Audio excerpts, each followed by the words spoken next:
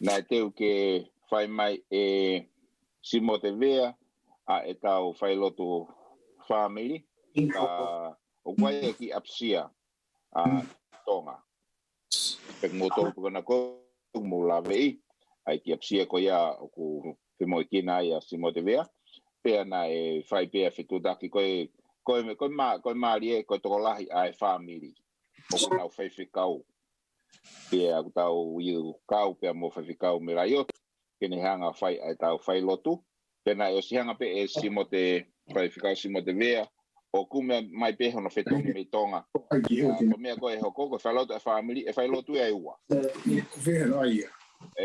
pe ko he hiri pe ko ia ai fai lotu me la yo ti e hu mai leva ai fai lotu ko hono ua pe tau toki hoka tu leva i he kolisi tonga kaike ko e hiri pe fa wa ko le tu ki he tau kau hiva me tonga Finau Asipeli ko mo mau pe mo fai maha tau ki fo i hiva e taha pe kamata leva ai tau fai lotu kai tu pe mo ke to mo tu ko fa fita ki o tua family tau to mai fai vani i ofa mo tau hi kone fai ke tau tolu lava ke tau to e mata i he funga o Manapo'uli Melino pi ofo fani pi fia i he tau whakataha mai i he whiawhini whai ha tau lotu whawhitai i he tau katoanga i whaosi ai mo'ui ko ia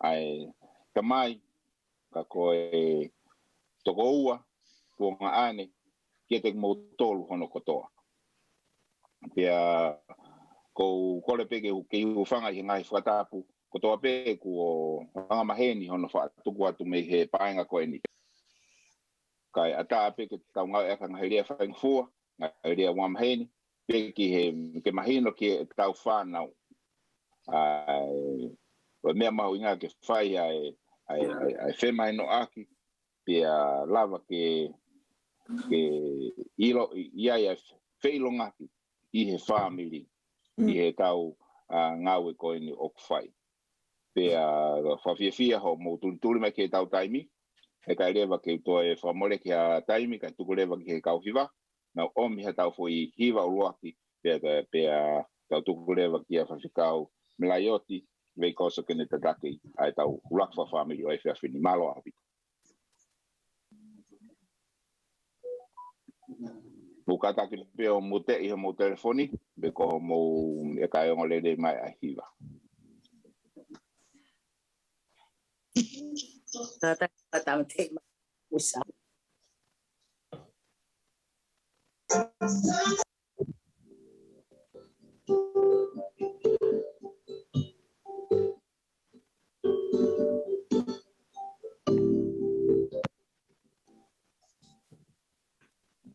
Nahi fauda mabai, ruange ahi ahi, asaka seka ibe ako uiti, yungu ai uko asi,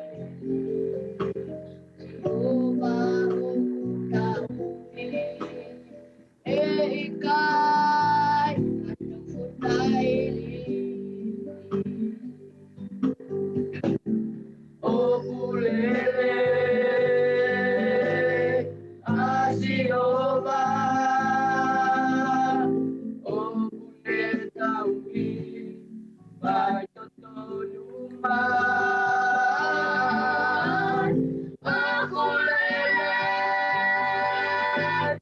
Asioba, oh, Pulele, Taui, Baitoto, Luma.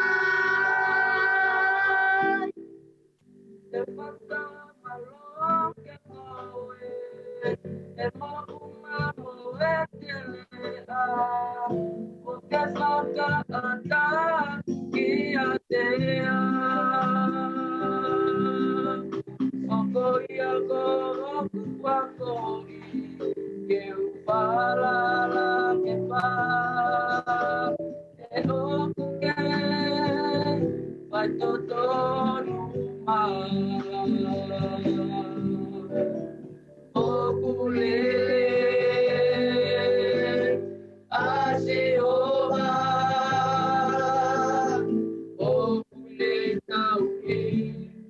vai totonuman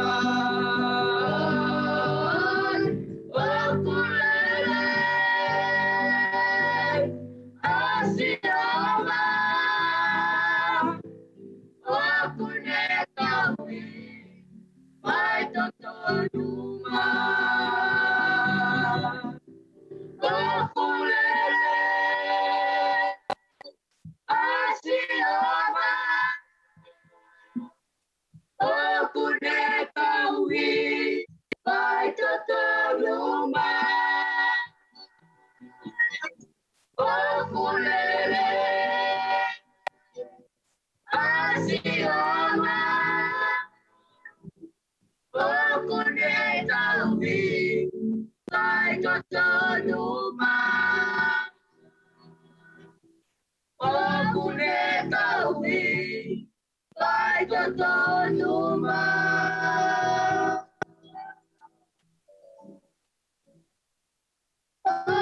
okulele asioma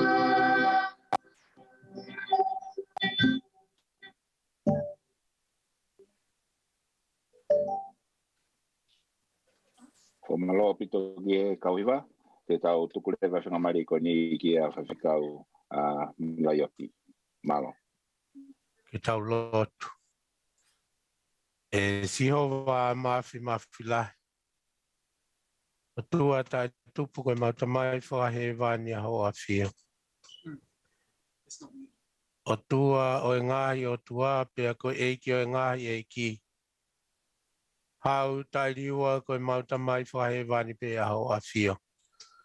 O kui kai ha taha mo a whia nau koe toko taha pe mea ko toa.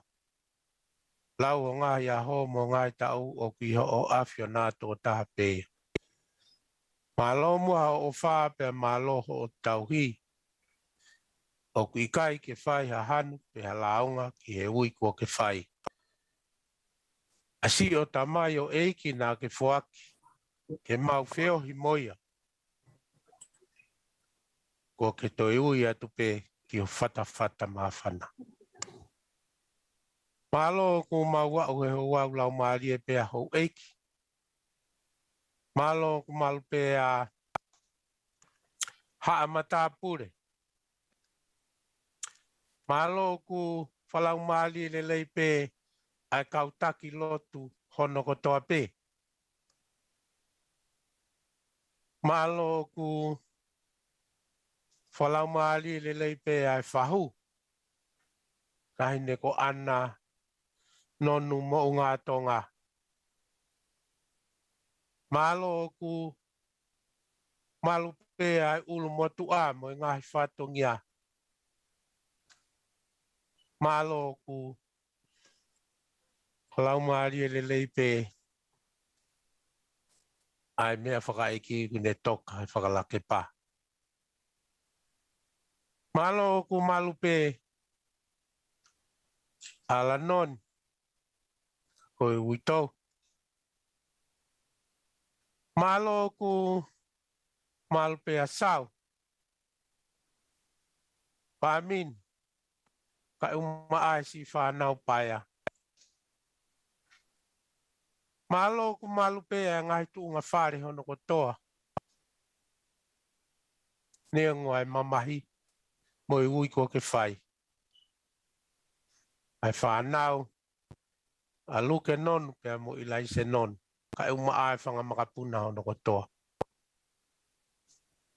Malo ku malu pe whanau. Ka ai whanga makapuna. Iliane kau fo'ou ka asiane veikoso. Malo ku malu pe whanau.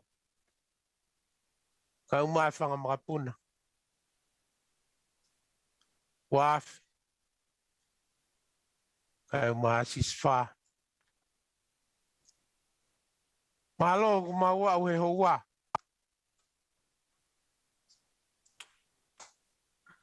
O ku malu pe ngai whare hono ko toa.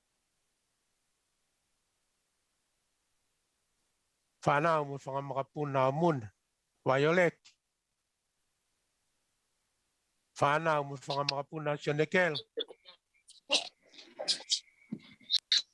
Whanau mo whangamakapuna o taulanga non. Whanau mo whangamakapuna o se ni tui halangingie. Whanau mo whangamakapuna o whaame. Whanau mo whangamakapuna o lavinia pia mo arek. Whanau mo whangamakapuna sia kau maatong. Malong malpe. Whanau mo whangamakapuna samfehok veikos. Malong malpe. Si whanau hono kotoa sene veikoso mo whangamakapuna. Eiki. Fio mai ku mau hao he hoa. Kai ki hahan pe halau. Mone poto ko aho mono tu un. Pe aho ke fia, aho ke mama. Aho ke ri akiat. Aho ke tana whata. Ko tamai o eiki. Nā ke whuaki. Pea nā nau. Mui mui.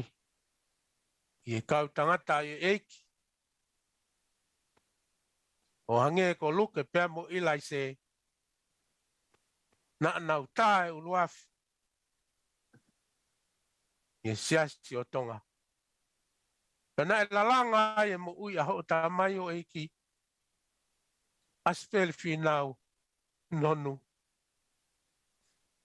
Taimeni. Ko wofof. Ko hi ko ngai tare niti. Mo ngai ngā aue lava. Ko whai o tamai o eiki. Eiki ukai te wofoai. E nā e tupu tonu pe. Pana e ako tonu pe e hao tamai o eiki. I hono loto whare. Ko luke mo i laisi. Nā hoko ko whaiwhe kau pure mālolo. Ti siasi o tonga. Nā e tupu tonu pe Asipeli. Ia samwhi hoko veikos. Ko i palesteri mālolo. O i siasi o tonga. Nā e tupu tonu pe Asipeli. Ia muna.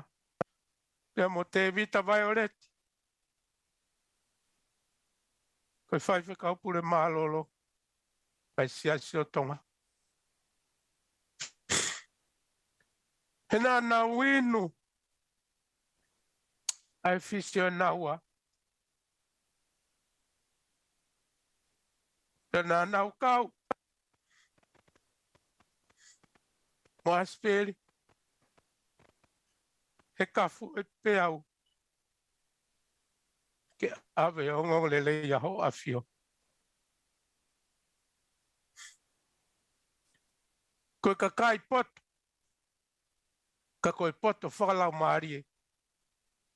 Nā ke whuaki. Ke tauhi aki pia ke ako aki o tamai o eki. Aho koe. Kone la vai whakapuapue. Kone i kuna. Ai taulele. Kone mao hono kalauni. Taku mau fia ai eki. Ko hiko ke mao atu o tamai o eki. Ki o fata. Pea kone lava atu ke ngai ngau e ke. E ngai funga waka ke. Ke whakahoko finangalo. Ave o ngongo lelei. Hano tale niti. Nā ke whuaki. Koe malanga. Pea moe lea. Pea moe ako. Pea koe whai ako. A kua mo ui ai. Si kakai tō lai. He ngā ue ho tamai oiki. A whio mai ko ki mau tōlu eni eiki. Si kau toi. Ano mai gini? Ako ange mua ki a te ki mau tōlu. Ke mau lau ho mau ngai aho. Pea ke mau mui o whai ki o whina ngalo. Tāpua ki nānge. Ange hanonga mo fie marie. Takataka yaki. Ai lolo whakawhie marie o lau marie maonioni. Ai si ala no ni. Sau. Mo e toe ngai whare. Aki mau tolu hono katoa. Whamore more a ngai whakatu ki he kāu.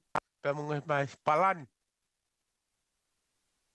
Toe ngai whakaheke he kao tamai eki. O maulotu pea huwhi atu ki ho awhiona. Ai ngahi polo kalama ko toa pēu hanga mai ni muana. Kai ai ngahi mea. Whakatu eki. Maulo watu ke whakahau kwange o awhiona. Ngahi ngāwe lahi toi me pōni. A pongina. Ngai ngau e hanga mai me muana. Ngai mea koe ki au si haloto ai kau vai vai. Ai ufai lotu. Whamore more. Whao lotu pe a whiana koe mafi. Tau ngau e amo koe. Pea whai a me langi na mau tāpu aki. Ia klaisi pe ko alo. Ka koho mau whamo ui. Amen.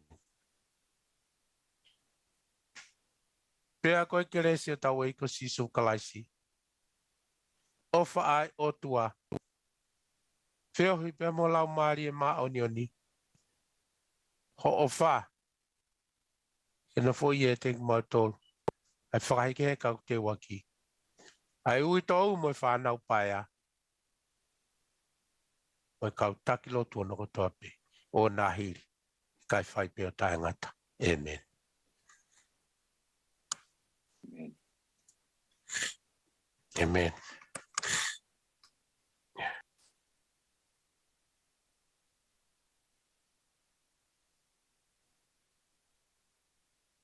Ko humai a seko ke ne whai e Vea family.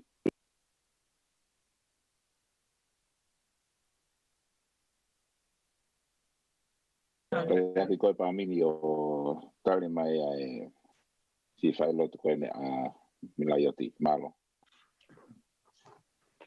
Kore ke u patapu ki a whia tua mafi. Koe hautai riwa. Koe ai mano lau maari me whai whiohi o tau whai. Tapu at ke hau e ki. Tapu at ke whare kau matapure. Tapu at ke ana mo ngā tonga. Tu ke u whatulau he pia mo o Kilikili Manapo'uli. Mo e pai whala ke pā. Kai umoa ke au atu e whakatapu. Ke ngai tunga whare hono kotoa pe. Whare kau whai whakau. Kai umai whare kau whinei ki. Whare kau mātua. Kau tolu kotoa pe ka inga me moe whamil. Ka inga ofa pia moe maheni ki tau whakataha mai pāngani. E kamata e tau whakawhia whakaosi. Ki he tāmai o e koeni. Tu ke whai ha whakamalo ke whai whakau. Ko hia ke whakawa e tau ngāu he ahoni. E whai whakau. O kua whia ke whakawhitai ki o tua ko hia ko e tau hiau ne whai mai tau mui vai vai. Te unua ki mo toloi o monhono. Ko tau ngahi aho pia ke tuki tau toke nau I taimi. Ke whai pia whatongia. Pia neongo ku awe taha kai toi taha. O kua whawhitai ki o tua ko hia ko e lau maari o ne tuki a te koe. E kia ngale rei ka ke mea mai o kamata e tau ngā oe ahoni. Mālo atu ko hia ko e lopi rei ko whai ko tau pea kotoa pei. Kawanga mo tua mafi ke ne tāpuak si o whare pia ke ne tāpuak e whioi angai poni. Pia ke tau kamata pia mo e ki pia ke pehe tau whakaos pia mo ia. E vreura malanga kau tau atu. Malo. Malo apito whekau. Milaioti a e kamata o e tau lotu kamata o e tau whakawhamil ko ia e whia whini. Te tau tuku heki a whaiwhikau mei tonga.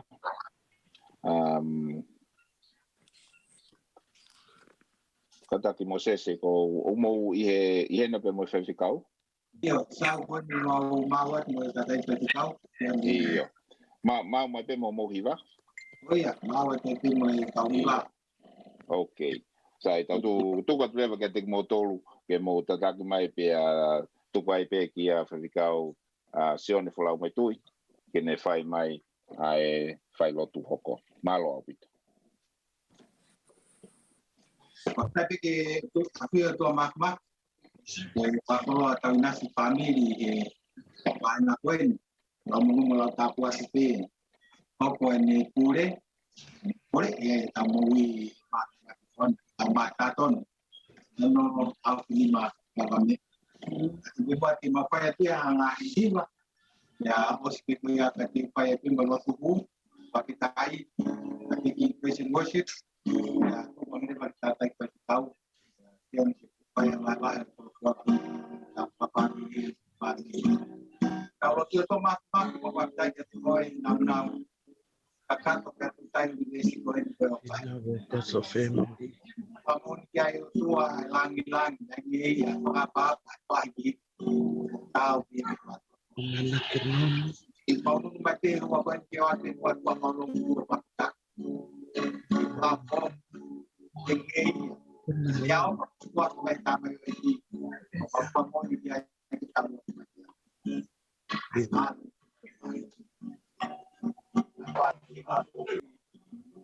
Koristo.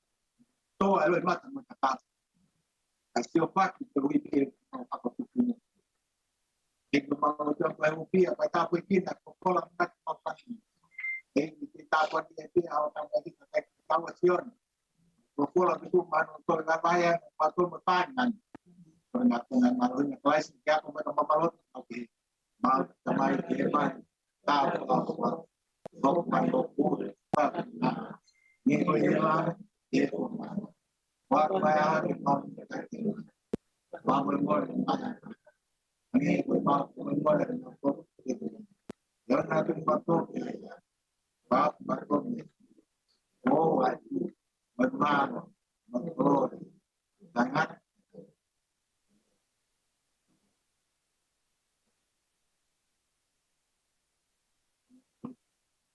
ta pi mai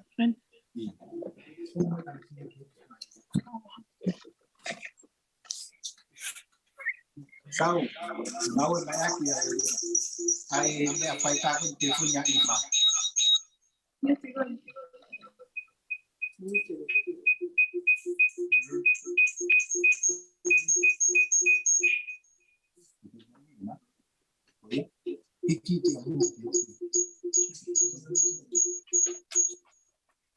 Mute telefonico e tahan mo hiwa mai ai kai fa mo ipe telefonico e ngai mo fa ka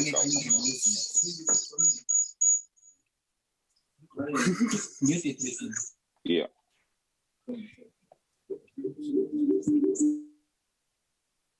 mute device e taha kai fa mo ipe device ko e ku le mai ai e fa ka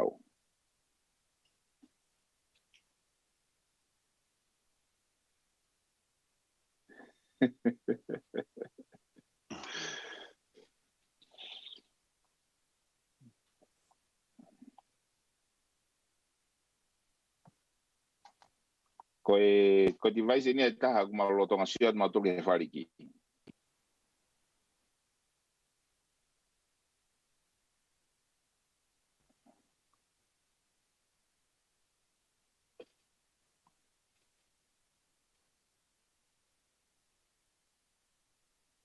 mo se ko ke fa no iya malo pito fa ka malo tapi mai apio so mati tau lo tonga por que un pangate WhatsApp pos kamatake papakin fin tapi awat de petongia ko now sima de mayo bajo cuatro family coin pero vi no fotari Mahikol, yo fai mai we are goma mapi, fai o palaya tu gagi motor ke tope, bahu mai pamri ke tope, apa kolope, mai moya yai, mole pe mea tu fat bodi no pa fana o pe kau fai mai mama fai a que tere mai tongia o que fia pe go wilo ko o kuna uya o mesu o to a ko na mawai kolo ai family ya que fai a ko da ko mau to fengo mai ben pero to pare vamos de more pe la tongia que fini por que ufanga tu lo tuderei pamata ai patongia pamavai amai ka kui ko had ina ko ka panongoa au de lei ko ni kun o kawa tu pe vai atu por de lei ko kamata papa que eu lagi por a peia na lau a hon vai ai para lau loto a honi Seria Paula, Ua i Seria Paula, kai ngalotu Korinto. Tala noa, io o kuloki kautolu, bautolu, ofa kalai. Penai pehe maupuka kau, nai mate haka potaha, ko te tongu e te tani kua. Ko ia talu ai mea ko ia, kai te mau ilo taha, ai tangata pe. Ia whenga ke kua kau e, ino e koropola e honi, ia fialahi au. Mahino pe ko e tala noa a paula, Piria e tola, ko kuiwi fua me pe, nai whai aki e whakamapola. Ka koine ku tanoa e paula e te soni, seri e la watu. Nai loki ia e ofa.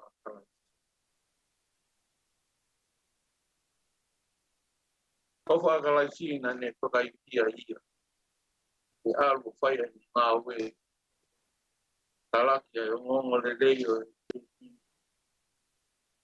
e koe taki sola na taha e tau molu. Kai paula. Tala e ofa e otua mamani. Otua. Nei kai koa hala pai ngofua. Ko wai ki talaki e ngongo le leio. Nai lahi o no mai kore mai pai. Ka fu wiwi. Wiwi. Aia nei loki aki he otua. O whakaivia aki a Paula. Bosses e tox. Ke alu o talaki ai ongongo le rei ai iki. E nei au sia e Paula. Ai ilo, ai pekia kalai. Kai mo ui a mamani. O tui pe o piai ha pekau mahu inga iai. Makitau tō. Talalota a Paula. Talu e koko e mea ko ia. Ai ne loki ia he ofa e o tua. Ia. Iriu po whafo ou. E ne wakai, e wakai ko toa pu. Kai ke te sio ki ai o hange ko sio a tanga. E wakai ko toa pe mamani ko ni. Ko e wakai ai o tua. Patawang e pe. Toko e wholofola e whiwhi. Wholangi ka te kautolu.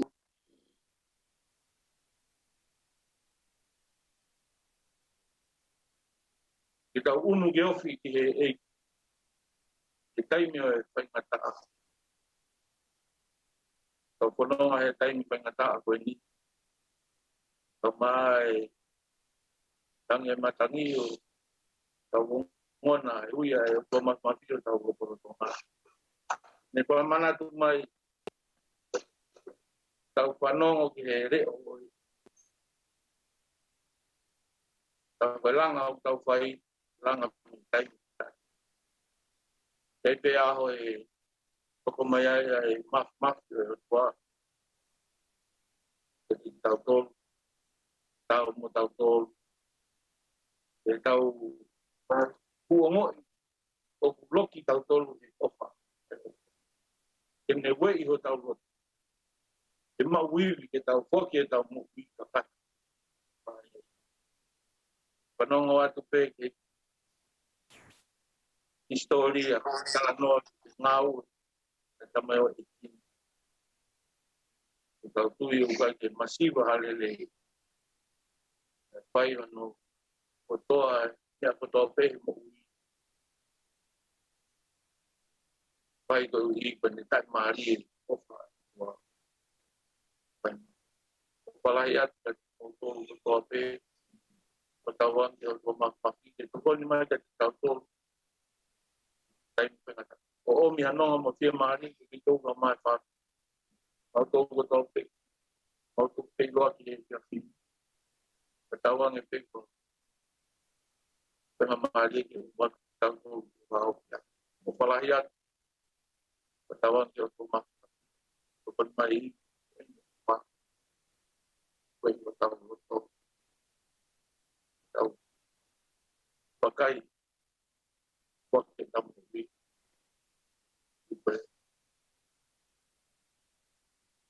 awet untuk mereka bertahan dengan apa yang minum mesti mari mampu membuat apa tahu tu peke mau ibaratnya ya ini paus ya keten atau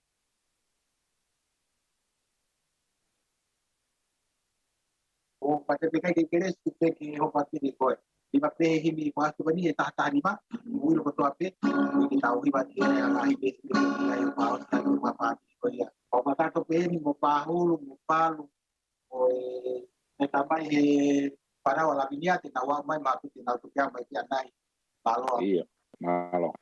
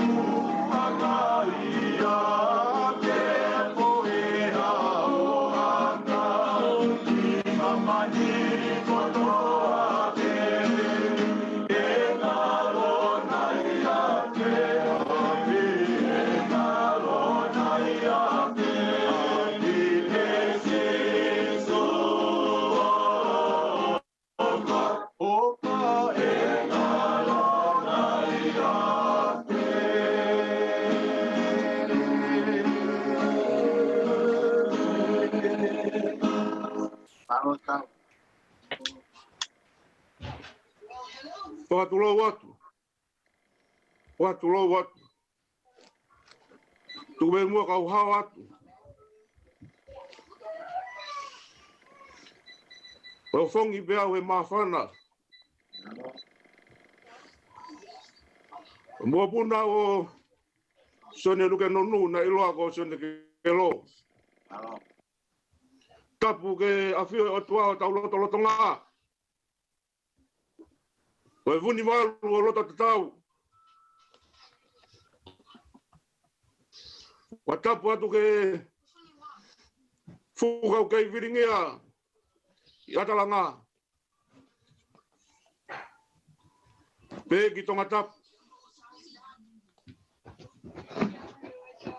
Tapu atu ke whanau hau eki.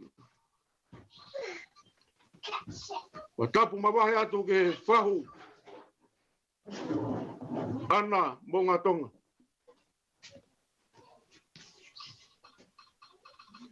Watapu atu ke kau whaiwhekau whakalunga tonga. Watapu atu ke pure o Road Church. Tau kau whakataha e whiawhikoni. Ka mua ke whaia whakamalo. E mea tokoni whakarau maari e tuku o tau hauhaunga. Leo fongi e kioa.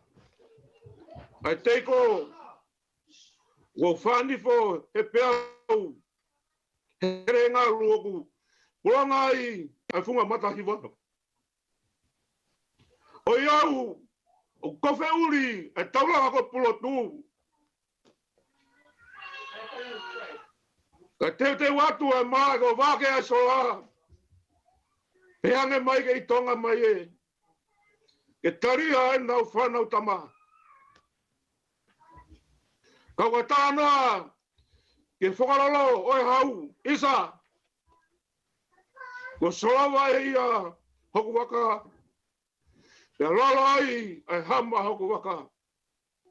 Lolo tanga. Ene sia. Ene sila ki vai. Ka uri ngā holo. Ko whangi mai e navi keta. Ko tā mai e tauwha. Ka whasi ai e sila. Ka tuku ki manono.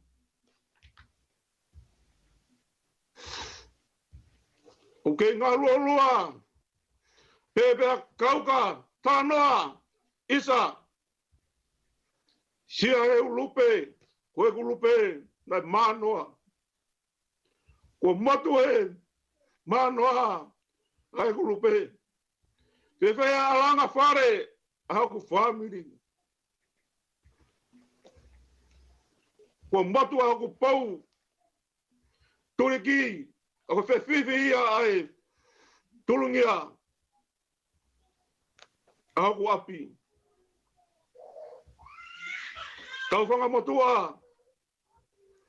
Wau whanga atu. Ai whanga maro. Moroto haunga ia moni. E mo sia mea mai. Oi aho. Oi fiafi whanga osi. Oi mea whanga eiki.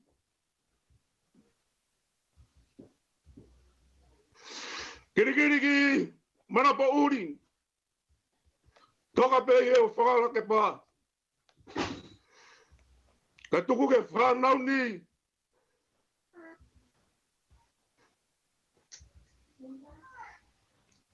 Ke whaia whakamahalo.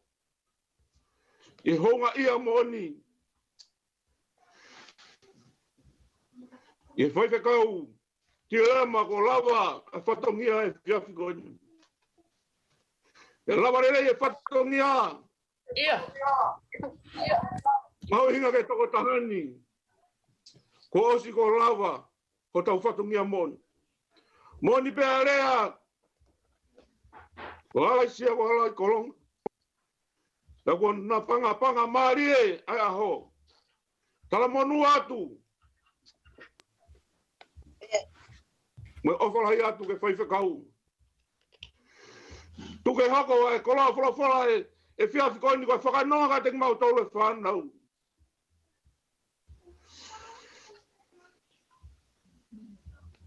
Ai manatu meri e. Koe whiawhi koni ke tamai ofa. Mo tamai tonunga.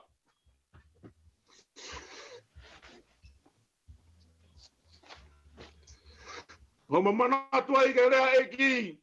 Ke te kauako. Holo mui e fukakai baka pe e ki ke te kauako. Pa te mautolu halo mui mo ki mautolu.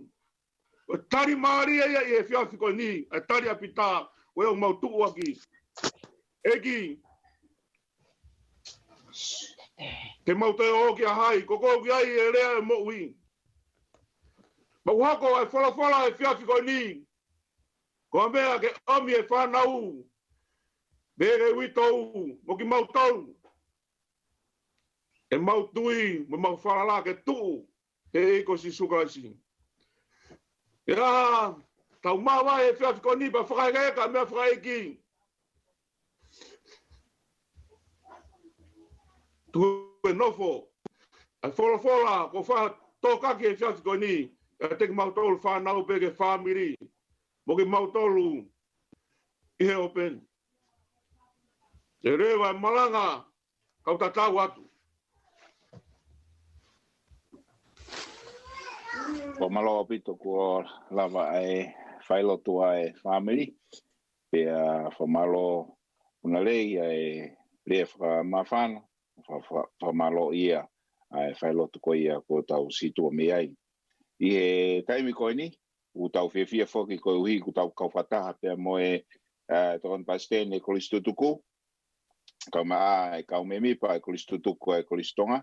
O nau whaamu ke nau humai ki nau tolu o hoko mai e tau whailo tuko ia i he whiawhini. Pea angepe koe ia ne ulawe koe ki ai ane whiawhi. Koe whiawhi nia e lahi au pito ngahi ahono ngahi mea o nau tolu. E lahi ngahi whailo tu. Pea koe mea lewa koe hoko. Matui koe ngahi apo ko tawanga mahen koe ai. O spe apo pea o ki mui o ai ki kapati. Pea toki humai. Koe ke pe takitaha alu peo ai hane kapati pe hono api. Pea ke toki toto mai pe o toki mea mai moia i e tau ngahi whailotu. Ka kou whawhe ia e kau hiwa koe meitonga, mō kata ko ai maha tau ki hiwa e taha. Osko ia pe whanaua siare meitonga, mō teo maha tau ki hiwa e taha. Pe tuku anga lewa ki e tohon basteni, Finau o taha. Pe mo e kau kulistu tuku ai kulistonga ke nau hoko atu ai tau whailotu ko ia o e whiawhini. Malo au pito kau hiwa.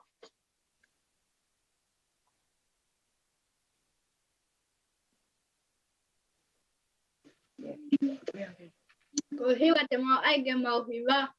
Ko kua tai mi ke whaki ki api. Mau ko mau hiwa wha osi pe edi. Ke mau kwempa. Oku mau o whalahi atu. Tama vida. Malo. Malo Alejandro.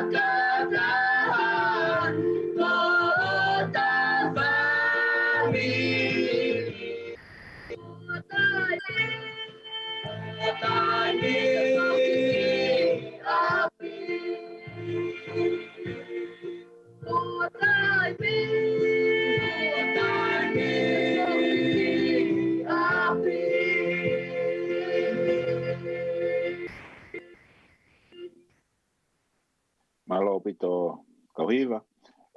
Tuka tuien ki te koe Finau. Kata ki o unmute mai ho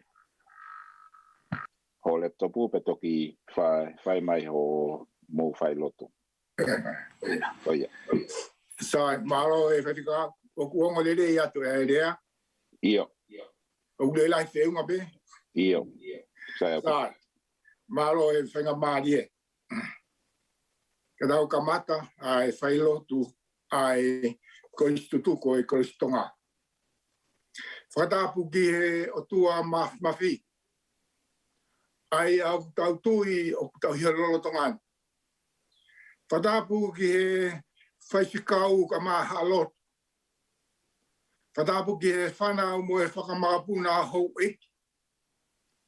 Whatapu ki a tufunga tautai matapu re mo e haatau hi whanua. Whatapu ki he whahou ka mai ui tou. Whatapu ki he ulumotua. Whatapu ki he ui tou alanon Finau sau mo e whanau paia. Whatapu ki he whamiri mo e maheni u tau kaunga lonu ko he whiawhini. Ke whakainoa mo whai ai whakake heka o e pekia. Whatapu ke he ki he pekia. Ai ko e Palestini o e kostutuhu ko e waha sene Australia. Asipeli Finau.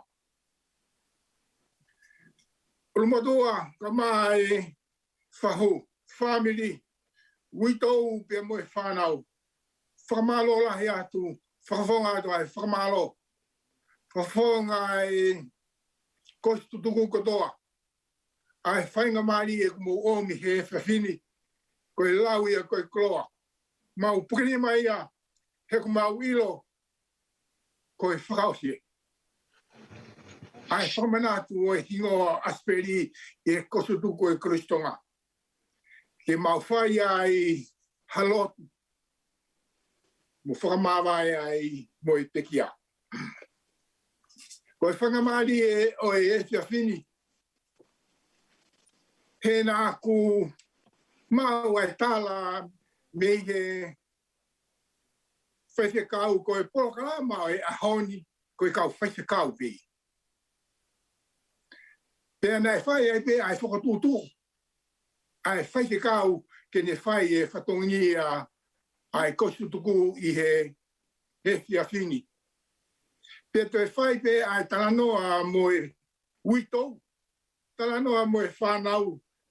Pene ai e ne whaka anaua. Whai lotu a Finau a whe.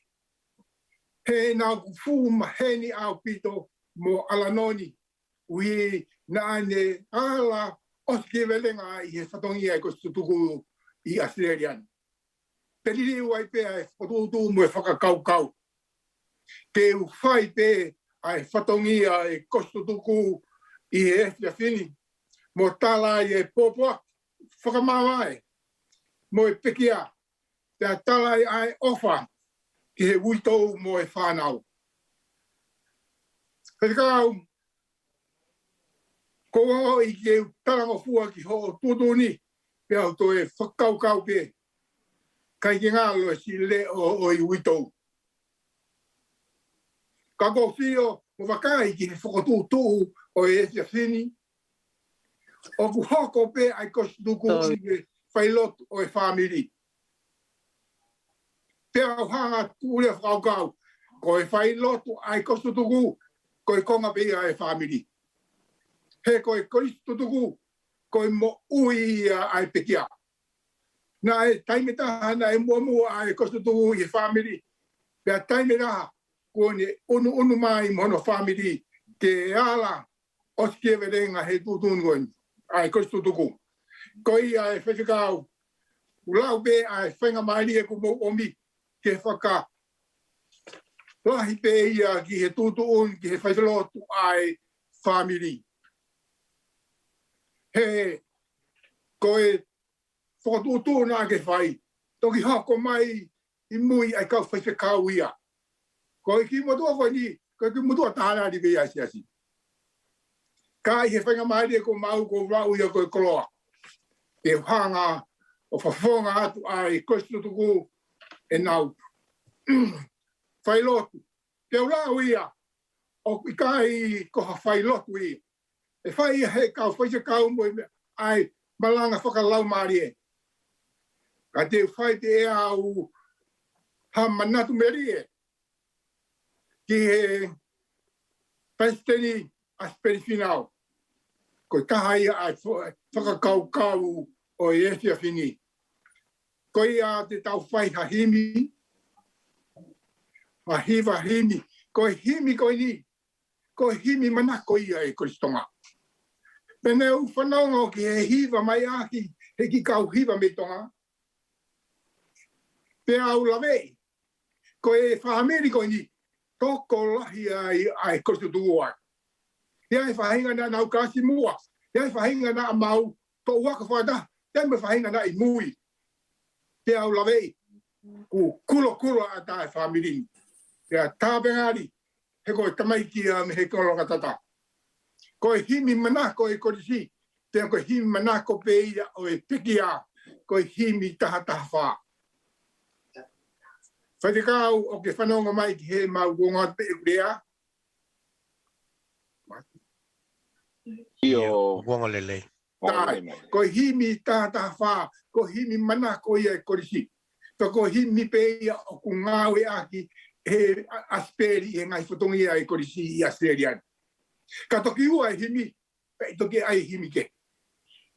Kai he ene pe he, te mau ngawe a pe ia.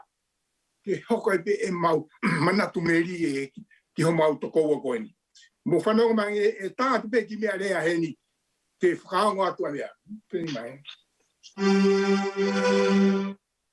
La, o Wonga tu pe whakao. Ania rea. Io, ongolelei. Mau ongolelei. Te ko lau atu lewa ai himi. Ko mea, ko whanga atu ki he tā ku asi mai ai a Asipeli ai. Mei mui ko pria. Whamu pe Asipeli ko ke whanonga mai. Ki he hiva ai korisi na ke himi na ke mo ui aki. Mo himi na ke ngawe aki. I he taimi kotoa pe ai whatongi ai kostuku I Sreni. Himi taha wha. Eki koe ofa au koe moana loto. Pea ngalo hifo ki ai e ku ngahi hira. Pea kua ufi e ku kovi kotoa pe.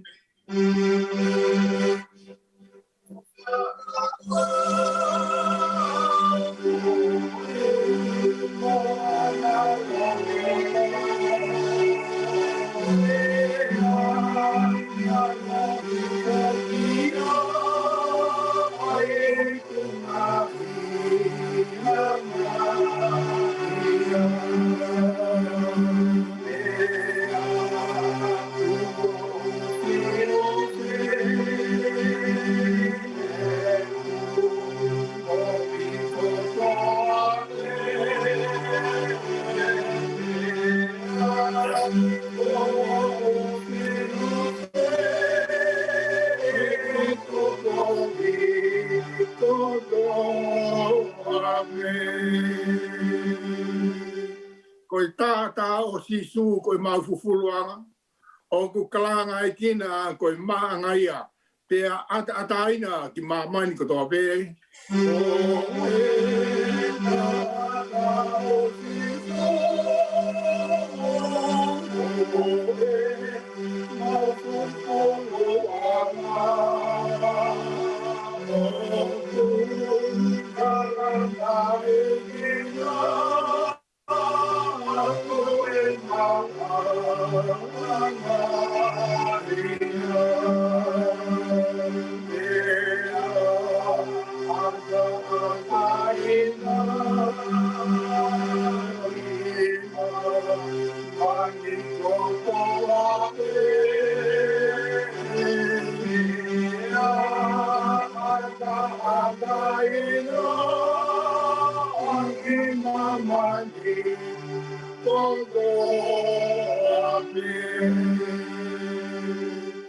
pau e ngalo hi foau e ngai pe au lahi.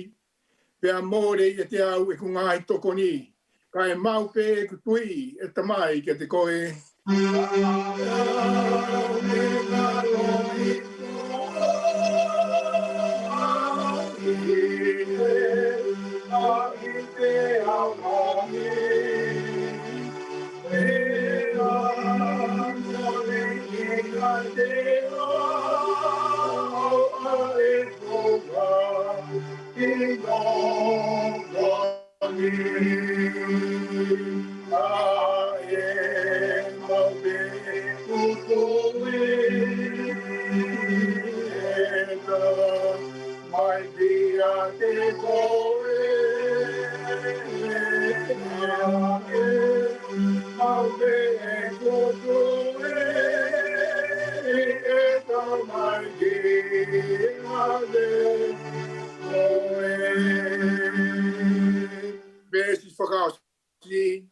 Ie vai hoku sino, pea vai moi loto, e pou e he taurani, hoku laumari e hori, pea wongo I o ilo, ai ofa kaingata. Ie vai hoku sino, pea vai mo e loto, e pou e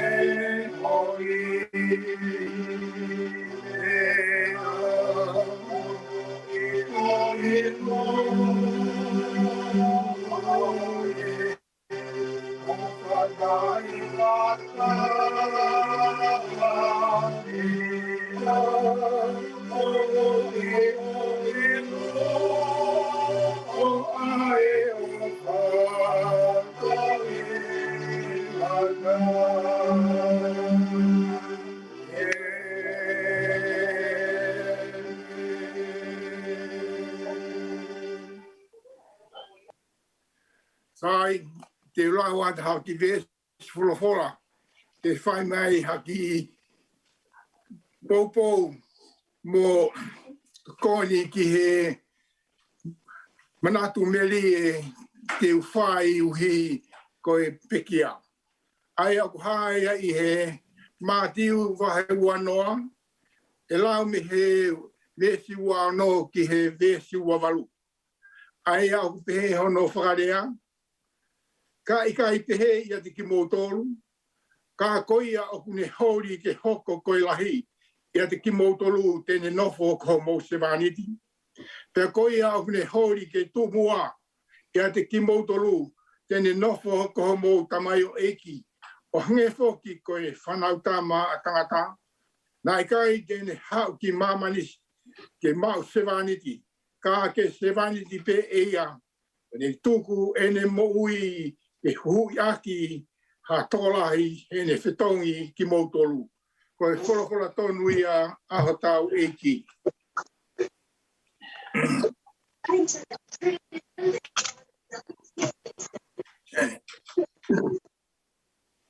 Ko e ki vesi wholofola ko e vesi wholofola maheni pea ilo ke ai ai tokola. Pea o ku kala noa mo malanga I mo. Lea ki he ngahi potu ke he o e whaianga lotu.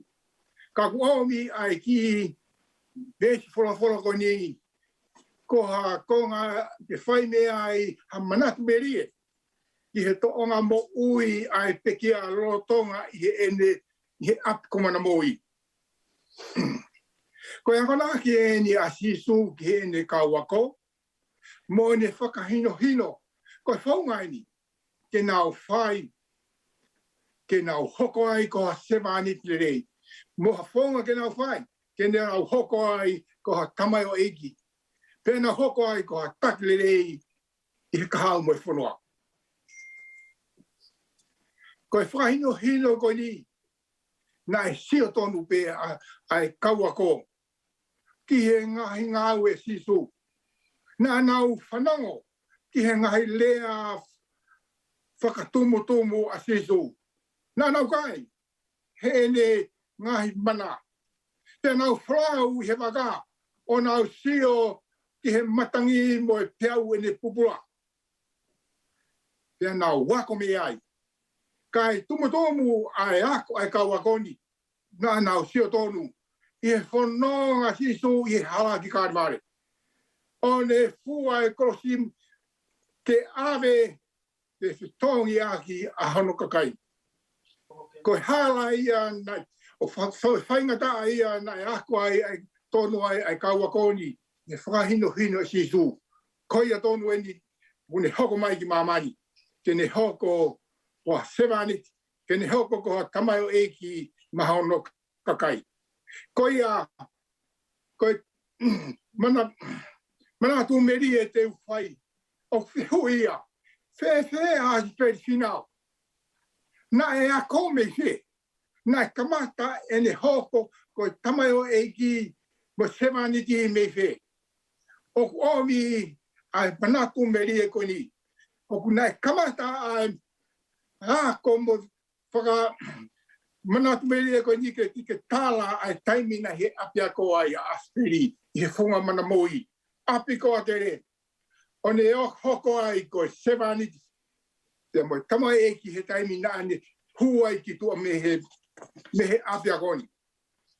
Ka ko Asipeli, ko e tangata ia na e mohutare niti i ene ke he apia ko. Mohutare niti a Asipeli, na ane hoko ko e tangata takimua i he maaspoti. Na ane hoko ko e tangata o kou ne moui ake ai korisi he maaspoti. Pena i kai ke ne loto ke mālohi a korisi ai, he ko tangata na iwila. Kai ke ngāta ai, na e toi tareniti e wha Asipeli i ne kau i e iwi ai korisi. O ku tātā hangai tangata pēte ni mauha tareniti e tōru wha. Ko Asipeli, nāni he maaspoti. Ko Asipeli, nāni he iwi. Tumutomu ai tareniti o Asipeli, na e kaupuki he lau ilo ki ako. Te au tānoa ke ai ngai maheni mo i tō wako. Tānoa ke ai mo ngai siasi ki he poto whakatamai o Asipeli. Ko e tuwhi eni mo e tāna ki Asipeli, e ne ako ke hoko ko sevaniti, e ne ako ko hoko ko e tamai o eki. Ka e fungani aki ai tareniti o Asipeli i he apia ko atere. Nāni hoko koe whalalanga. Whalalanga pia tuku hono hoi koe matapure. Pene ea koe i ke hoko koe tawikakai.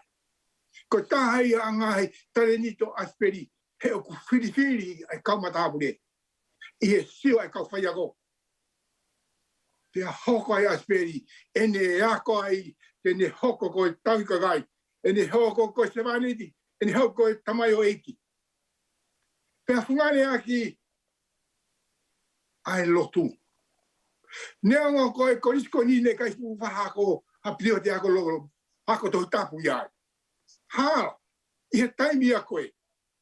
Kāna e mo ui te aki i ahi, ai ki māma Asipeli i he apia koni. Whakalotu, i he hiwa himibe. Himi ko nina amo whanongo ke ai ko himi panako i ai korisi. E hoko atu mai anai, ai mea nai ako mea nai moui ai ki māma Asipeli i he lotu. Ko hiwa ai lotu ai eki. Ko hiwa tāu i a mwai mea ai whasi ai ko songa. Ko tātā wha mo lotu ai eki i tu whakota nai.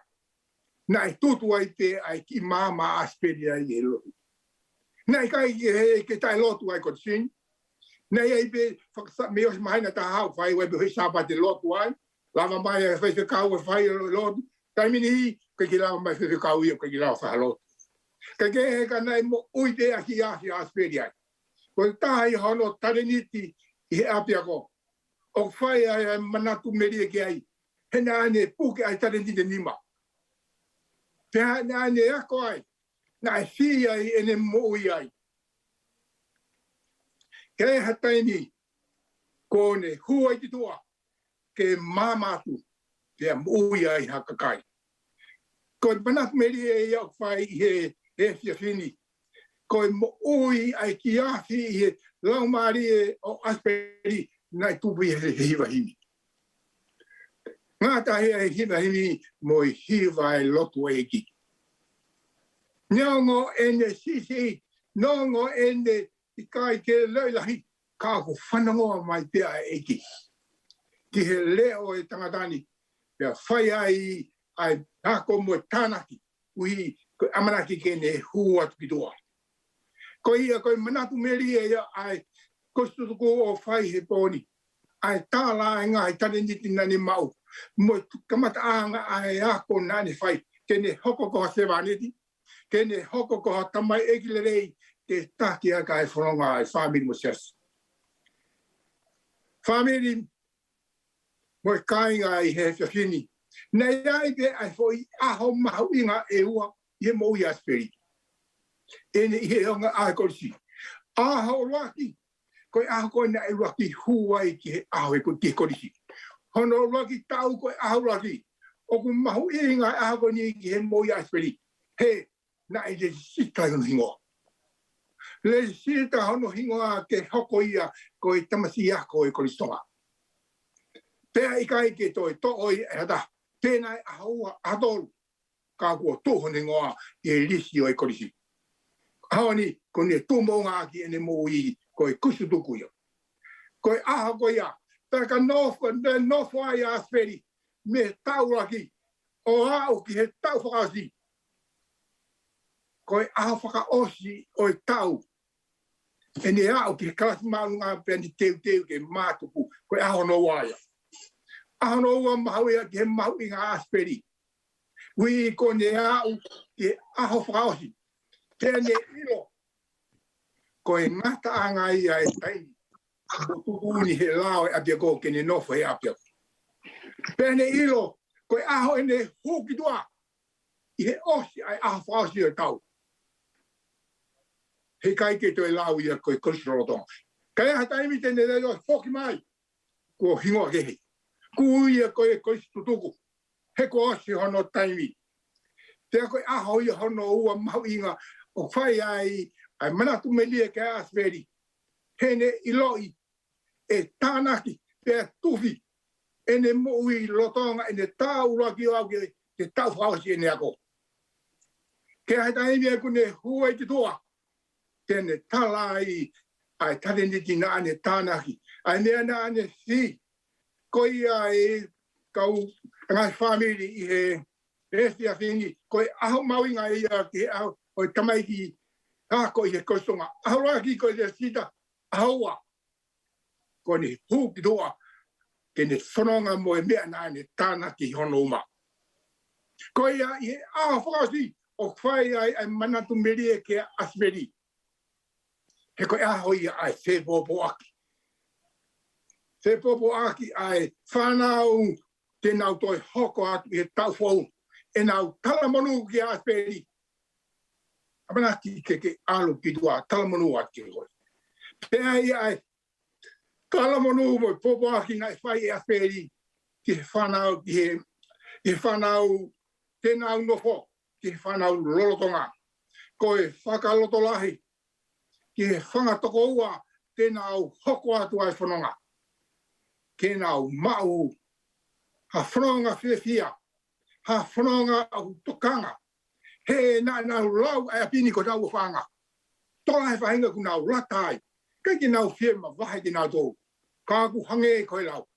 O ku whamua e loto ke kumi ai te poto. Ka ku o tūsi he la. Ko pau ke alu ki tua. Kai hau ai tōta whō. Ka ku Asipeli. Na e tānaki. Te a teu e ai aho e huai ki tua. Pea koe ne whonga o whai ai manatu merie ki he whonga na ane whai. Koe ia, ta koe whai, aha whakaosi koe ni, koe popoa ki whakaosi o whai. Whe popoa ki ai whanau ako, koe whai a he whai ako. Ai lea koe ni, ki he whanau tēnau osi pe kai ke nau te whokmai. Mei he ta uraki o au mai ki he ahoni. Mo e ku pehe atu, fie mai a, fie spoti e Asipeli, kono hinga ako whakamasina mālohi. He tau whia te tau mau ai kuna ho whai mālohi. Whie i he loki ako, ko ngā to kanga ki ako. Kaya aho ku ke hua ki tua, ku ke mau ha poto whenua. Pea aku ke hea te whai ako, Asipeli, whie, tau hi ai lao, o e mau la. He te ke hoko ai, ko e toko tahale lei i hea peako. He te ke hoko ai, ko e takile lei. He hoko ai, e whanangoa, he whanau ako ho leo. Tā aku, ko Asipeli hoki, ko e toko taha leo mālohi. Pea o hinga mālohi. O whanango ki he ngai whailotu posi, e nau pore aki a Asipeli e ne lea. Ko tangata lea maari, ko tangata lea o hinga. Pea a ko tangata, ko e ne lea o whaigia i ne ngāo. Pea ko tangata, ko taha e pogo ai whai ako, Asipeli, to kanga, o whai lei. Ka koe haoni, koe aho whakaosi ni, me tau laki o au mai ki he aneasi, mo ku pehe atu. Fie, haoni Asipeli ko o pehe atu. Fia, hoki toa i he matapapa ke fia. Koe o hinga ia, alu, pea ke ngawe aki ho tareniki nā ke mauheni. Ko ki māma na e tutu heni, fia e māma lahia. Ko i au whai ai manatu meri e, i he espa whine e kostu tuku, ki he toko taha koe ni, mo e lea popa ki ai whai ako Asipeli, huki tua he matapā, te ke fia. O ku whai kai ai talalotu ai toko lahi, i he wheitu i he siasi, whanua mo e whamiri, kaunga ako mo e maheni, ai whetu nai fia ia sia Asipeli ai. Te koe ne fia he nai fie.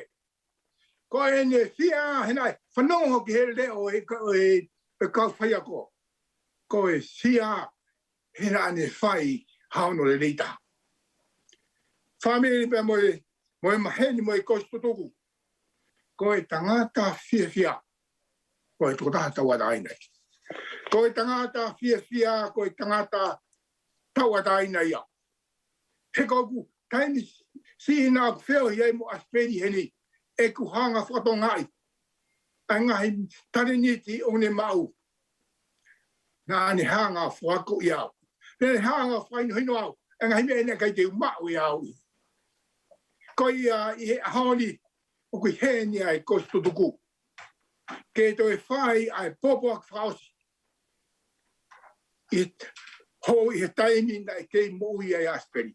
Ne hoki roa me he ape ko, pia ne fia, o ne ngawe aki. Ai fie, o e fia, ai fia. Ko e ne ngawe na e whai fia me. Whai fia me Asipeli, o ne lau kauaki, o ne hoko ko e semaniti, o ne hoko ko e tamayo eki, o ne hoko ko e taki o siasi, o ne hoko ko e whaiako. Pea porepore ai tō waka tō lahi. Ka aku, lau he kostu tū, ai whainga maari koe ni, te mau tala ai, ahano meri ai ni ngāwe.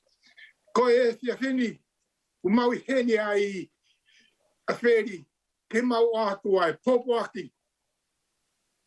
Ai pataloni, pinitungi ka mai kostu tū, whakaos mau, ka te ngāwe aki, ai hingoa whakaos ko ni atu ai popa ko ni mai presteni. Ai kostu tōku o e kostonga he mai sene. Mau atu a kia me ki vies wholohola ko ni. Ua ki mo te wahe whaawe si whitu. Ko tau ai taulelei. Ko lawai ai whakapuepue. Ko tauhi mai ai tui totonu. Paisteni, mua atu. Ka mau toki mui atu. Ui tau, sau mo e whanau. Ofa ke whakauro mai he otoa e ne mama. Ke mama i ho lota whare. Pea hifo e ne keresi o whakafonua ho momoi. Pea omi ai fia ke tau whanonga moia. Amen. Teu whai atu halo ke whakaosi aki ai ki manatu melie o whawhonga aki ai tutuko i koristonga. Pea ka hiria o ku teu mai ai loto ai eki o ku hiwa i e koristuku ai aluki ai e tai mai pea mo mea kai family ko himieni mo e loto en ai eki na e tutu ai e mama Asipeli. Ko hono toki whakaulolai na e whai e milang. Ko hono toki ulolai, ko hono aunga o ki mama koni ai himi tana wha mo e lotu ai eki.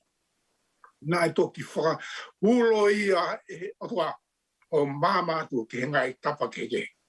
Ko ia te whai halotu, hiria e awerewa hoko atu e mea lea o teu beki ai, o si pai whoki mai ka te au, ke u kres whaka osi e tau hualotu i he fia fini. Tai, ke tau lotu, o tua a maafi, ko e mau tamai tai ngā tae a whiona.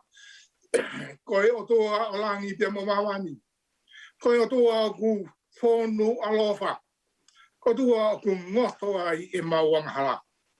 Ko e eki o ngahi eki, pia ko e otua e ngahi otua. O e tai ho mau laumari e houani, ho omi ai afo ke au kai mau mui.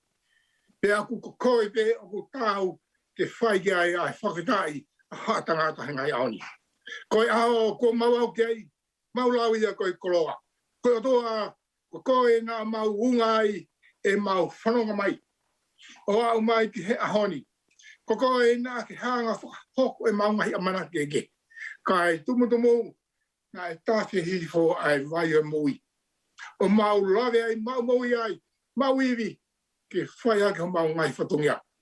Ko e ahoni ku mau o atu ai whata me whamaro ko koe. Mau hanga tu, he mau hilo, o kai mohe peturi ai a whiona. O ku ke hanga hifo, hui ku mau hoko ho whanau. Taimla hi ku mau hoko koe whanau tangata. Ka o kui kai ke lawi he a whiona. Ko ke tuku pe ia ki mui. Tuku pe ki mau tolu ko o whanga. Mau hanga eki. Ko mau nima e. Tafo ki ho mau mutu. Ni whai me ho whika. Ko mau wae e tua ku mau hanga kati koe. Malo e iki ai mau koloa e a koin. Ke mau hanga atu he mau ilo. O ke ai whaingata ku mau se tikini mai e he whiaf koini. Nongo e mau nofo wama mau. Nongo e mau nofo laulau mai le mea. Taku hanga pe he awhiona o ongi mau tolu ke mau whesawhake. Kai tumutumu o ke omi ki mau tolu ke mau kai he vai o e moui.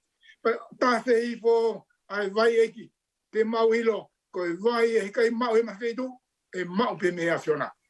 Mau hanga atu eki he whiaf koin. Uhi koe uhinga e mau whakataha mai. Koe mamahi kua tō, koe whaingata kua tō ki a mau ngahi whamiri. Neo ngō koe whamiri koe ni, ka ko lawe kua tō ai e mau moui. He koe whamiri pētaha. He koe kaunga whanonga i e eki. Koe kaunga lotu, koe kaunga tananoa pe eki. Whakatai e eki o mea e whahini no koe ia. Ka mau whakataha, momua e a whiona ke mau hanga ki ai. Mau hanga tu eki, ke kau mua si whamiri o e pikia. Whahai a whine mo tangat, eki ke kau ai. Whanau he nau lotu mo e nau kore. Kaunga kau pe eki whatahai mo whakatokau a Asipeli. He ko mau toru ko e konga pe i ai whamiri. Pai kai tō i e hataha, toki mawa pe he mani. Ko ia eki ne whai honolalanga ki mau toru i he apia ko. O mau hoko pe koe whae naha. Ka mau kamatuku. Kumawa o ke he ahona e whaiga I haon namoa toki mawai pe he mati. Komate kai lawa li leo e hata. Koe asiona beegi ko ke pure ke ai. Koko e nā ke omia e moui ai pekia. Pe koko e pe o ke todo. Mau whakatai eki. Ko mau whatongi a pe ke whai. Ke tāri whia mai e pe. Lotu pe mo malo ki he asiona. Toa koe mau lotu e mau kore. Kau I he uitou ama e si whanau. Hifo ha tapo aki. Hifo mama o whakamama e whakapouri o toa loka whare. Toa ai awa whia mo mamahi eki. O mi halo to sia. Si kaunga whanonga mei tonga. He mono sila. He mo Amerika kuna whanonga mai ki whakamama e whahi heka e pokoni. Eki ko mau to ia whambe ke mau pehe. Kau mau kau eki mau ilo o kuia te ho mau ngatanga. Ngatanga e tangana koe kamatanga ia e awhiona. Mau lotu eki, koe lotu pe te mau lava whai. Ke mau hanga hata koe. Taingahi ko malo ia siri. Pete kei mai ke mau wafi me hala uton ke mau wafi ei. Kakao mau tāpaki o kei molo mui wa e te awhiona o ho mau whakamui. Whakatai eki e mau kloa. Whalo e mau mui. Ka mau hanga atu eki he te awhikoin. Whai ai whai heka. Si family eki ke kaua e awhiona. I whainga ngai whailoto o hanga mai eki ke tau kaunga kau pe moe. I whai heka o e teki a I he shafini. Kaua I he whaike kau mo e tataki o programa e si awhikoini. Ka mau ka hoko atu eki tu ke mau whai ai whai heko ni ke langlangi ai te ai awhiona. O wai ke na ke o mai ke api he waha mau poto mo mau ilo. Ke mehe o mau lava rea kamea. Mōre ke mamao. He koe poto mo ilo o tasi me hea whina. E koe lotu e mo e kore o whai. Kake ai hamea au se he mau lotu e hei. Au kore ngai ni ani a Sisu Christ ko alo ko mau whakamui e meni.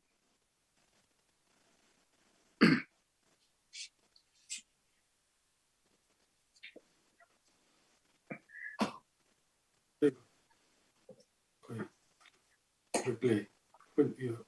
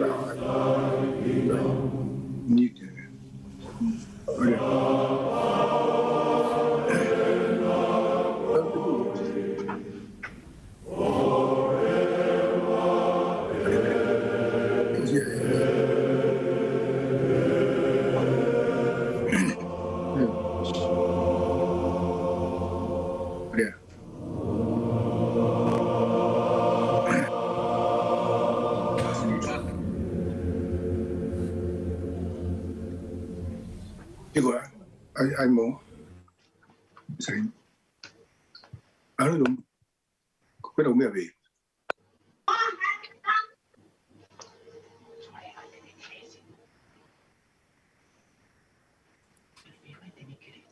Unmute my Finau. Sai. Kita frausi. Ko e kresi ai eki. Ko sisu kraisi. Moi ofa ai o toa. Moi feo hio i laumari e maanoni. Ia te kitau ko toa peia o tangata. Emeni. Amen. Amen. Tapuatu. Ki e takawhalu o lotolangi. Moi sikaina. Oku apo he koe ni moi kahaua. Nā tangata. Tapuatu he tama. Ko pirinisi tungi. Moi hou eki kristutu koe kristonga.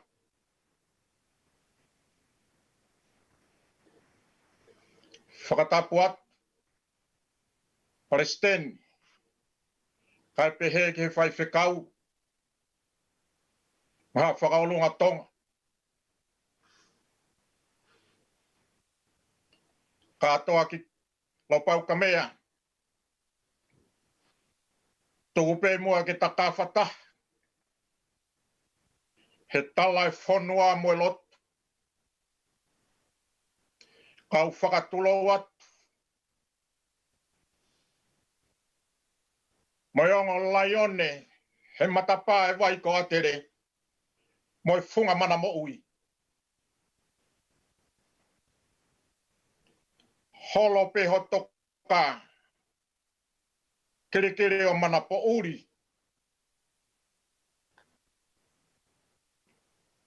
E whare tori a, moi whakalakepa.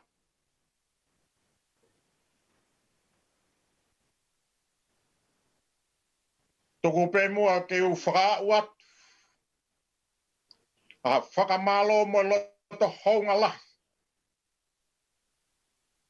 Mehe ulo motua, mo e whahu,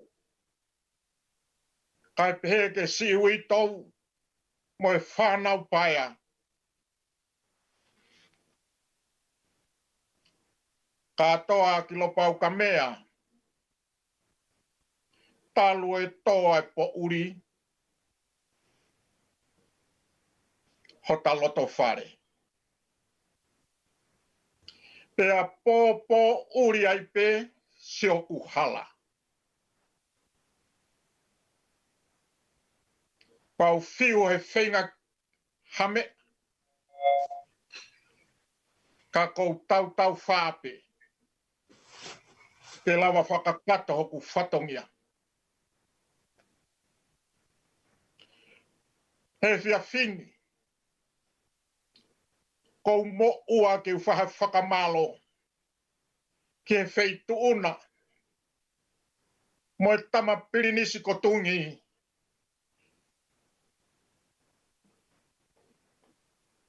Mo e korisi totuku. He ko e ki sia ha whanonga.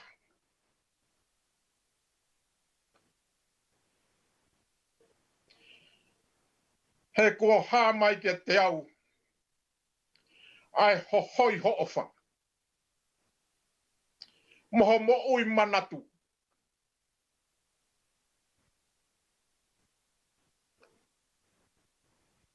Ke mea mai. Ke ta tengi hia.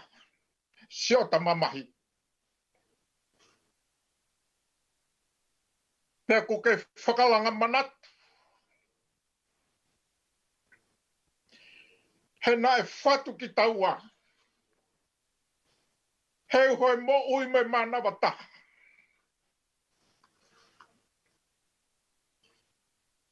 Pea tālai ho tau uonga taha. Moha mou ofo i kai whē māwai.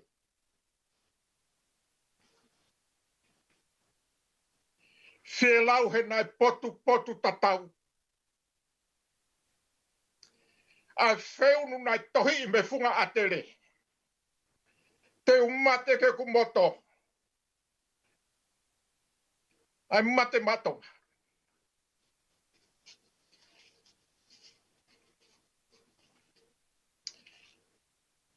Katoa ki lo pau kamea. Hei kai te fiu au. Hei kai te fiu au hono iho hingoa. Hei hingoa na whakaware ki o kulota.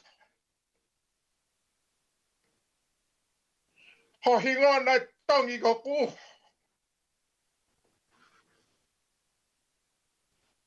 Whakamore more atu. Ke tamakotungi. Noa nā kua hoko ku apisia tua. Keu whakaongo sia i ai korisi tutuku.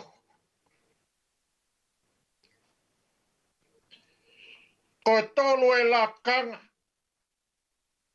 Mo tau uhia hoku whare mo whare mamahi.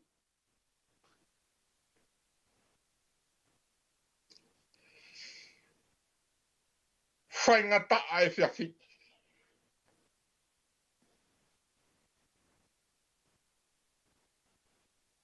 Whaingata ala. Heo ku toi whakalanga manatu. Ho manatu merie. Hange hatangata nai huka mala e tau. Ai tau Asipeli Finau Nonu. Tau mo he spoti. Tau he mala e ako. Tau mo e tau hilao. Ahoni. Katoa.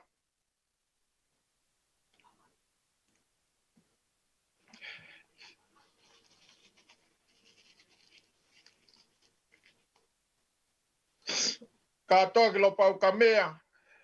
Ko whakamoni he ahoni. Me ho whakamalanga.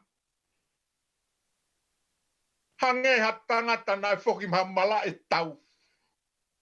Ko i kona Asipeli Finau Nonu. Ko i kona Asipeli haumono metari kono kakala. Ko i Kilikili o Manapo'uli. O ia we whakapo. Ahoni. Ko mahino ka te au. He koho toonga ki a te au.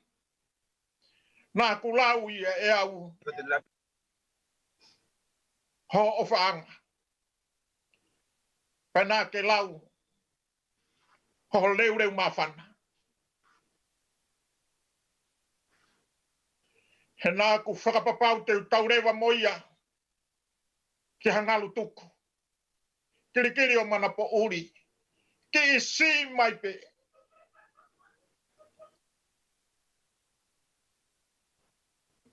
He ko whelingia ka ipua loi mata. O ia we whakapō. Ko hai e te toi tala mai. Toki tumu au na tula. Ho i kai honga ia. He whaingata. O kui kai ke umalawa e au makupusi. Ai ka whakafa. He kua toi mua nai ku mata i koloa. Koe ku konga koula hau hawa. Ka kua u whakawheta i lahi. Ke o tua mafi mafi. E ne whakahoko melino. Mo whakamo oi. Koe, Kilikili o. Whakamo oi koe. Katoa ki lo pau ka mea. Ke whakahoko ha pōpua ki whakaosi. Ma Kilikili o Manapo'uli. He whiawhini, kai ka harea ia e tāu. Kai ka harea ia e whiunga. Me si i witou. Ala noni Finau Nonu. Kai uma a sau. Mo e toenga ki i whanau paia. Ke whakaau atu. A e nau honga ia mo i whakamalo. ke koristu tuku. Hene mo toi wahe manama. To o mehe katoe masiva. Ke whakafotunga aki homo ofa. Ke a umai ke he si iwi tau. Whakawheta i ofa. Ko ta i maari e he whiawhini. Neo e fu mamahi fu ka kou lau koloa au. Malo katoa kilo pau ka mea. Hongo whakao fofa. Ka kou kore whakamore atu. Tuku ake utatau he. He ku loka tuu e taulanga. Koe fie whilo aki kia Kilikili o Manapo'uli. Oi, he whai fuoloa tā ko mate pene pau. Pūri e kawenga kotoa. Pei kai hatau mu ai e lau. Kanai kei whawhana mai pea langi. Kei mou wiri atu pe. Ki mua. He koe kau matatari. Tēnā wa usfonua. Sila ki vai. Ia uringa holo. He ko tō mai ai mui hakau. Katoa ki lo pau ka mea. Whaua tua e ofa. Ke fofonga kotoa. Hakorisi tonga pehe ngalu o peloa. Ko pongi a he ofat. Moi whakamalo loto honga. Olo motua moi whahu. Si ui tau. Ala noni Finau Nonu. Mo sau Finau Nonu. Mo toenga si whanau mo ngahi mo puna kai peke family hono kotoa. Lewere vai whakahoaa ka kousi tua heo what. Malo pito koe lawai ai whailotu ai kolisi tonga. Taimi lewa koe ni te tau hoko atu ki he tau whailotu hoko. Koe whailotu hoko e whakahoka atu ia e whaiwhikau sona tane muni lewa. Pea koe kolisi mu a pene moeni. Sona tane muni lewa. Ka pea koe ne whailotu mai eni mei Amerika. Pea ko ku whafofua mahalo koe aluenia ki hoko e wā hengi Amerika. Oku kei heni pea e laione ia koe ni. Pea whilau pe he koe kolisi tutuku. Pea o whawhi atua nita talanoa. Kataki mua nita talanoa. Ka te teo mai e taha o e himi manako Asipeli Finau i he himi ko ia a sias a fitu. Kene hiwa e mai mua e fo himi ko ia. I mua pea kamata a whailotu ko ia a sonatane wuni lewa. Lotonga e hiwa e Anita. Well, e whawhi at family. Ki di mea ki o lunga o ki whawhao. Lui ki peito mai haki kapati o tau tu mai moia. He ko e whanonga ko e ni ko e ko e tau alu pe ki e tau fie maari e. Whamalo pito nita ka pau ke sma, ka ke hu mai rewa. Malo pito.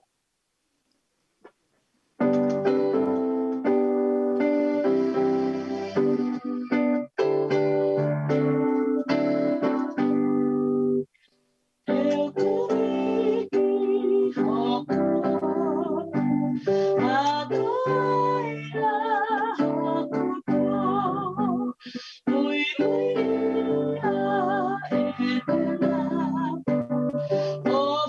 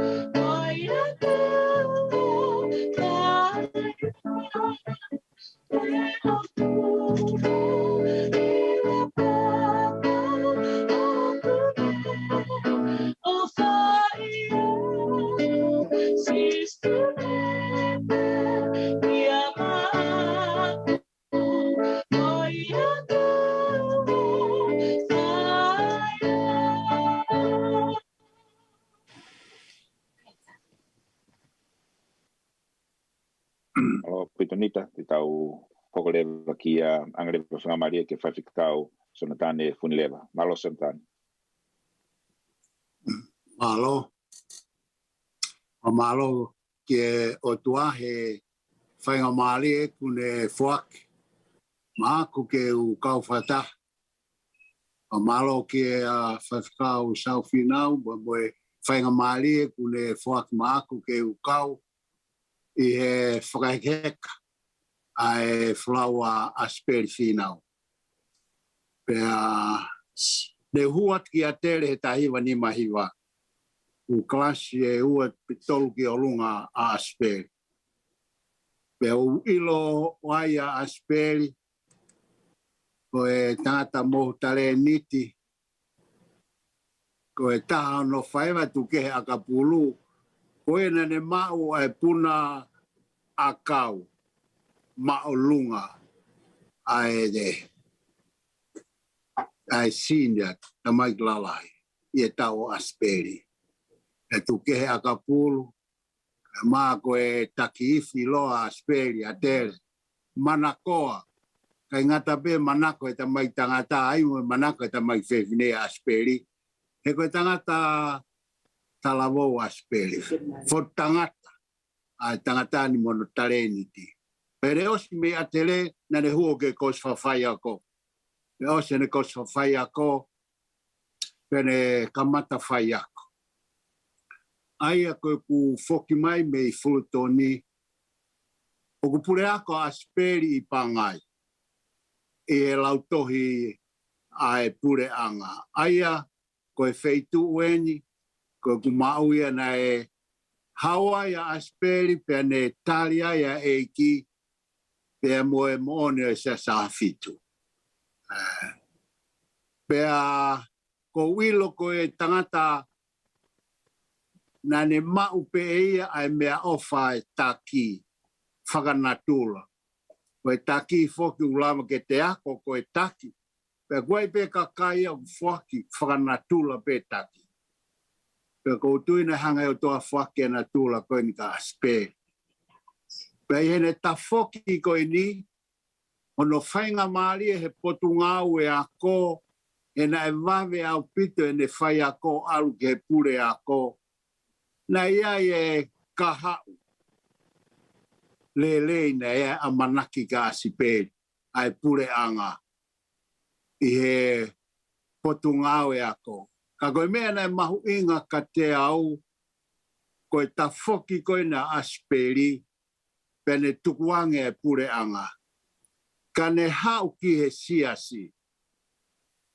Mono tale ni ti pe mai ha whainga maarie mo monu I he kaha u wahenga lahi mo e ha ai ngahi monu ia koe. Pene hau ki he wahenga si pe tae I loa. Kene hoko e whai ako I e sasa fitu. I māngai e alwai ki wawa. Pea Hawaii a Asipeli ki Australia. Pea kumahuinga ke te au, nei kai ke more ai vi sone koe ni I he mo'ui a Asipeli.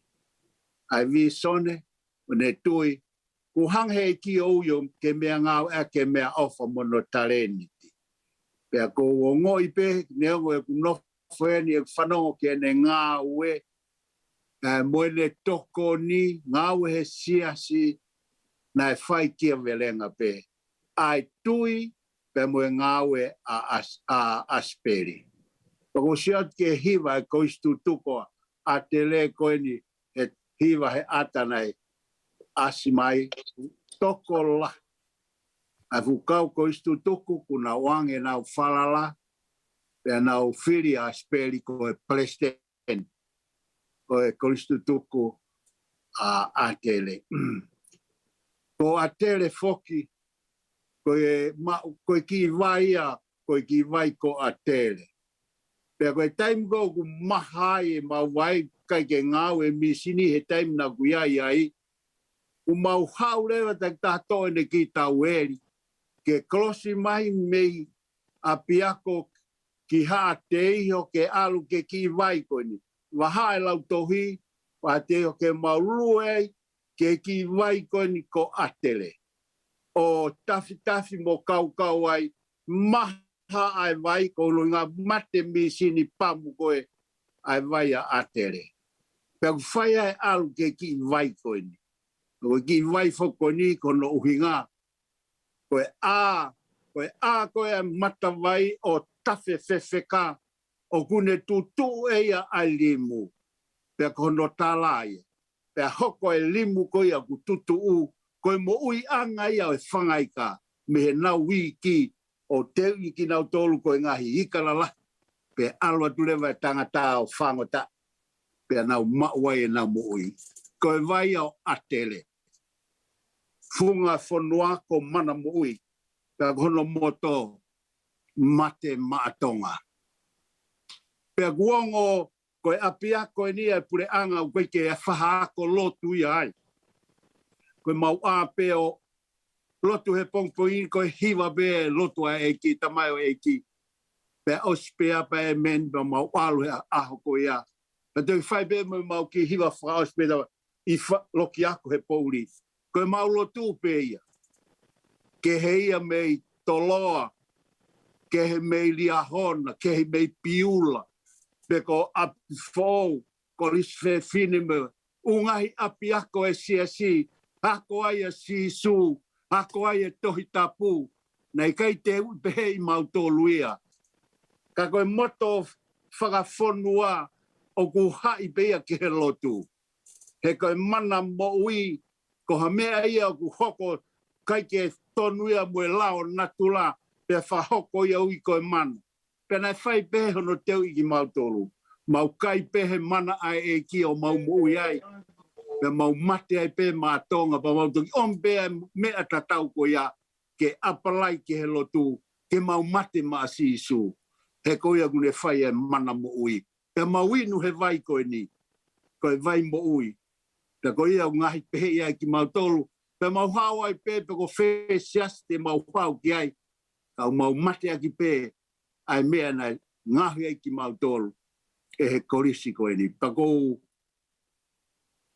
whaia ke laukau, kau e laukau hampol o kai koe ke whakamalo ke o toa whainga maari e koe. Ta koe whakaukau ko whe tō mai ke whawhamiri koe ni. Oku tōia mehe vesi koe tuku tāpua ki whaosia e o tua ki he kakai kunau pekia. Ia whahawa e tā whawes tā tolu. Oku haha molo fia rekote toi tapu ailea folofolo mai e o tua meilang. Baptaiso si su na eongo mai meilang ko alo ofa avalang ko alo ofa anga pene taha.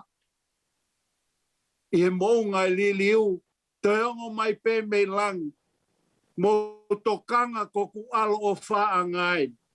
He mounga mati wahe taha fitu. Kono tolu en sione wahe whahawa taha wha apostolo ko sione. Pe mai, ne whanau ke he leo lahi me he langi. Tohi! Oku monu ia ia, oku pekia i he eiki.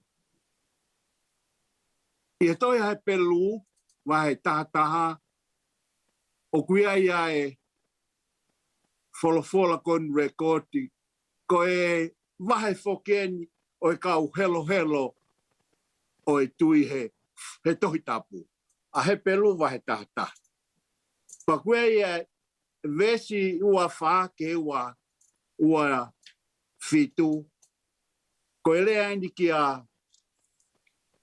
whelaweipa mo Moses. Aia i he whiri e Moses ke le ri aki a Isipite. O kupehe hono whangalea. Ko e tui a Moses ena ne ri aki ai. Ke ne hoko ko e lahi. Mo e tama ai ofe fine ofe lo. O ne whiri mua ke ne kātaki ai mamahi whakataha mo e kakai ai o tua. I he mau ai fia i haki kuonga si. Lau e Moses ko e tu i koe no Isipite. Ko e nau o Isipite ko i ki mea beia si. Kana ne whiria ke mea. He ko e vesu a fitu ne pe. He nane sio whakamamau ki he totongi. Ko whakaukau ke taimina Hawaii Asipeli. Tolotonga kuai ene monu ia. I he ne ngau he potu ngau e ako. Mono poto mono tareniti. Ke ne tafoki me ai ka ne hau. Ke ne hau o tailoa. Ke ne hoko be ko e whaiako. I he si. Ke whakwihonak. Pea mono whainga maari e. Nei ton kene mau he pure anga. Kana e pehe Moses.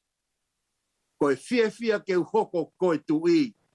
Ko e ki mea no be. Te ukataki e ku kauwhataha pea mo e kakai ai otua. Ko e ki mamahi toi mamahi no be mo ia.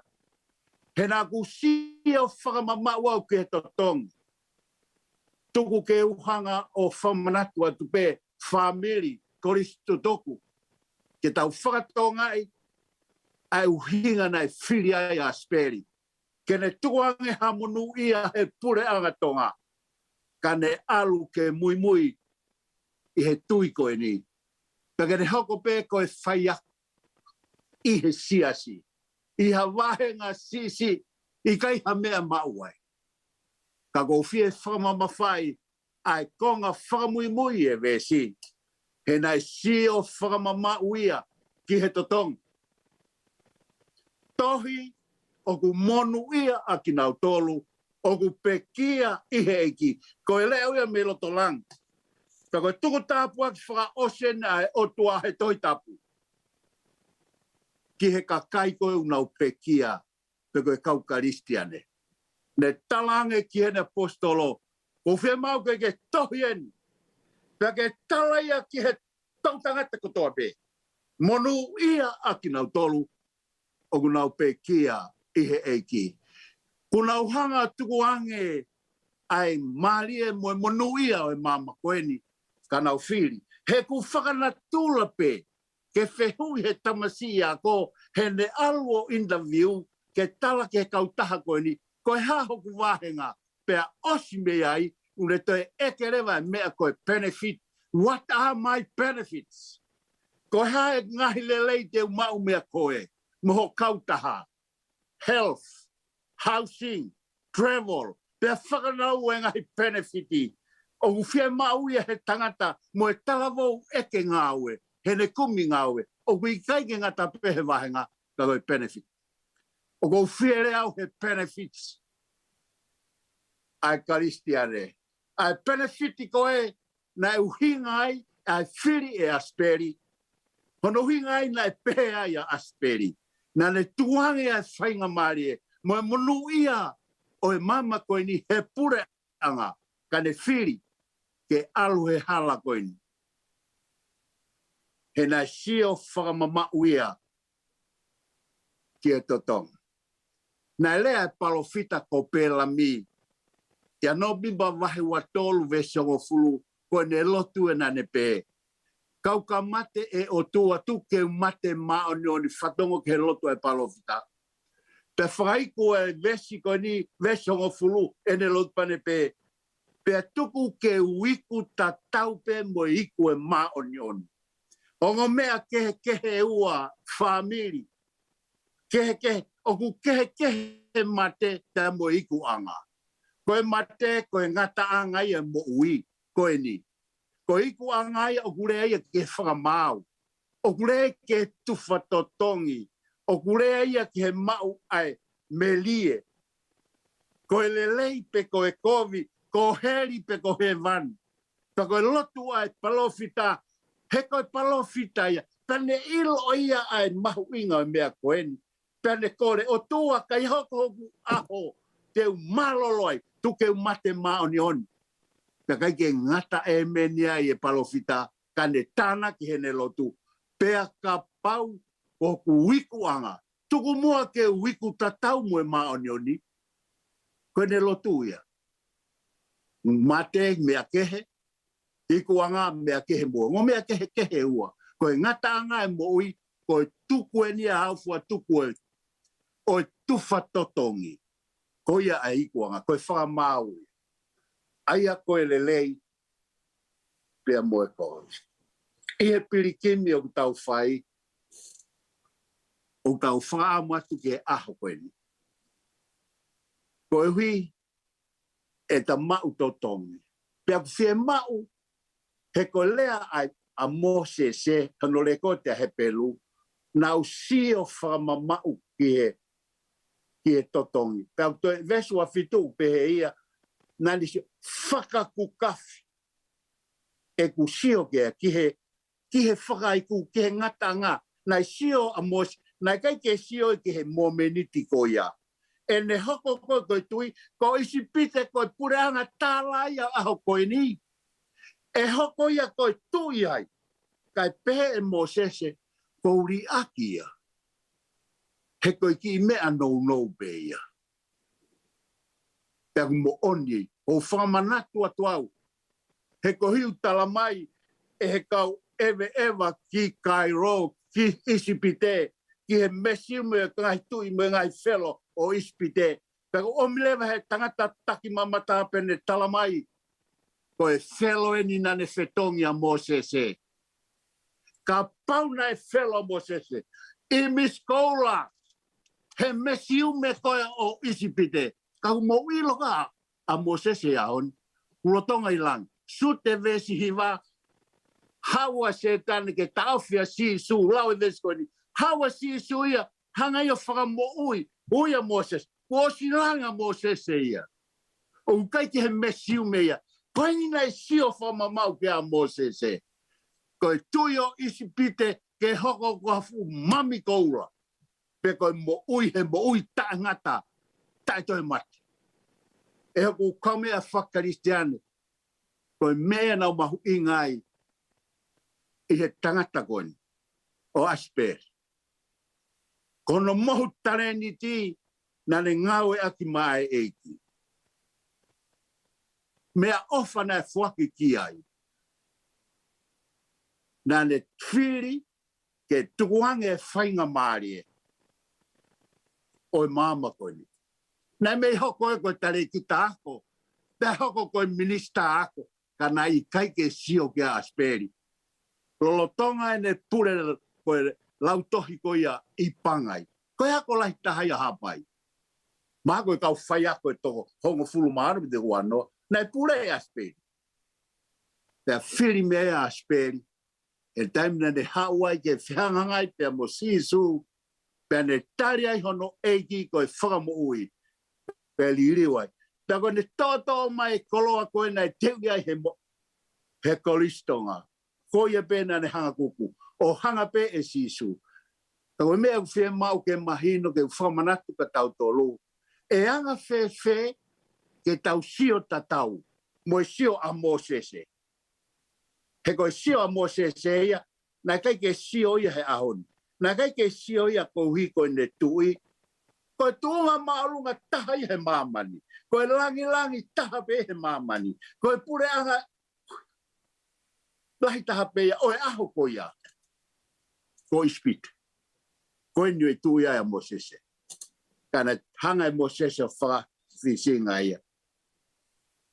He koe te pehe ia. Koe ki fia pe he taimi no. Ko whea Mosese a hon. E anga whe ke tau sio whamama. Hai, aia ko pau ke liriu e tau. Koe sio ia koe mea mahu inga. E tau sio. He tamai koe mea kou tuke ha tau mata. Koe mea tau tokanga ki ai. Mea kou tuke ha.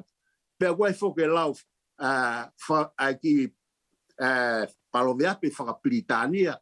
Tamai, what you behold, you become. Koe mea kou tuku kia ho mata teke ta tau pe moe. Ka, whao pe mai kau muri kau. Te whamiri moe whine koe. Koe ha. O sio kai mo matata tau. Are you related to he? Ai koe hinga e ka tupou ko hoku mari. Fulahi e sio a tupou ka au he aho tope. Ko liriu ia o matatau. Hange ku ma whamiri maua. See, what you behold, you become. E anga whewhe ke tau sio ke me tau sio. He koe sio koe tau whai whakakakano ngata pe he aho. Koe tau sio pe tau tau ki he ahoni. E lava whewhe ke tau sio o toi mawa he atu me he ahoni. Ua ngahi tui waha nove staha fitu. Koe palofita ko I laisa mo ne tamai o eiki. Ta koe lotu ai palofita nane pehe. Ko hui ko mana wahe ni tamai o ki. E sio ke fukau sotia mitia. Ko ata kai tai whaalaua. Honaki inofo anga. Pea lotu lewa mate tamai o ki e se wani te mana wahe. Pea lotu lewa e palofita o pe o tua whakawahange. Open my seven's eyes. Whaka ai mata e se wani ti keha ke sio. Pea talamai, nai ai mata e se wani ti. Pea ne sio tia ke he mounga whanu. Whanu he sari o te awhi. Mo e whangahosi. Takatakai ai nofo anga o e palofita moia. E kainga. Ke tau sio tatau pe mo sio a Mosese o pau ke aho tau mata whakakano. He koi ue whoke tau rea. Koe si tau sio koe he kau rea ka. Ai go unau tupake. Koe nau moi na tau sio kita. Unau pe mai. O mai pe umea katoa. Ko sio he kau rea ka. Ko ho lahi. Koe taimua teke aloa motua. Ko teke tatau pe. Ka pau he kai ke hoko ha mea. He waha taim koe ho pepe. Moho mate. Ka pau he kai ke hoko ha mea kia au. Te tatau. Koe ta sio ke kau rea ka. Sio ko koe pea. Kono kehe pe. Ai main koe kau rea ka. Ho lahi. Ve lava ko kawa ap. Kau rea kau ke nau lanu tō kawa ap. Ke sisi. Nau talai pe mea. O ku ta pehe pe taua. Kai o lewa pe. Ko whaka ahota mata. Mata sio koe au ni pe whakarea koe mata whakakano. Ke ta sio whakalau maari. Koe mea no kui he toi tapu koe whanau I fo ou. Hoko ia he loto. Pe sio rewa mata. O I kai ke sio ia ke he mama koe ni. Ke he mea osi koe tamai o ku osi ngofua. Kai sio ia o toi kehe atu ia. Koe sio ia na whai kia i na lea. Koe sio ia na sio kia Asipeli. Na sio Asipeli ia koe monu ia ngia o kou lotonga alua au ia. Koe whainga maari e nia ke kaka i ki olunga he pureanga. Kai hu mai a sisu i hala whanonga Asipeli. Pane whakatafo. Pea aia mata o Asipeli. Pane whakaukau. Tā o ku ngata pe ai ki mea ia koe ni heni. Koe mea ia ku mahu inga. Ai mea koe ku hanga mai me kau. Na ilo, siko tawanga whanatula, pita me kau a konga eke sisu.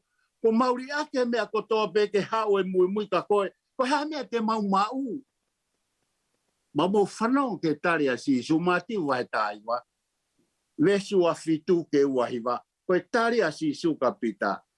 Tange siu taim koe, te ufokotu wai hoku pureanga, ko mou tolu te mou taki ai. Pea osi ko ia patu i tānaki rewa e sisu one pe. Ko ia ko toa pe. Kuneri aki ai tamai, whae, toko ua, whanau, moe whanua. Ko hi ko hoku huawha. Te nau mau, lau te au heni, moe whakatang, mamahi. Ka he mo ui ka hau, mo ui tāngata. Whakatonga, ko si suen.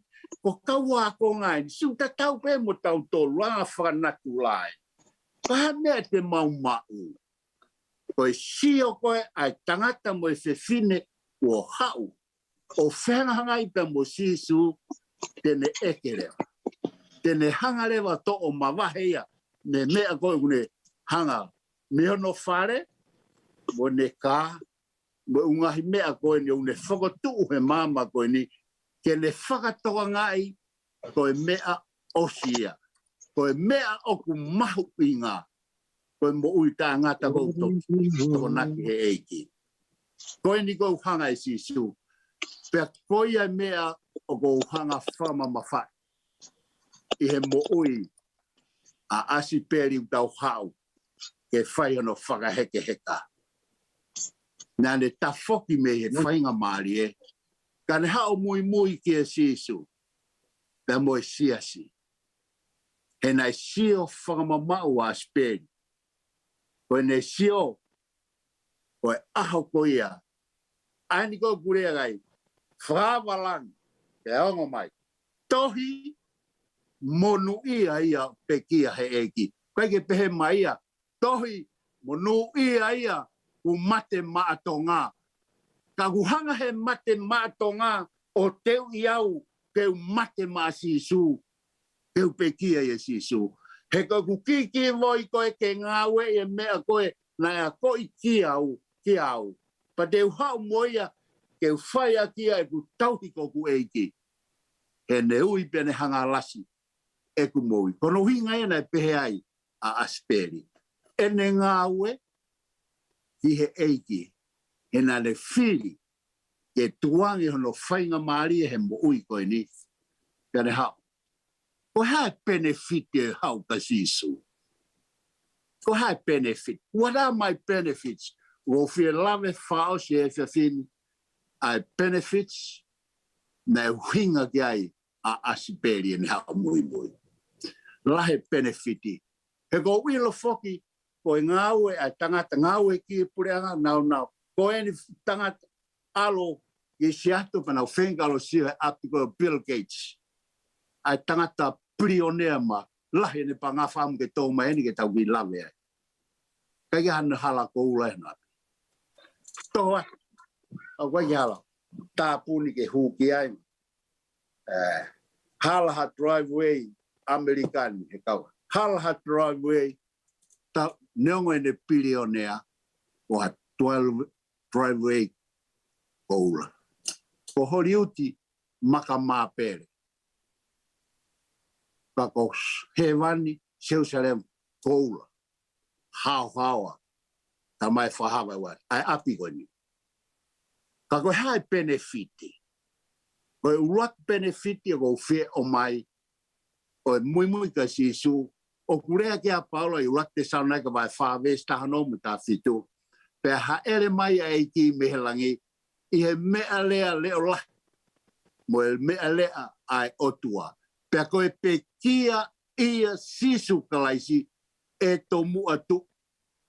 Koe urak benefit o e karistiane koia e kau i he ulaki koe. Aho koe haere maa sisu. Koe kau pekia. Koe toi tuhe aho koia. Koe nau tolu pekia. Na nau pekia i e sisu klaisi. Sisu klaisi. Koe benefiti ulakia o e karistiane. Pea koe ke mauia hemi. E he ahoni. Benefiti koe usio kea tangata ia. Koe ahoni be. Koe benefiti koe no ko urea ai au ia. O ku os a whaito. E hoko e ahaere maisi. Pe koe ke lawa ia fuak e Bill Gates. Pe neongo e kolo ai a Amerikani hala. Ke nau mawhai. Ke fuak ai benefiti koe ni. Ko sisu toko tabe. O kune mawhai ke fuaki. Ai benefiti ula koe ni. Koe ako tō pe kia ia sisu kalaisi. E to muatu whanongo ke rea me langi. Monu ia. Pea ongo e siona lea leo me lang. Monu ia ia pe kia ia si suklaisi. Na e sio whama maua Asipeli. Ki he aho koe ni. Kene pe kia ia si suklaisi. He koe uraki benefiti ia. He aho haere maa si su. Koe toitu ko ki nau tolo e kaukaristiani. Unau pe kia ia si suklaisi. He kouhi. Koe lea ia sisu, kia mere mo mata, hena tangi sisu, ka bauna ke i hene heke ke mate huma tungane. Moni pe ngo fefine, kana e tomu i maa sisu ia, kene whaia e mana lahi taha, pe kene omia amana ki he karistiane kotoa pe, oku mohe i eki. Pe talangi sisu, o fefine, ko au koe toi tuu mo e mo ui, koia kotoa pe tui kia teo. Whatonga e sione vai hango fulu ves, tolhuiwa, o sisu en. Koe whina ngalo e tamai, koia kotoa pe, whatonga, koia furi pe. E tui ka te au, te whaka e mo i tangata, pakai ke ngatai vesi, whamui manoa, te whako tuu ia he aho whamui.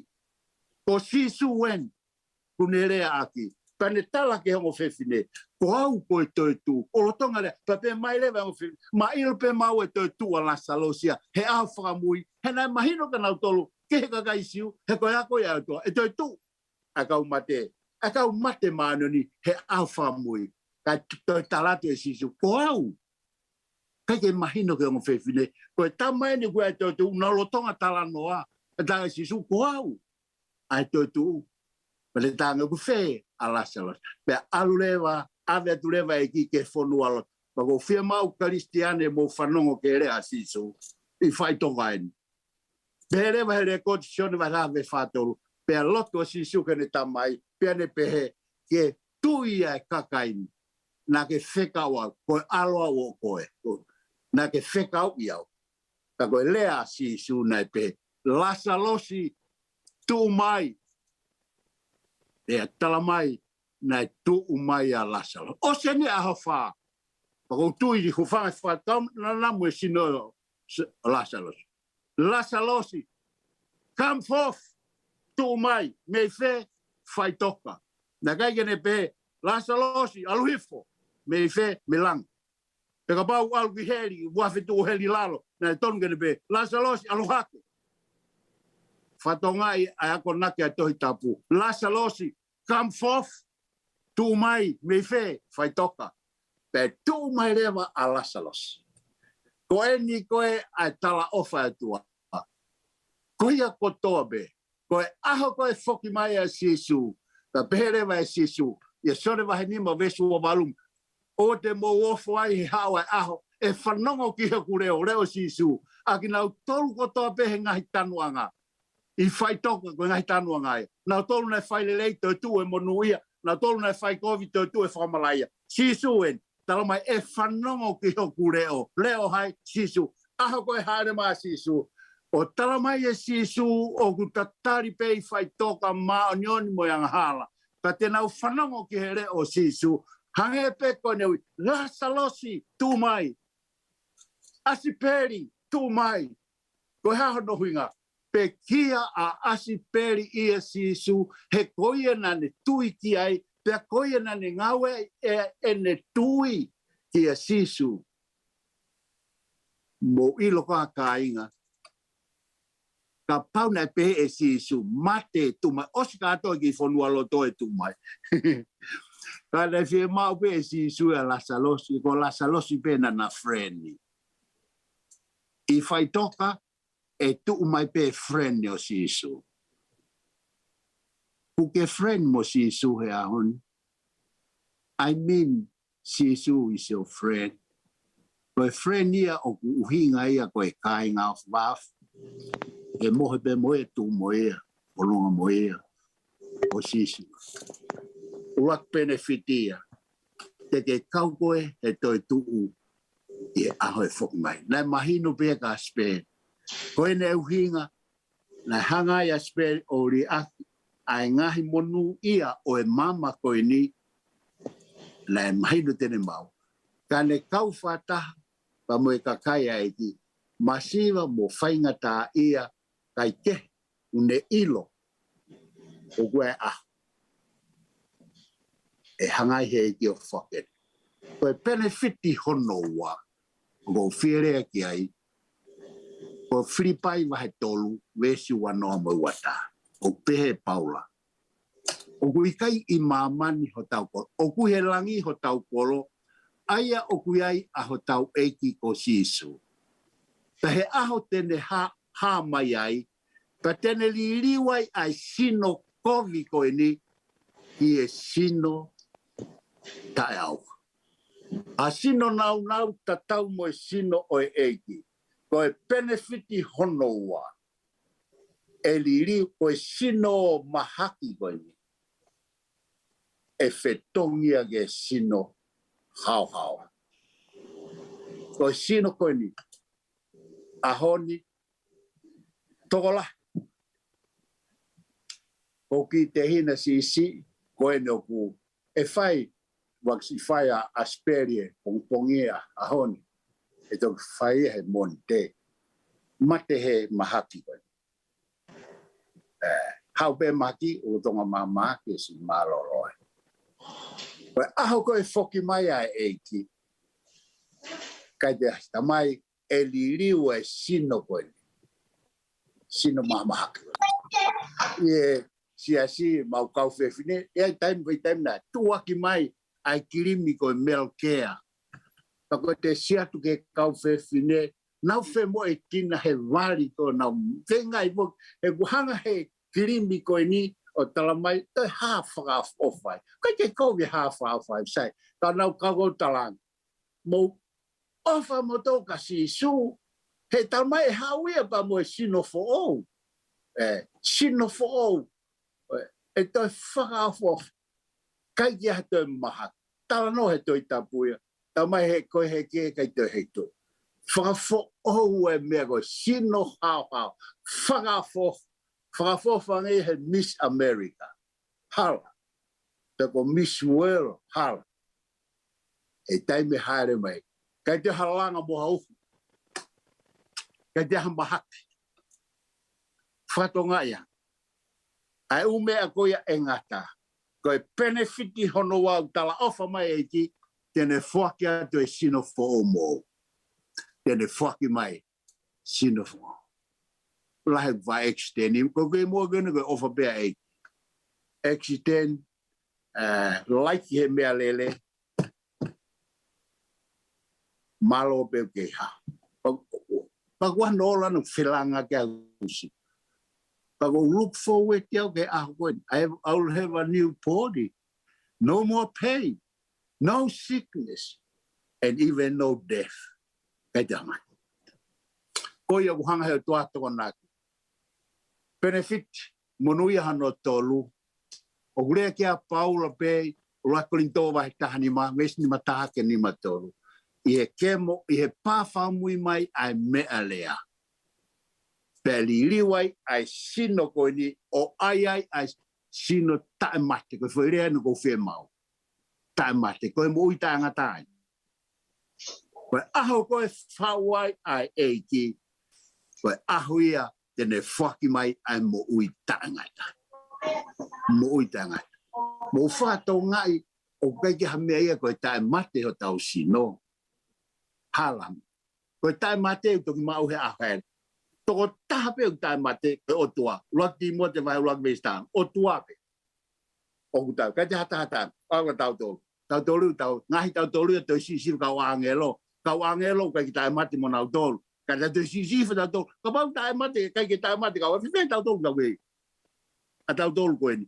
Koe created being ka tau mo kau angelo. Te maurau tau tolu ya. Koe tai mate toki whaki mai pe ahaere mai eki. Na ilo pe e Asipeli. Ko hinga na tuye kai. Nane ngā oe. Koe aho koe ni. E hanga e ki o whaki mai ai mo ui taangata. Koe ki mo ui koe ni. Maha koe me tau wau noa Asipeli he tai ni. Koe tau mo ui koe ni. Pe whanoa, pe nima noa, ono noa, fitu noa, pe wau noa, hiva noa. Pe aku tātai taha kawari pe kua taha te au. Ha molofia. Mo whatonga e ki taimi koe ni. Koe taimia o tau teu wai ki he mo ui taangata. Sion, teu he ki tau koe ni ki he mo ui taangata. Ai mo ui koe hei kaito e ngata. Kai ki mahino ka tau tolu. Life never ends. Happiness, joy, moe ha, moe mea kotoa pe. Taangata. Koe ki mo ui koe ni ka mo whatonga koe mea au whe mauai ke whakaaho tau mata. Ke ua ngata he ni heu tau sio pe tau tolu. He ki tau koe ne whanoa, nima noa, ono noa, fit noa. Ka tau nofo ai, kai tuku e taangata. O whe mau ke aho tau mata, pe tau sio whakamamau lewa ki he ngatanga. Aia, koe benefitia hono tolu, koe mo ui taangata. Kai aha, sio he prokalama, whaafofa Dubai. Toa, hono langa masan, kai hala, ke ne tala ofa mai e Dubai. Kau milionea, pilionea, unau whakatau, ai whanua ku langa pe me he tahi. Pea ku totoa. Kau whakaongo ki hono whakamatala mo no tuahi, no masani, hala. O kei tua befu whare mahaki la. Ke ha? Ka iai pe moe whai toka moe whare ke whai uputu. O nengo hono masani, he ukwe kei maamane api. Api, teu. Tolahi nau tolu, o nau dutong te kite ke nau alu ke tala api maasi. Furi silo, ko nau alu, o kumi, mahalo na kusayanga maasi. O kai kia hatang, kai kia mamahi, kai kia uhumu me, tau alu me maamane. Ngale nau tolu, o nau alu nau tolu mo e virus, o kai ko COVID-19, ko e virus ia, ko SINS virus, o nau keri pe na tolu, pe neho pe hawhetu o siao, nau alu pe mo ia. Ka lewa ke hawa si isu, pe ne toki huhuta ofi ki tau tolu, he sina fōu koe ni, e kai te ha SIN virus. Mo i tanga. Ako no whaosi o kofie whaosi a ki, o ku pehe, ai tala ofa si isu. Sione vai tā whākoe ku alu ke teu hamo api. Peka hiria teu e whoki mai. Whatongai, e taimu ko malai ai haere ngoma si isu, i he vesi koe ni, na kai ke pe e si isu.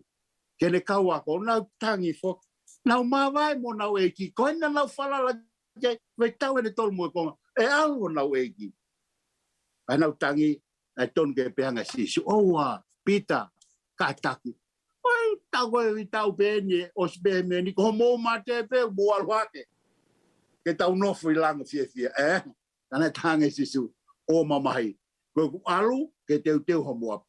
Peka hira teu toi ha o mau mo to ko leani ke kawakonga mo e kanga lo tau to te wanoa ko ni siasi ulang siasi ko walu mo teu toi ha he kai te mo mate pa mo aluang te wau te wa ke ave mo tol ke api ko ni ko benefiti hono tolu ko nofo mo si su hono taloni ei o fafe i ko he tu Britania ke aluang ke leleange ke mo tau mafi pia ke motofa no palasi hala kai ki tau mai da tol fa maria ko tu ye no ngai tu mo e ki on hei ai tu ye university ni ko ne tala fa ko ku hau ke ave moto ke mo no fa fa ta mo ku api say man I'm looking forward for that ke api ko ya o hang hei ki o to na pe tala mai le fa ha kono hala ko e koula masan maka kaloa keke tona ki he eki e api ko ni na sio ke Asipeli kono hinga na pehe Asipeli o hinga na le fai fra mato atwai mo ne ngau e ne tu ko hui ko ha e utalao fa eki o go api o haere mai pe mo he pe Asipeli te tau tuku pe Asipeli ki ono mohenga o taimi. Kau lewe ke foki mai a eiki. Pai pā whakamui mai a talampite. Pai kai ke ngata i Asipeli. Ko tau ngahi o whaanga kotoa be. Ko nau pekia i eiki. Ko e mahu inga ia. Ko e nei benefiti ai karistiane. Ko e no go whamatalatu. Ko e benefiti ko tokonaki he eiki. Tu ke he benefiti au ne mau hen. He mam. Pai ke vlawe ki ai. Ko e benefiti ni ki ko i whaitoa. He os. Ko i ko pekia. Ko tau he ni. Ko pekia. Si maloloa Asipeli. Pea ko hui ko ia. Ko ia ko urea ke benefiti ko. Ko ni na sio ke ai. Na sio mo sese ki he totongi. Na ne tuange ai ai hoko i tu. O e purenga hau ko ni ko ispite. Kai kātaki e nofo whainga taia. Moha kakai hanu mo launga. O hange ko ni tatau be mo tau tō. Pehe Moses. Sayange kau. He ko sio whamamau au ke totongi. Hai totongi. Lotonga nofa Moses ilang. Une maui e sino fo o fotu a Moses. Kuilanga Moses. Ko ku whaafe kia re koe pia mau. Kore ke eki ke ne wha a pe ho mata. Pia mohoku mata. Ke ua ngata pehe ne ta sio. Ka ta sio whamama ki he benefiti ai ngahi monu ia o e karistiane o tokonaki he otua. Ke te nau tolu oku mui mui. Ko e ku lotu ia. Ko e ku whatawang. Ia whaifkau sau. Ka ue whanau paia mai wito. Ko e nia uhinga. Na e mataki ai e Asipeli a ene tui. He na e mahino ki ai ia e aho. Ko e aho ia amui. Tene mauai ai totongi. Ai ngahi lelei ko tokonaki he otua maa. Pea ko ia e whawhia maari. Ki he family. Pepe ku tala monu meglo. Ke teki moutol hono kātoa. Ta ki he Kristo tuko dobe. Mō mea mai. O neongo koe ke tau whilongaki. Ka kuhanga pe he hingoa o e kolisi of anga a eta whae kolistonga o hae tauto. Pea kou tuo whabak i Asipeli Finau. Koe kolisi mua i a te au. E kai ke ngatai. Na ea whai ako, pure ako ho mau taimi. Na ne ako i mau tolu. Koe mau alu ko rea ki he matapure ma mau salut. Lea ke whai ako, salut. Pure ako, salut. Mahalo ko pure ako e nia, na e sotia ia. Me hau be me sotia mo tua ki ate e pa afu. Pea tohi e peo hao. O hau e pe ki a te rago i matoria whakasotia ke mau whapapa. Pea kupehe pe o kou whapapa. Koe taimi koe kou kau whine ike mo e kau tagata ike sia taimi whaia e mea whaia ki. O wadu salut. O tange sia mo whamoremone na kai ku sotia au. Kana e a ko ia hui ku atele. Koe ku whakapapa ia. Ki hek nau tolu maalunga iau. Whapapa. Ko keri pe ki unganga ke whapa. Pago whabapa Asipeli Finau. Sau pe mo e whanau, o wafatu ka motol. O whalahia motol ba alanonymous i whanau. Matawang pe ai ngahi monu ia, mo e ngau e Asipeli. E hoko peia o e whawhi maari. Koe ko mea whaingo fua e nia, tau os inasi kato ai. Tau e whawhi maari e. Tau ilo ai au tau tui ki ai, o sisu, e koe une ta ofa, ai toi tu. Ofa lahi atu e te moto, pako ofa atu ke koristu tuko toa be, o mo mea mai, o whai ho tau whatongia, ia Asipeli Finau, malo, mo mea. Pau beu whaha ki hiwa ki mua ke whai pēa lot whaas, ke? Hei sau. Nita katak benita o whai maha ki voi hiwa ta, pia toki whaos mai e whai whikau. Kei loto anita. Kei kai pe teu mai a whambo puna kona peta. Tuku peo mukapati ki e tawha aki ka mo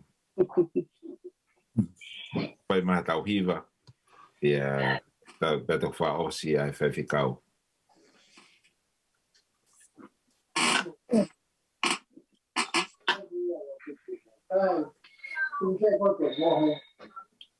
Mantu ki e unmute mai.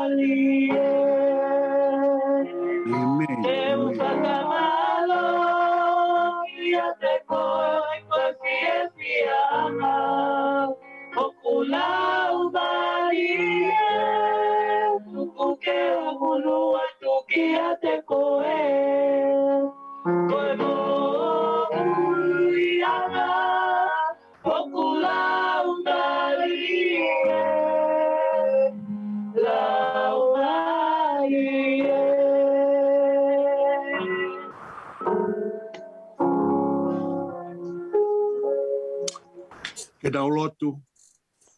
Whawhetai o mauloto e o tua ko e whainga maalie. O e whiafkoini ke mau kauwhata. I e whakakeheka. Ai whalaua Asipeli Finau. Pe kuongohi o mauloto e mawai. Pe tō e loi mata pe a whas. Pe mo e mafofoa o e ngahi mafo o wha.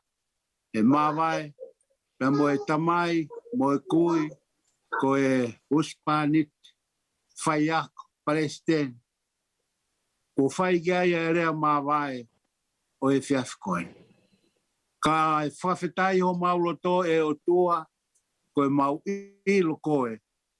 Pe mau whiohi mo Asipeli. Pe mahino a ene tui. Mo ne whalala pe kia te koe. Pe whai ai e whai whatongia. Ukai uhinga ia ku mau hau haoa. Ka koe uhinga ko e mau tui koe kia koe. Pe mo hohang. Pe mo e mea ngāo e mo e tale niti mea ofa ku ke whaki. Pe whai ake e whai whatongia e Asipeli Finau. Ma ai whamiri, siasi, pure anga whanua be behe fo ke koristu tuko e koristonga. Pe mau whakafoki atu ke re koe langi. Ngahi mea ofa ku ke whaki a Asipeli. Pe hoko ia koe tāpuaki o mau inasi ai. Pe lawe ai ho mau loto whakamawhanai e mau tui mo mau whalala kia te koe. Pe behe ka te nau tolu ko toa pe. Ko wau atu e ofa a Asipeli kia te nau tolu. I he whatongia ko e ngau e whakalotu ma ai awhiona. I he ngau e whakawhai whekau, whai ako, ko e lotu ia pe mo e kore. E hoko pe ia ko e monu ia anga. Pe ea e toko laki. Tēnā uihe matapā matai to whē. Ko e tāpuaki o mu uia Asipeli. E ne ngāwe aki a mea ofa ko toa be nā ke hanga whaki kia te ia. Na ke hoko ia ko e tāpuaki. Ko nuhi ngai ku mau hene ai. Ke whakahake heka ai whalau a Asipeli. Pa koe lotu ia e tāpuaki e witou. Tāpuaki a sau me mo e toenga e whanau. Ai whangamoko puna. Ai whamiri. E ku mau hapai atu ulumotua ka e maafoki ai wha. Pea mi toenga e whamiri o Asipeli. Whai tāpai kina whai taha ki mautoro. E tuku pe ke langi. Toko taha pe ai a Fiona. I whaos. Pea mo e teu. O e hiki. O e whalau a Asipeli Finau. E tāpaki ko e Sihova. Ke malama mai e nau e whafonga ofa o Sihova. Pake whaki mai e no ngā mo e whie maare. E witou pe mo sau. Ka mai whanau. Pe mo e whamiri. Ai lau maare e ma oni na ke whakahuafa. Ko whakawhie maare. E whakawhie maare aki ki nau tolu. Moho alofa mui. E taime e tuku ai a Asipeli ki hono mohanga. Pe hoko atu e whanonga tai kawa a Asipeli. Ka ko koe besi isu moho lau maare. Maanani. Ke tatak. Ki pēa nau moi, pēa hiki hatu ki he ahu. E mau mamata pe te mau wheiloa ki ai pe mo Asipeli. I he pongpongi o e toi tuu. Mei taimi ki tāniti. I a sisu klaisko alo. Ka o mau whamo ui. Amen. Malo apito sau. Malo e mau whainga maarie. O whalahi atu. O mai pēka Asipeli maa. Malo. Malo. Pilo whakikau. Vai tulo watu.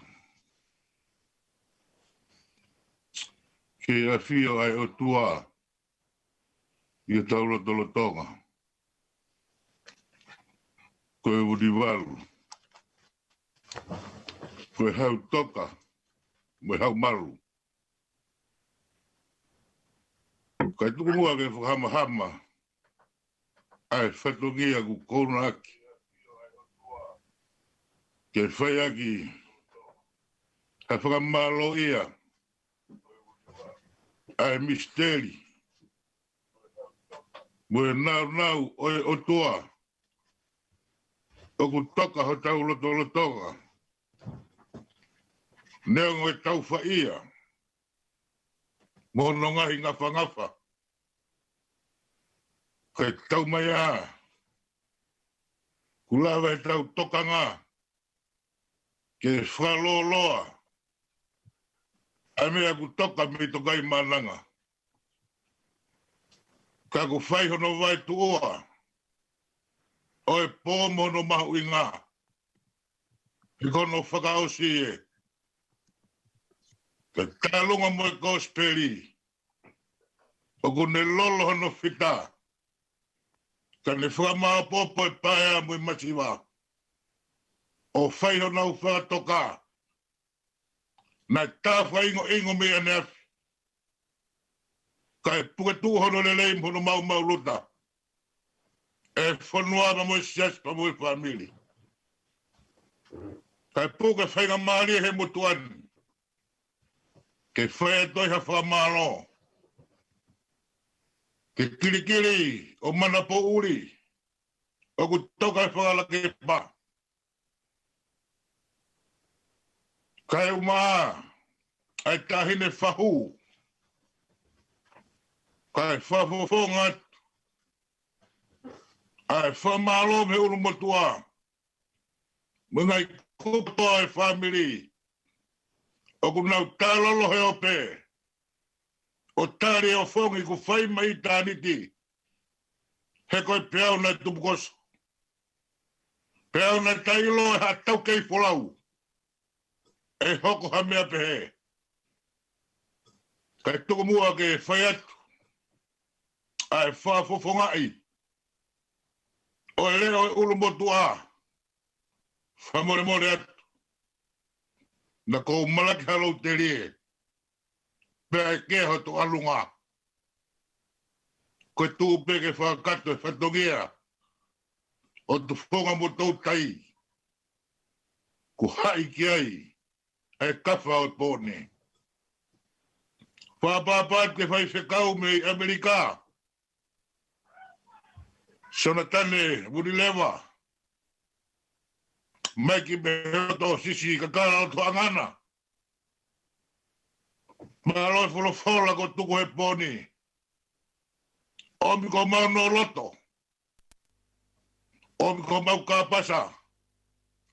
Omi ko mau whaloto lahi. Nanga e po'uri kua tō. Kai whawhitai. Kai mama tai alo miri. Ule kumoa e whamirini. Whati hewi tōu. Kau mai whanau paia. Kai mua harea. Mō ne tala me tahi tūma whaila. Ai whailo tōu. Unau lolo mai. O e whie whamawai. Mo sine ku holo, mo sino. O ku holo meri hono tala noa i. Kai whawhitai. Ko tau alunga. Tau taitau me loto whawhitai. Kai mo harea. E whatatau ake koloa. O whamāpōpō ake whamiri. Ko alunga ia. Pau peke aho tau a whenga. Kai peho tau ngatanga. Kai whawhitai. Kai sātai pia sātai. Whenga mo tau wai. Whamane mo ala au ki hato whatongia. Kai whenga mo alunga e pō. Hu whangatu. E whailot kua sorola wā. Lewe whaoa kau te tau atu.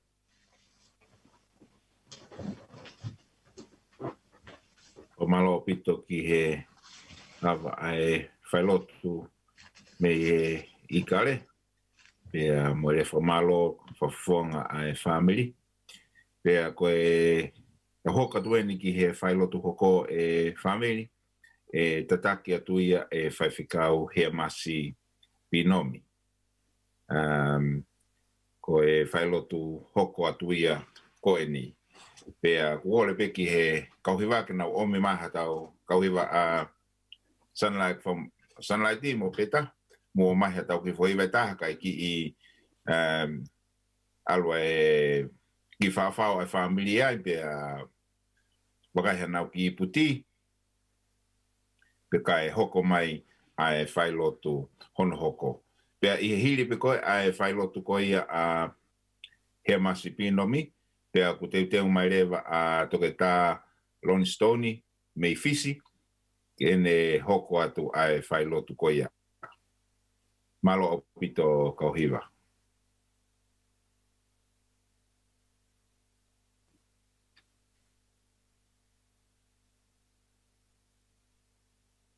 Yeah.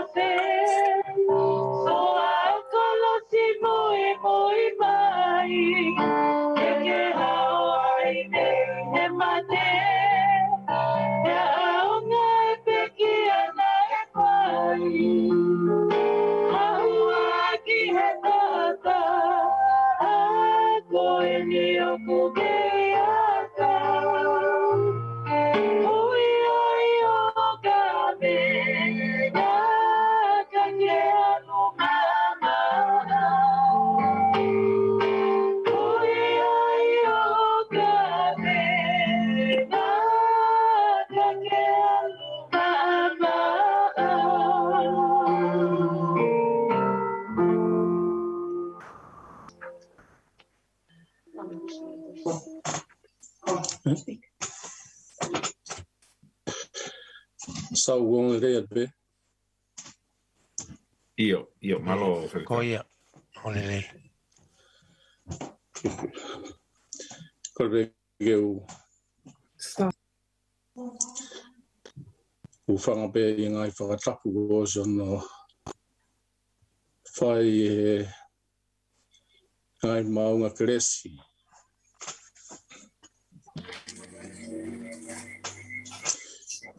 Mai fiaf koen.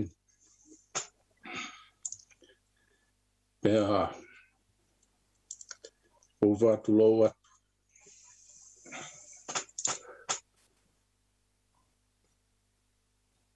Embalo tu papat ke oe ki ka uma atau funua e fahu ka mai ulmotua family ya sau ka mai Finau Vea Fefe si Lana ni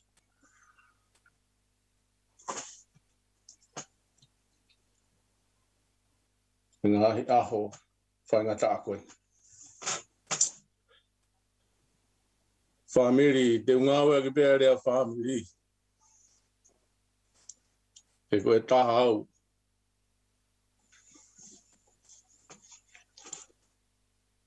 Oi family.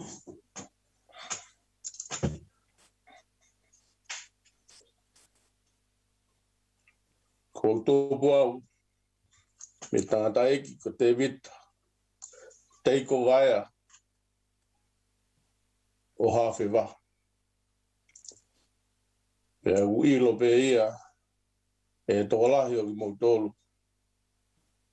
Ai family. A pehe foki ki he peki a o kutunga i e tau whakataha e aha koe ni.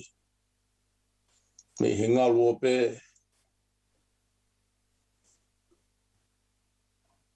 e wā mai ki Australia.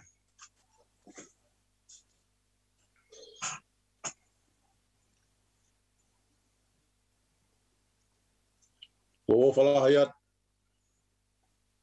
ke whaifkau pure o Christchurch.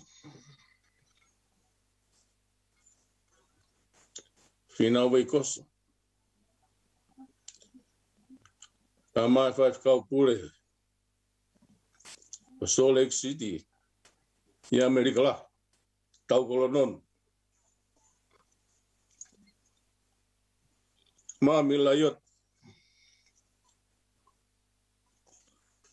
Te pehe i whamiri ko tope. O tui o whakaofo ke teng motolu. Hei ku asi he whiaf koen. Ke kau ngā kau. E alo fio e whiaf i whakaos. Kai whakaheke e kai whulau. Asipeli Finau.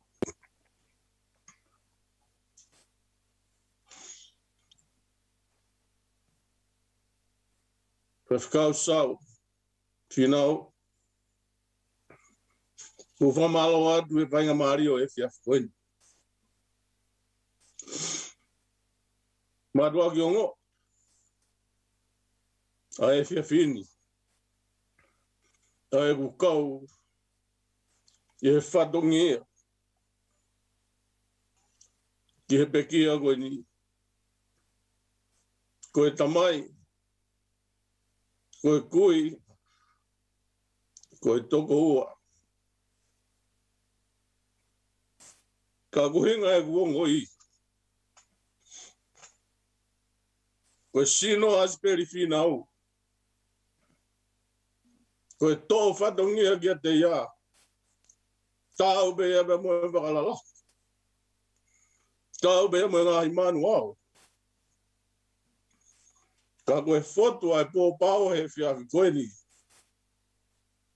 O kou whakawhetai lai ai ki o tua.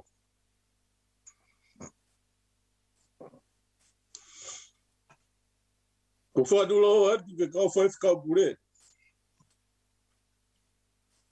Ko tau alunga ana whai e siketari o Nusila e kamata anga. Ka tūpe mua. Ke ulawei be mua haki fola e whiaf koe ni. Ke tau. Pe moe mafia e tangata koe ni. O teu ke whai e mawa e mui. Korewe mua ke tau kamat. Ka whai a tau lotu. Pe tau toki hoko at. E o tua whunganyanga lele ia ea whiona.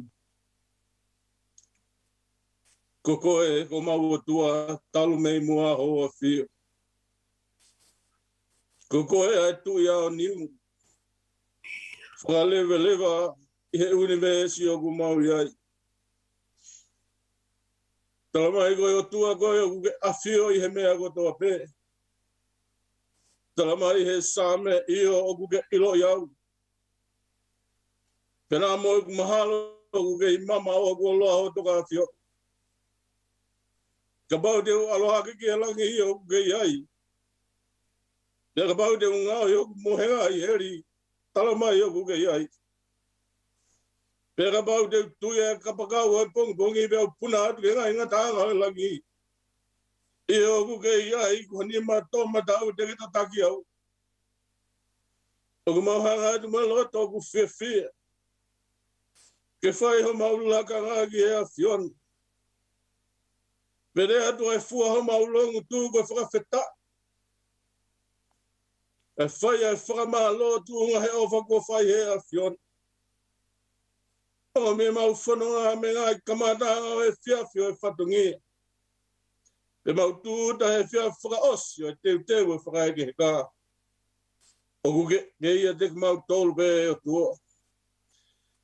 Ko mau hanga atu, koe mōni au kai hale ai e ua ke oatke a whion. Ka koe mau whawhetai pe, pe koe mau whakamalo.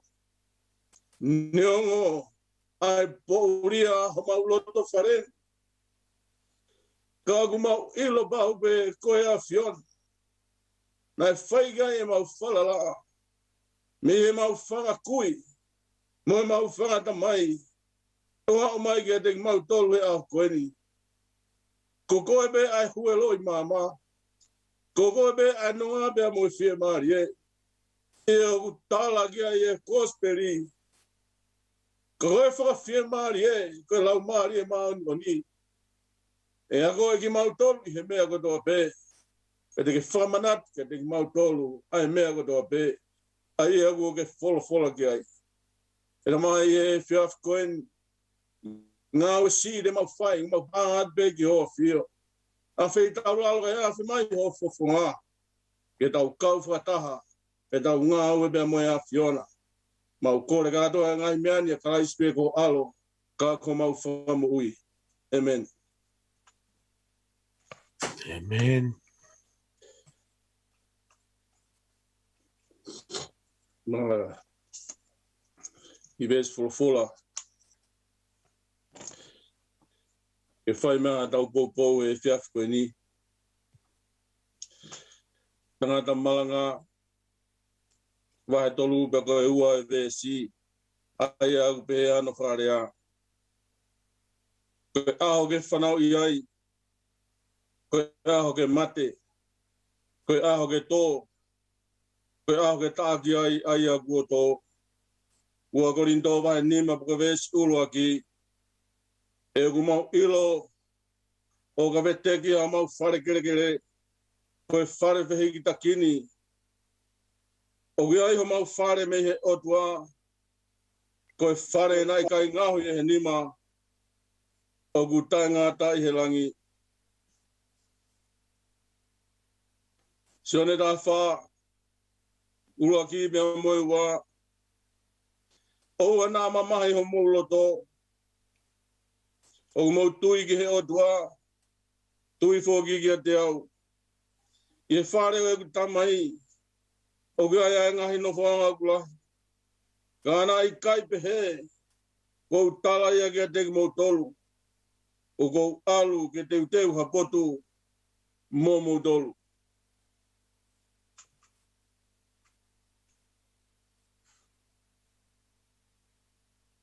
Wholofola o e whiawhi koeni. Tā noa e tohi a tangata malanga. Ko ia ko mou mea ia poto lau lo tahaka ko Solomon. O kia ia e mea mahu inga. I e wholofola ko e ri ko ne whakaha. Ko e mama ngā hoa ku tau iai. Ula kia ku ne whakahai pa ne whenga ke mahino. Ke te tau tolu e whiawhi ko e ni. Koe aho ke whanau i. Pea moe aho ke mate. Whamiri e whiawhi koe ni. Whiawhia ke whakamahino e whiawhi koe ni. Kia te tau tolu koe tau mohui. Kau kia i e aho. Ke tau teu ki ai. Kupau pe ke tau mate. E laini hoko pe ku hanga e poto whakamahino ai. Koe aho ke tō, koe aho ke tāki ai a kua tō. O whakamahino e poto i e whiawhi koe ni whamiri. Me aho whanau i ai ki tau tolu. O whanoa ai ke aho te tau mate pe ngātai e tau mohui. O ke ai o tau whatongia ke whai. Koe tau tō tau, i he tau mo ui. E koe tō tau ko ia, o ku hanganaki, pe ki mehe o tua. Koe tō tau, o ku whakamahino, ke whai a tō tau ku tau teu teu, a kere kele le lei, ke tau ke whai ai a tō ho tau tau. O hanga e ko Asipeli ia mātiu pa ka waha tātolu whakamahino. A kalasi ke e wha kere whai ai a tō tau. Ko urua ki ko tō tau o whai he weha la. E puna mai ai whakamaguna nau kai a bea osi. Ko hono wa ko e kere e pot makamaka. Tala mai ko e kere ko e ni o si ai. Ai kere ulahi bea ai maka ia. Bea ka tō ai ai ta u. E ulo mai ai la a. Te mai ia bea mate. Ko hono tolu. Ko e kere o kui ai. Ai a kau tala. E tupu ai a kau tala o ne kāsia. Ai tau o tai aonga. E hono wha. Ko e kere lere ia. Tala mai ko e kere ia. E tupu. Pea fua la. E vai tāta malanga o ni whakamahino e alunga o e tō tau whamiri. Tala mai, o ku whanua e ngahi ao i he uha. Ka tene whakamahaya ki e kere.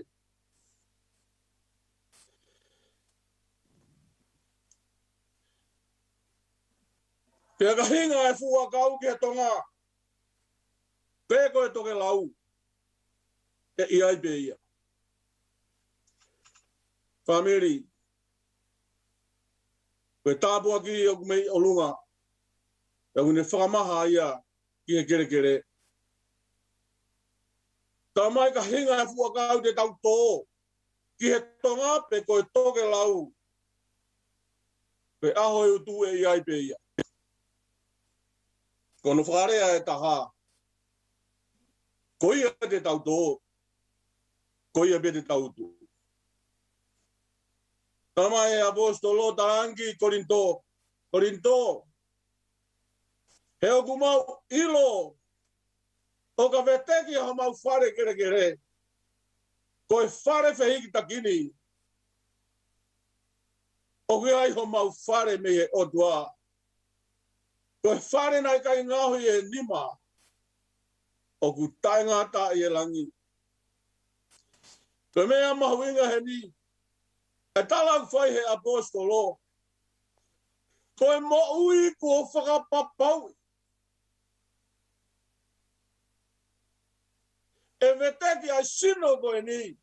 Pe koe whare kere koe ni.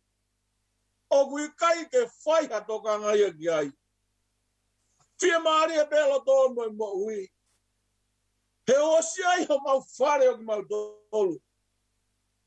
Kua teu e he otua i he langi. Tāge sisu ke ne kau ako. O ana mamahi o mouloto. O ana mamahi o mouloto. Ako mau tui ki he otua. Tui foki ke te au. E whare o tamai, o urahi ai a ngai nofu anga.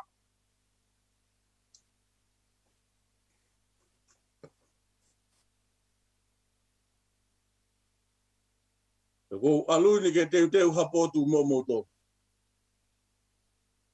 Whamiri e whiafu koe ni. Tarange e sisu.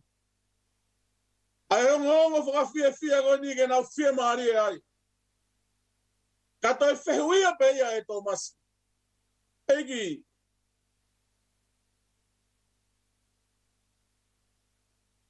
O ke kai te mau ilo e mātopo ko aike ke alu ki whe. Pere mau ilo whe ai hala.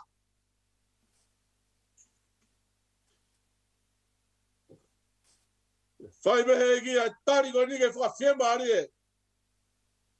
Ke a ko ma ko ni.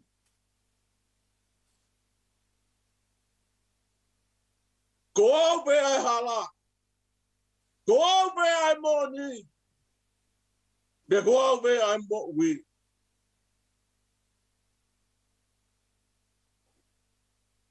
Kapau na mo ilo yau. Na mo ilo ya tamai. Dengan kaya e ahoni ko mo ilo ia. Pia ko mo mama tagia. Family. O homem be ai fangi fola ko ni e fiaf ko ni. Ko tau whanau ko toa be. E ngahi manatu me rie. I he tamai ko ni. Ko kui ka koe toko ua. Ai tonga mo ui na ai. Na ane tupu ai. Pe alaha hono ngo. Kau talatu e fiaf koe ni. Nā toki whai be Asipeli. Ai uni mea ko toa koe ni. Mga hilei nā ne whakahae ki nā.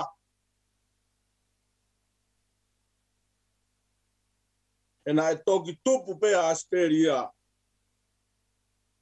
O sio be mamata. I he ngā aue nā e whai he whangakui. Nā e tō tau e whangakui. Pea nā e fua pe tori. E koe rea taha ki ai nā tori.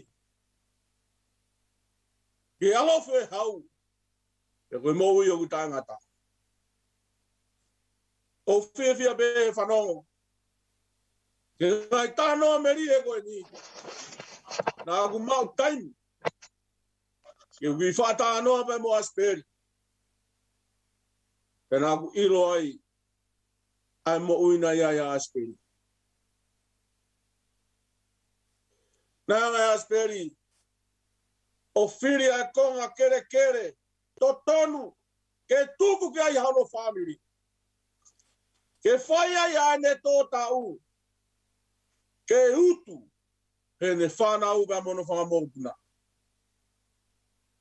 Nā ne mui tonu pe. E ngai tala tonu nai whai. Ngai mu aki oi family. Nā ne whiri pēa kere le rei. He nā ne whalala. Ko ia e mo ui. Ko lotu. Whai aine ngā we. Tō tau i he siasi. O sino hā mai. O kalaisi i māmani. Ngā he tala noa kua tau whanongo kia io. Mo whamo oni ka kato ki ai. Tangata nai tōtoi. I fua e whatongia. I tapa kotoa pe. O e mo ui. Nā ne ilo pau. E Asipeli. Ne o nai he whakaiku e maha ki ai sino. Kana e kai tō kanga ki ai Asipeli. He nā ne ilo. Ko e whare kere. E vete ki ia.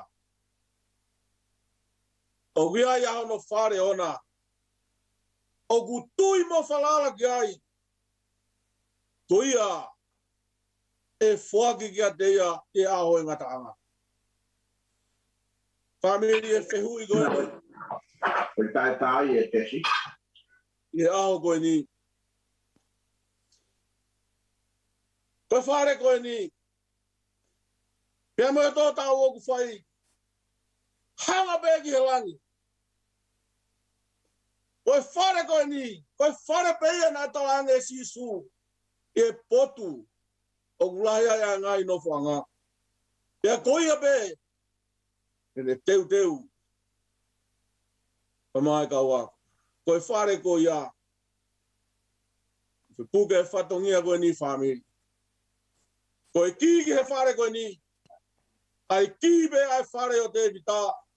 Ka ko kalais. Nea fefe hoko mai akalaisi tala mai. Na ofa pehepe ai o tuagi ma mani. O ia na ne foagi mai akalaisi. Kainga e pore ia o e fiaf koen. E modau pou pou. E whamawa e pe mo e tamai o eiki koe ni.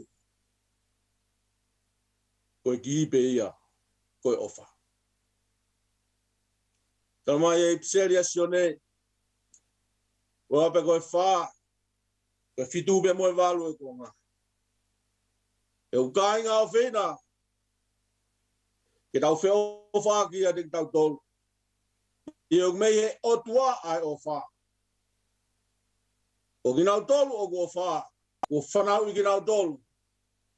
I he otua. Kai ngā tai a gunau ilo I ai otua. O ginau tolu o ki kai ke nau o wha. O kai ke nau ilo e nau tolu ai otua. E koe otua koe ofa. Famili e fiaf koe ni. Ore I e fiafini. Aki tau tolu ho tau famili. Talu mei mua. Ko tau mo yang abe ko lotu. Family lot. Ai family koe. Ko nau mo uipe ai lotu. Tō tau ai, fai e nau ngau mea ka tō ape ko lotu he nā nau ilo. E hoko seine a tau tangata. Mo e whakamonga puna ko tō ape. E tori ai fua. E api ko ia. Kone tala ofa koe mo I tangata. Koe ki koe ni kau koe ayat. Talange e sisu. Ia Nicodemus. Nicodemus. O wate ke ofa e ku tala ke te koe. He ku totonu. Ke mo whanau fo. Pore ia e fiaf koe ni family. Tau whanau fo. Tau fia lau ai mate. Koe mea whaka fia. Te koe tau whare kere e osia. Tau hanga ke preanga e langi. Te mo ene whoaki. Amen. Te tau lotu. E o tua mafi. Tau mautoi hanga tu me loto ku fia. Whai ai bea e whawhetai me whakamalo ke te koe. Makatu unga I ho o wha. Pea moho o toko ni go whai ke te mautou. Mau kore ke a whiona e o tua. Koe e whia ni. Hoko ai whai e whakamawai. Ai whatongia. I o tamai o e ki Asipeli Finau. O mau kore ke a whiona. Ke mana tua e family ko toa. Ai tauton. E ui tou si alano ni. Ka e maa e whanau baya. Anga I whatongia o ku hanaki ke whai. Ai ki toenga no e taimi ke whaosia e whatongia. O mau kore ki hoa whio a pāta mai. A whe mai ho lau maari e o ke whaisi o nau tataki. Whoa ki ai vipe mo e mālohi pe me a whiona. Tu moa ki ai merino ho nau loto tonga. Ina mau kore ke a whiona whawhetai ngai le rei ko toa pe ko mau lawe ai. Pāta mai a ngai le rei ton ke au sia he mau lotuni. Ke alo o whaka whakatolot pe mo e a whiona. Rais pe ko alo ka ko mau whamo ui.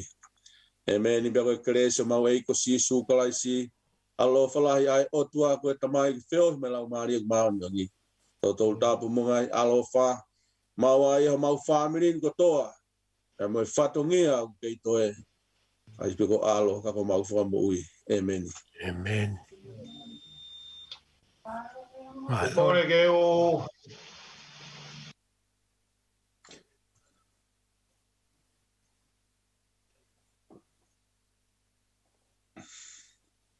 Kata ko unmute mai o telefoni sa skada. kore ke o WhatsApp ke o tua mas. Pai o tua kune whalute ai mo ui e whahinga o tangata. Ko ari whapea mo e o meka.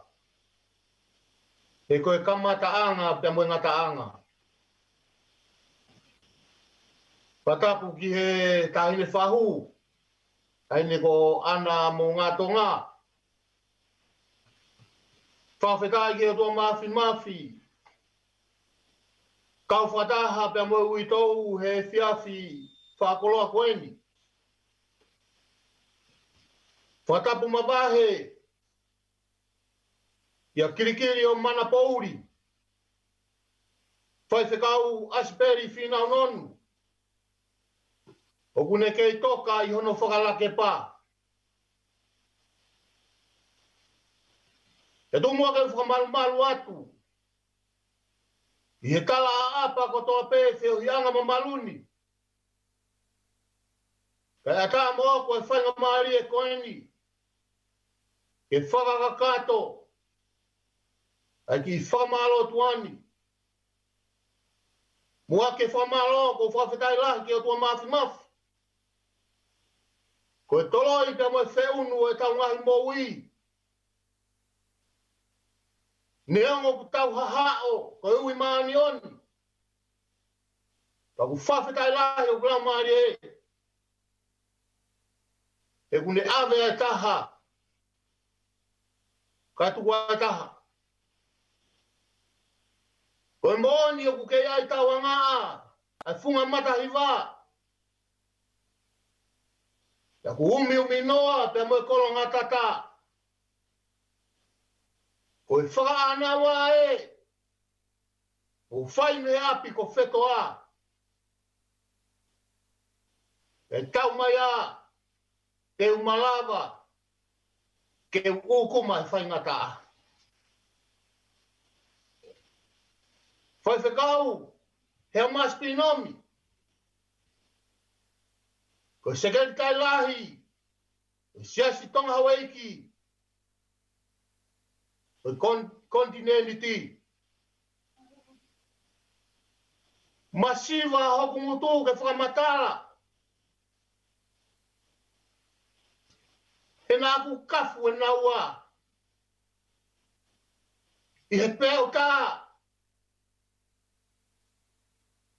Ko le tona ai fua o manawa. Ko ui alangi. Ke le to'o ai pouturiki hoku whare. Ako toi ai ke whewhe. Ko Sihova na ne fuaki. Ia ko tutuni e Sihova. Ke ne ave, ai ne kakai. Pate kau, I kai puri, kia te awa tō wanga ku ke whai. Koe pōpō aki peia e peki a. Kilikili o Manapo'uli, ta masi whamaro atu. I e fua whatongi a. E mea mai e pōni. Nā kua manaki kua ne pūri. Ka uhanga e Asipeli he whiawhini. O ombi ki tau tolu ke tau wheha aki. Ke neon ku tangi alo I mata. A kolo ngata tā. Ka ku whawhekai ki he langi. O tau wheha aki he moui pa moi whiawhia. Whawhawhangai atu. Ai whahu.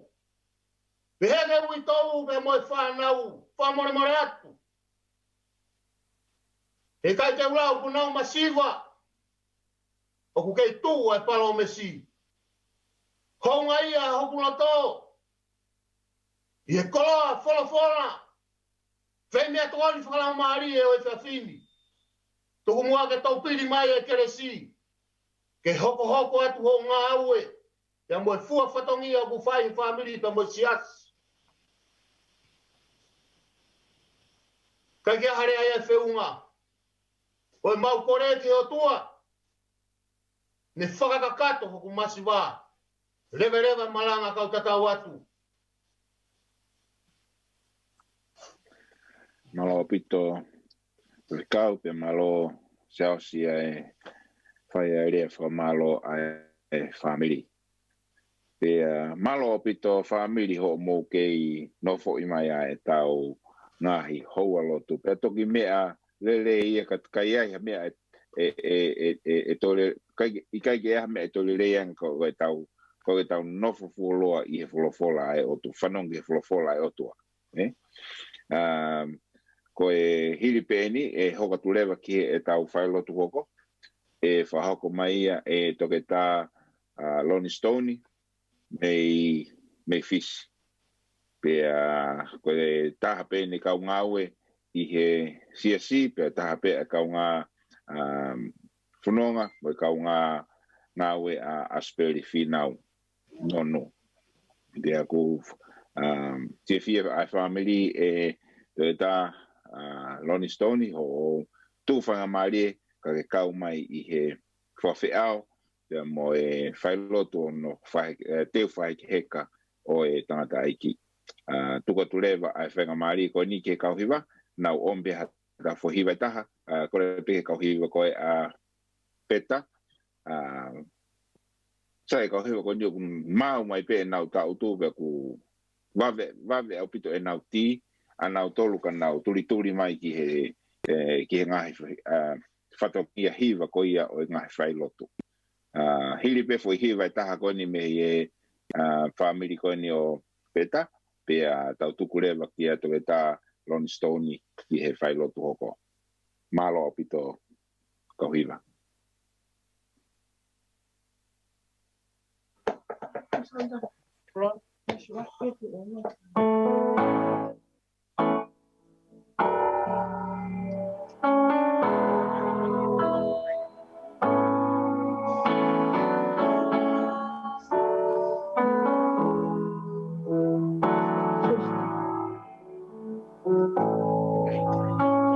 Ikai whaamala eiki, lahi ai whai ngata, ka ikai koe eiki,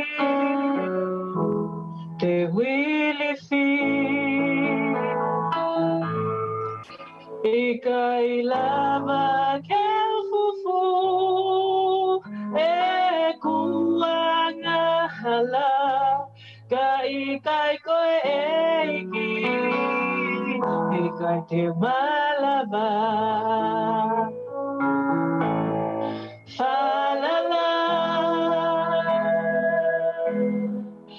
te ongo ai whai ngata, falala, au ki he ngana, te onga weme maiki, ikai hana e hala mui, tuku ke falala ki me awhiona. Falala, le ongo ai whai ngata, falala, au ki he ngana, te onga weme maiki, ikai hana e hala mui, tuku ke falala ki me awhiona. Tuku ke falala ki me awhiona.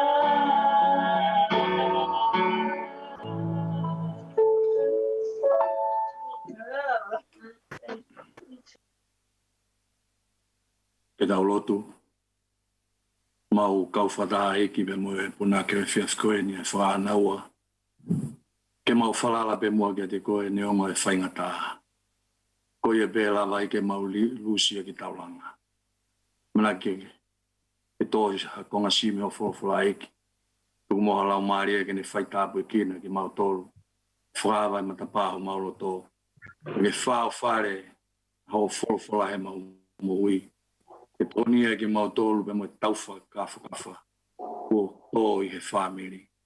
E la vai ke mau hanonga mo whia maari e. mau kore ngai menu to be wa fa sisu klais ko alo ka ko mau fa mo wi emeni tabu pe ke afia to a taulo tolo tonga tabu ki he pahu falang langi pu ho tabu ke ulo motua tabu at kia kolonga tata mo Manapo'uli tabu at ki he afa alunga tonga na dai paisteni sa fitu otomoto Pasifiki vai kau maveni kau fonong kia vai kau sonatane kato un leva vai kau he maspinomi pe mo pau tau laiki tabuat ki he ton paisteni ko istutuku funga Manapo'uli tabuat ki a vai kau sau ngai whanau bebe ke witou mo toi ngai family te ko kore be mo ke hufanga ala fatap kakato e fonua be mo lotu kada mo ko fenga mari ko en to ka ke e fatongia mawinga ko en ngai uke si ko mari watu na ku la venga mari e he to fatongia e moui ai o fine koen an o tala no fa o sia i pe mo tamai i koen Asipeli Finau ta ko to la mo no e penga mari koen ke u kawai i he tala fola ko konga ia ko e fa baba fa os e hike ane fono ka ke fa lave i lo e to e fai hari umai Yehowan. Kako lau monu pe lau tapuak. Kako lo to me fam ngai ki o fai tapu kina ki tau tolu. Ka mo fola ho ko en. Tu be mo ke lau atu ai fola pe to me ai tau leson wa tau konaki e fia fin. I he cosperio si su classe na hike luke. Vai on fulu mahi va vese ulo ki on fulu. O tala no i lo en ka tu be mo ke u lawat pe ko kore fa more hu fangat e kau tau ke fola ko toape pena fononga to si su seriko alwai te bakai ko tangata ko sake as hono hingoa ko mata pure ia e kau tana ki tuku hau pena ko loa ia na horia ke mamata pe ko tangata o fe asisu kana kai mafai ko hui ko kakai e ko puku pena lere mo mu ia o kaka ia kau ko sumin e mamata ki ateia ko hi ke aluanga ia e ko hoko si su ke poto na ne sio hak mamata ki ateia pene pe ki ai sakeas alu hifo ke vave e de unofo i he fare i ho fare i a honi e fravave ia alu hifo one taria i he fie e ko na mamata ki ai pe na launga ko to pe o pe o alu ia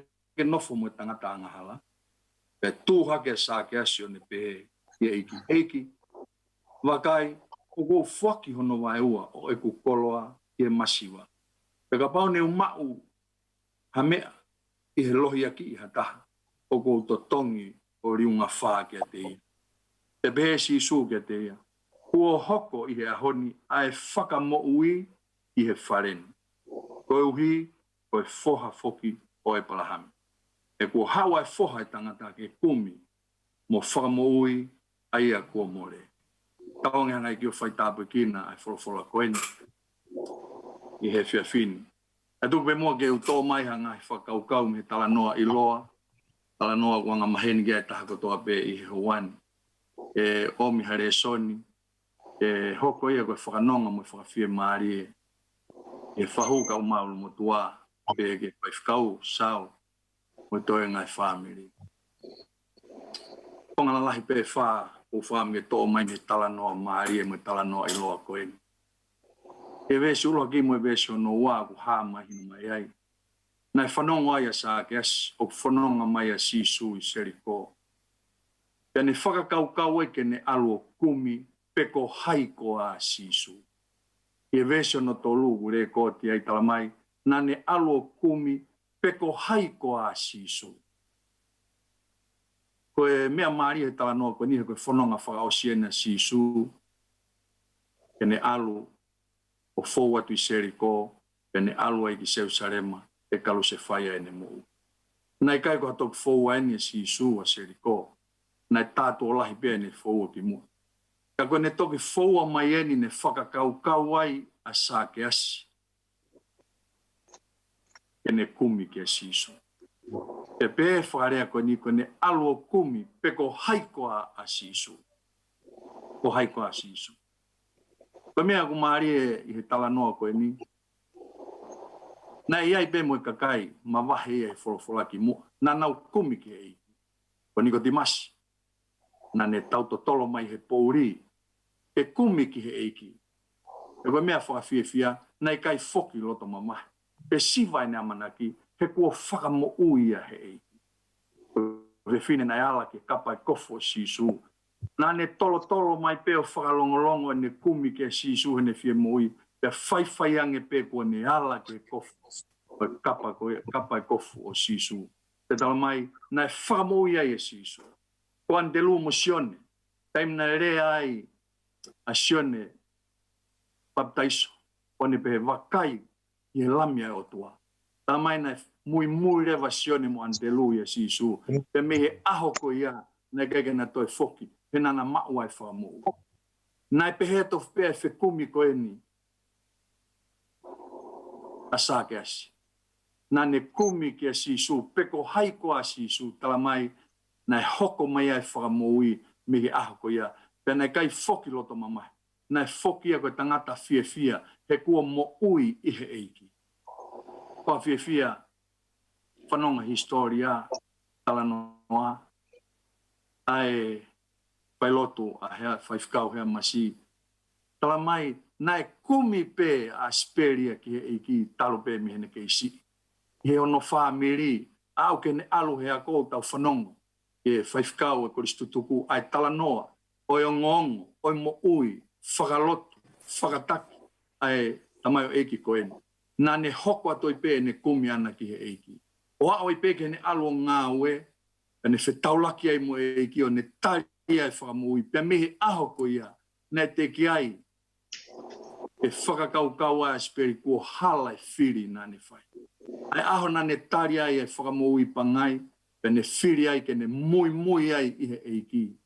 Wao mai ke aho koe ni o ui he eiki, ne te ki ai ke hala. Koe hana no inga, he nā ne kumi ki hei ki, penai kai siwai ne amanaki. Penai hoko e whakamoi kia te ia. Hoko e whakamoi kia te ia. Te pē tala noa koe ni, ko ngai hono wā, tala mai, ne hawai a sa ke asi ne whanongo e whaua mai a sisu, pia ne whakatoa ngai ne mui mai ke fu kau kai, oku nau mui I a sisu. Nai toko lahi. Ka hui ko ne puku mo no, nei kai lawai ke mamata ke sisu, pe koe tangata fe ko a sisu, pe ko hai ko a sisu, I he vivirio ne moi ke kumi ke a sisu. Ta mai he tala noa, na ne tū ko ia nei angahi mea e neongo kui kai, ke veteki mai e luke. Ka nei ai pe angahi u options, nei whakakaukau ki ai alu, a sāke asi. Nai malawa pe o hiko ne no. Ke ne tutui atu he pupunga e kakai, pe ke ne vai e kakai, ke ne unu atu ke ne sio ke sisu.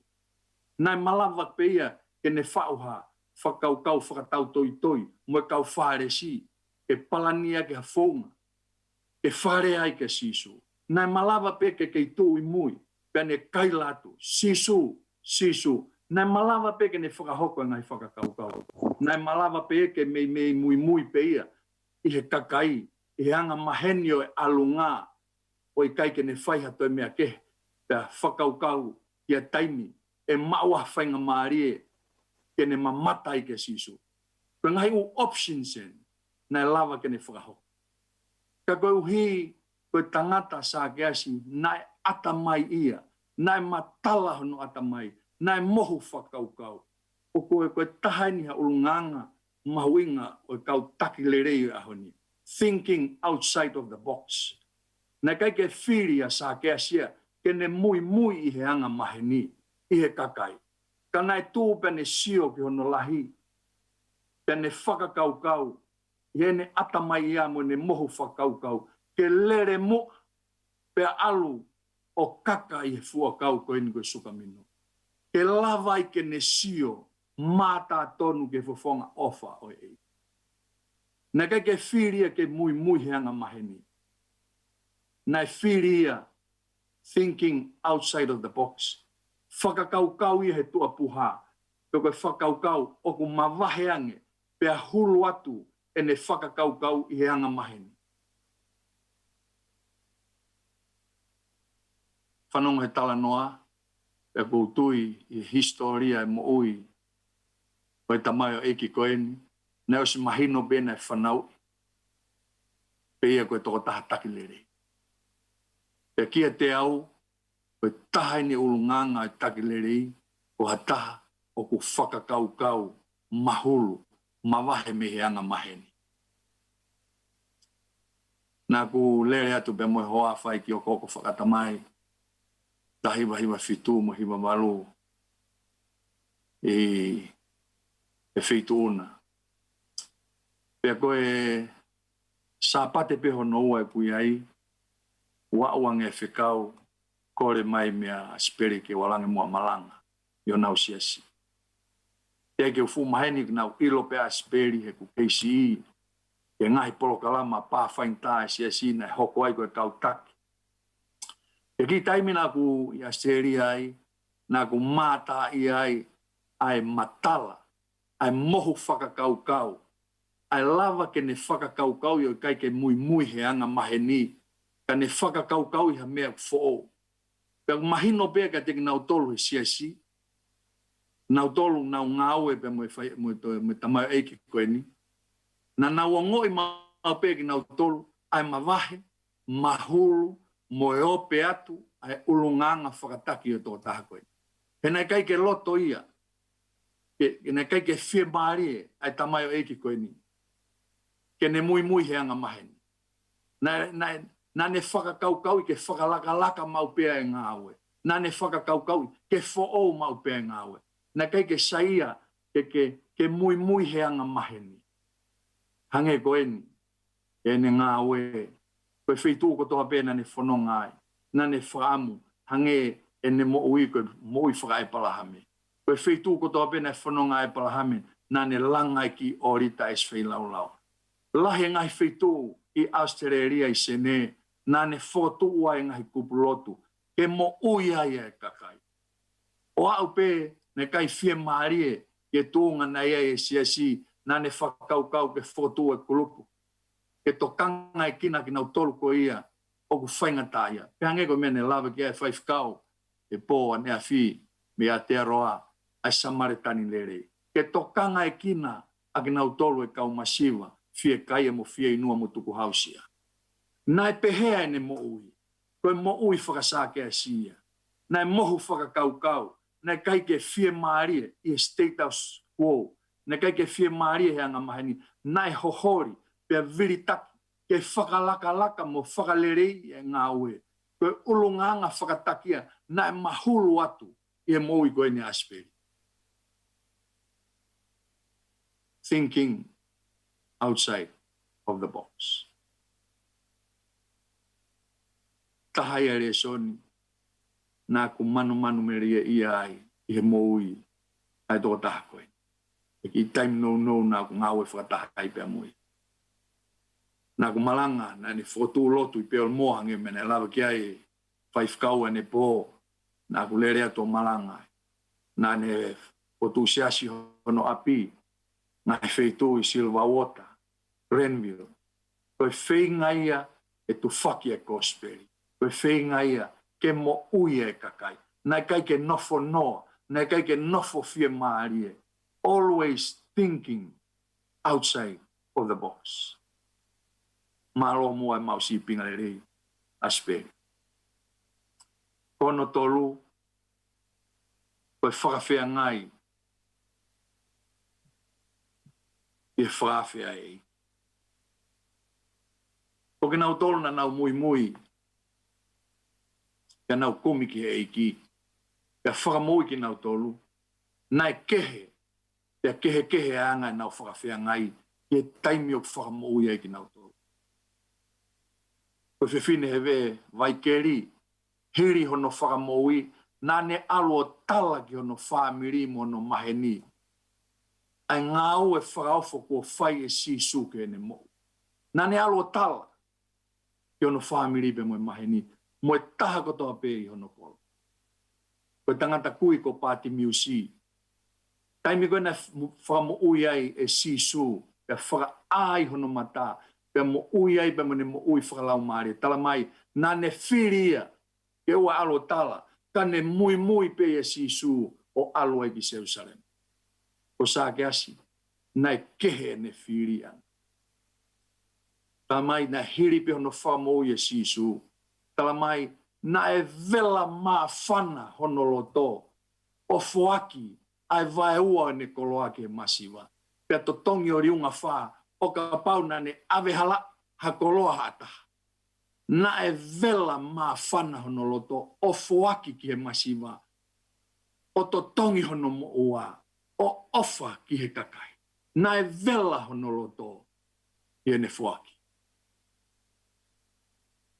Koe whakawhea ngai ia a sākeasi. Koe mo ui whaka sākeasi ia. E taimi o kua lasia hei ki e te mo ui. Tala mai, o kai ke te kei lava ki tau tangutu mao. Ai ma puno puna e fia. Moe maa whana ho toloto. Pea ku te whaki, hema, matau. Iha mea pe, kawenga pe e whamiri siasi moe whanua. Taimi lahi, ko koe mo au. Tāla, whakanai mau pe.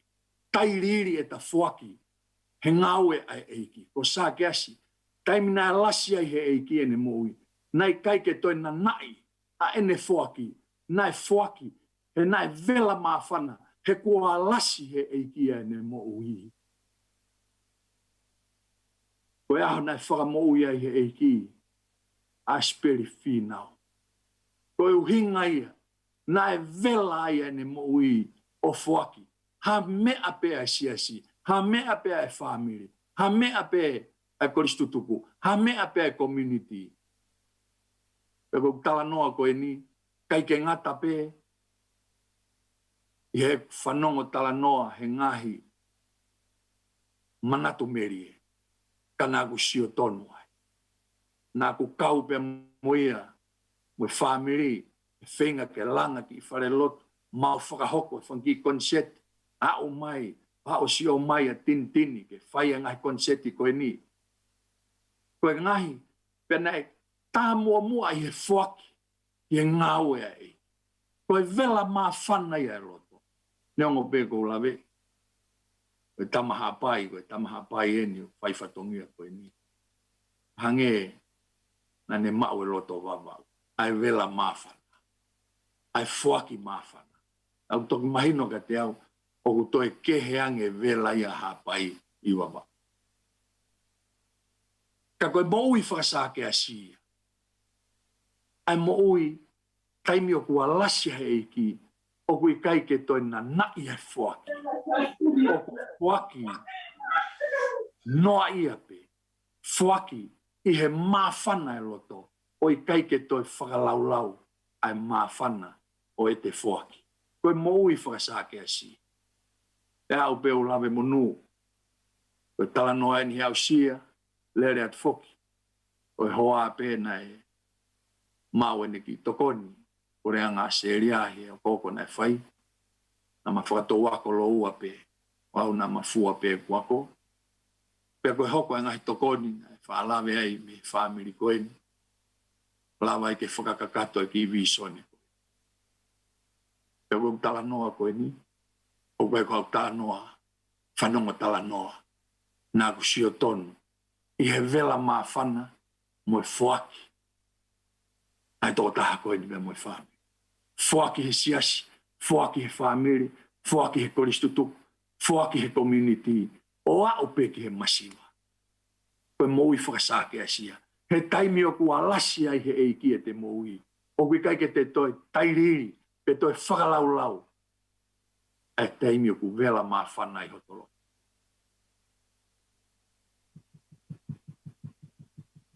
Taimilahi. Koe tau tala noa ki he tala noa. O sa ke si koe mea peu tau ilo i. Koe toko taha nou nou. Nange koe whawhakahua e kau malanga. Ifo ki lalo nā ke tō. Malo koe mea pe lahi peu tau ilo ki ei mo e toko taha tana ki tūhau. Kai puri a te ki tau tolu ai ulunganga whakasake asi. Ai mea koe vela mawhana. A whahinga mea pe o i kaito e vei vei. Koe mo ui a Kilikili o Manapo'uli. Nane vela mawhana. Malo mua e tāsi pinga. Malo mua e akasope. Lawa e ke mau. Whenga e mau turi turi. E ngai ulunganga le rei. O ke tā mai maki mau. E koe whakaukau hono wha. O hai e vesi hono hiwa e wahe ongo fulu maa hiwa. O sperio si suklaisi na hike luke. Ai au toa e rea koe ni. Hiri ko ia. Ai tari tari. E sāke asi. Ai eiki ia si suklaisi ki hono api. Pea toa ia e rea koe ni a sisu. Koe whakamo ui. O ku iho whare ia he ahoni. Koe rea koe ni koe tahaini. Ai rea o ku mahulu ai ko sperio si suklaisi na hiki koe lu. E koe foi rea whakamo ui. Koe whai ko speri. Koe rea whakamo ui o ku hatu o lahi peia. I ko speri koe ni. O si suklaisi na hiki lu. Koe foi rea koe savior. Ai koe rea ulua ki whakamo ui pe koe salvation. Hatu o lahi ai ko speri koe ni o si suklaisi na hiki lu. Koe foi rea koe savior. Whakatonga iangi ho nau whela lawe. Foi rea koe savior. Pe koe hatu o lahi ai foi rea koe toko taha whai whakamo ui. O koe hatu o lahi pe mui he ko speri koe ni. O si suklaisi na hike lu. E kai ke ngatai. O ko fisiki tua pe whakahau ata mai. Ai whakahofo o e keresi. I ngahi tala noa. Ko luke peta. Nani hanga rea koe. Ai whakahofo. Moi fisiki tua o e keresia eiki. Ko luke peta. Nani hanga rea koe. Tala noa. Uhai he. Wahe mo fulu mani ma. Tala noa e foha mau kolo. Na yanga whewhea alu e foha koe ni. Osi. Ene koloa he mario e mama koe ni. Pea foki mai. Kai lere atu e tamai. Kene tari whia ki atu. Koe whakaofo ia o e keresi. Koe fisiki toa ia o e keresi. O koe ke lava e hota atamai. Whakamateri e ke mākupusi. Tala noa ia. Ko luke peta na ne hanga ore ko. Kai ke ngatai, luke vango fulu mavalu vestahiwa, vese hiwa ke tafa. Tala noa ko ia e, to tafa re simo e poperikane, to tangata tana tuku hau. Nana o lotu I whare lotu. To taha o kune tala ko e maanio ni, mo to taha na ne tala poperikane ko e anga halai. Yang pe tala noa ko e ni sisu, na e foki mai. Nai whakatonu hia, nai whakamo'u ia toko taha anga hala ia, kai ke whakatonu hia, ai toko taha nane tala koe maani onia. Ne anga whewhe, ka koe whakaofo ia keresi, o kure kooti koe ni. E toke taha ko luki. Tala noa hoko, koe tala noa o sāke asi. Luke vai tahiwa vesiongo fulu.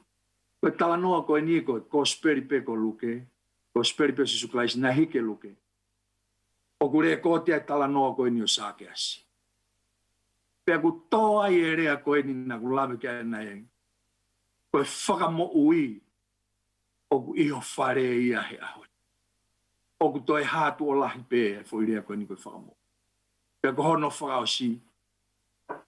Whatonga yang e whelalawe ia ngahi tala noa koe ni. Pea moe whakaofo o e keresi. Luke vewa tolu se tolu hiwape moe whātolu. Tala mai ai, koe kosperi pe o si suklaisi na hike luke. O ku whe pōtano aki ai si sumo e mo tangata kai haakau. Ia mātiu maake mo sione. O ku asipehere koti e tolu I kosperi koe ni. E na ure koti. Ai tutuki e si sumo e mo tangata kai haakau. Tuku kehe pe, ai kosperi na hike luke. o ku whakapapau pe re kōtia e luke. Ai whe pō tala no aki, ai eiki, ai whakamo'ui, a whakaofo, a Emmanuela, a keresi whakaofo, pe moiongo tānaki tuha, ongo tangata kai haakau. Ko luke pēta, o ku hahai e re kōti koe. Io, koe whakaofo ia keresi ai eiki, o ku re kōti pe tala no ki ai luke. Pe ange koe hiwa ko ia, kunake iloa, nai whau ko ia John Newton. Amazing grace, how sweet the sound that saved a wretch like me. I once was lost, but now I'm found. Was blind, but now I see. Koe keresi whakaofo ia, o ku hahe tala noa koe ni, o sākeasi. Io, nā ku he, ka ko auni kuo ilo. Nā ku kui, ka ko auni kuo a. O ku toi tala noa pia tau mi mai ki ai. Ai punake o hiwa whakatonga. Ka koe tahane ngā hiwa manako e ku mo ui. O iau, ai ofata e malau. Ne whai e sisu ki au. O mi kotoa, o si mai langi, e whakakolo au me ai. Kau hinga ena e vela mawhana e loto o sākeasi. Kau hinga ena e vela mawhana e loto o Kilikili o Manapo'uli. He kohonu hinga, nane au sia, pe anu ene moui, i he whakaofu o e keresi eiki. Taimina ne whekumi ai, o ne ilo ai pe ne whetaulaki ai mo eiki. Nai kaike ne toi ta foki. Ka nai vela mawhana ene moui. Nai hoko atoi pe ne whekumi ke eiki. Nai kauhono talake ko speri. Nai vela mawhana loloto. O ne whaki tawarepe. Ia tahaku ne fie mau e moui. Malo e mau sipinga le rei. Ke mau tupu haki. O ako mei ai. Toka ha. Henonga mo e fie maria eiki. Kai ua ko tau toi whiloaki. I taniti. E tau lotu. E o toka mafi ko koe tui o taimi pe mo i taniti. Koe hau kai riua i universe koe ni. I he kamata ngana ke fola pepe a hoko. Tuku ke he pe whahinga e tangata. Nā e mawhao mai ho tau kupu mafi. Pe a whakafua ki mautolu. I ho i misi. Koe hana no hinga. Ke whakamahino ki he whakatupu kotoa pe eiki. Ko ki mautolu e. Ai pere tu kanoi mata. Koe kalauni o e whakatupu e otua. Pea ku mau fie ai eiki. E whai e whakatau wholofola mo e whakamalo mo e whakawhitai ki a Fiona he hoa koe ni. I o ka neongo ia ne humai ang halau e si ai mau mo ui. Au hia pea more o he hala whanonga koe ni. Kai whakawhitai. Nā ke toi hifo peo ki lala ho mo ui. Kai lawai e mau dau sia whainga maari e ki e api. O ku ke teu mā ki mauto. Pe koe humai ang halau ku ne mau ai palani whakawhawhai o tua. Koe hingai aku mau heni ai eiki. Koe koha mau hanu pe mau launga. Ka ku mau whaapa pe ke whotutua e Fiona. He mahino ka te mau tolo e mau he ang hala. Ai hala whanonga koe ni. Koe hingai aku hoko mai ai ai mate. Kia te mau tolo eki pe mahino pe ko mau tala. Koe mau mo ui. Oku hangeha kalofiama oku mo fisi. Me he tala fua taimi. Oku puna mai pe a more. Oku hangeha matarai a kau oku tupu pe a mai. Kai whakawhitai. Oku whai ai whakatetua. Ki he whakamoui mo e keresi whakaofo ai eki. Ke ia ha mau whainga maaria ki i tani. Eki e wholofola hoa koe ni whai tāpekina. Are soni kua whai hono. Vahe. E hoko ia koe whakanonga mo e whakawhia maaria. Si whaif kau sao. Kau maa witou ala noni. E behe ke toinga o e whamiri. I e whahu kau maa ulu mo tua. Mo e toinga ki mau tolu no kotoa pe eiki. No te kina ki mau tolu ho o wha. Pe tuku e ofa ko ia ke whetawhia ke mawhana he maumoi. Malo mua e ofa, malo e tauhi, malo e tau whetuku mai e ngai tāpua ki. Ia malo mua e mau nonga, mau whia e marie, mau kore ngai mean katoa pe wafa sisu klais ko alo, kako mau whakamoi. Emeni. Malo bit. Ia tuke hu whanga tu pe ngai whakatapu. Whai no au whaki talu me mua ki o mai. Ki whai lo tun. Talangata ia te au whai tua. E tuku me mua ke whai atu whakamalo. E uhi pe ke fua whatongia e fia whikoini. E neo mo kohono a fia whakaosi e. Tangata ko Asipeli. Ka wia i fia lahi. E tuku pe mua ke whai atu whakamalo. Kai fia tūko e whakawhetai. Neo ngoi wā ofi. Ai taimi. O whetai pe mua ke o tua mafi. Ai ke alo whalahi. Mata fia tonga no whina ngalo. I kai whakataua ki tau tolu. A tau kau ai he pōkoini. O tāpua atu hawai ki kau maha matāpure. Tāpua atu henga he tōnga whare katoa pē. Ilai se kau maha luenona. Tāpua atu ki whahu. Unu motua. Ala noni ka ua e pāmini mo sau mo isi toi ngā whanau paia. E whoke whatapati ki whamiri hono kotoa pē. Kau ngā mamahi, maheni, kau ngā ako, kau ngā whaiwhikau, kau maha takiloti.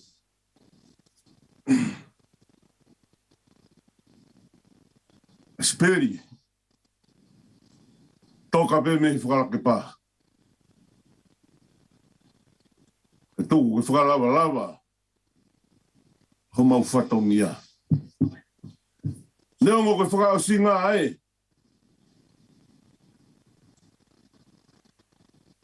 Uongo. Pea o kuhu. E ko silongo e api ko whetoa.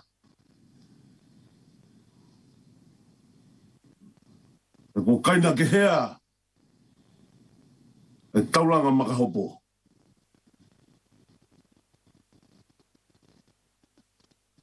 E kua whakiwhakia. Ai vua moa tonu. E kua tau moa warea. Ai wholau. Whawhitai pe, tātai ki whaifkau. Neo ngoi pouri lo. Neo ngoi haa o natula. Mo whetā ki hono ngahi peau tā.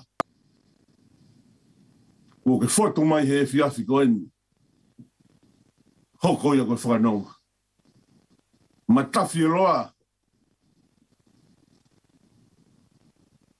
Pea nonga e alo tāmaki, na e whai anu whakai.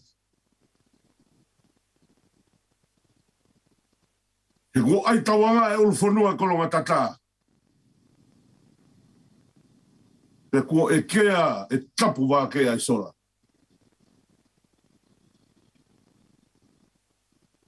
Ko whia e whanau tāma. Na pōni. O whalahi atu. Kilikili o Manapo'uli. Kai te uofo. O mea ngahi mana tu merie. Me ho ngahi tau tangata. Hoko ia koe akanga. Toi ngā mui aki. E moi whanau moi whamiri. E nā ke tā mafua. Tā i tahi tā i uta. E tāla pia ngāri. E nā whai hano apo apoi. E nā whai hano namoai. Ko ui koe aho pehen. Hange koe ngahi. Hulu ko whai he pōko e ni. Nā kai toi o hake i hapotuke. Ko whamahino mai he pōko e ni. E Kilikili o Manapo'uli. A koe anga e whanonga o ku whai taimi. Whamanato mai kia ki tau tolu. E toenga e kau mui aki. Koe mo ui. O kia i pehononga tāka. Neongo e tau lata noa he mamani koe ni. Ka koe iai peho tau ngatanga. Kai whai hahanu. I kai whai halaunga.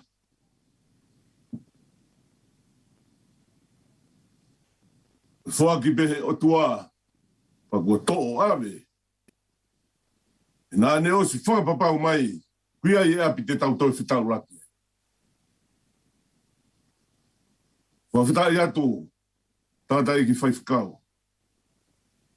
Umaa ngahi lotu. Mukinau tolu nā moa ki. Ano hufia. Musiono whakamamangia. Ai pouria ulolotonga. Tofanga ai ai whamiri.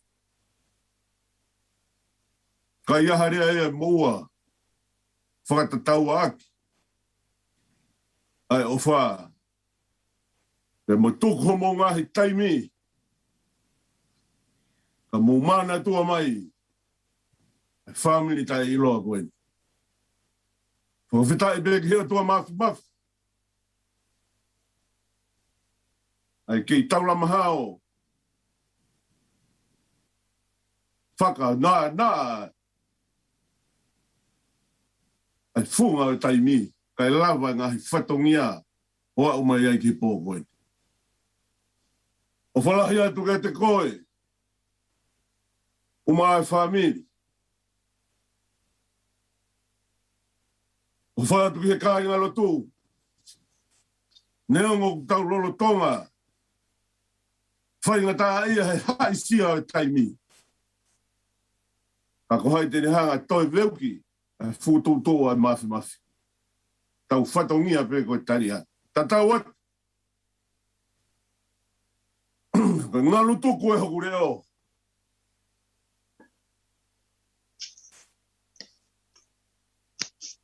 Au foki. Whawhea o ki he tamai. O lava e ku ngā we. O tau e tau rerei. Tau whanoa e historia. O Finau Nonu. Asipeli. O tau ongoi. O tau haka e he langu o tau. E kuhange ha kalofia maa. Ku malama ha pouria. Mai whawhitai koe pōni. O whalahi atu. Whawhikau malo mua e tuku koloa. Malo e maua konaki. Malo e mana tu merie. Malo e ofa. Whaihono mana tua ki mautolu. Mo toenga e ki whanau paia. Kai ai harea e moua. Whakatatau aki. O mou kei tautua mai. Aho ku loto whare he pōkoe.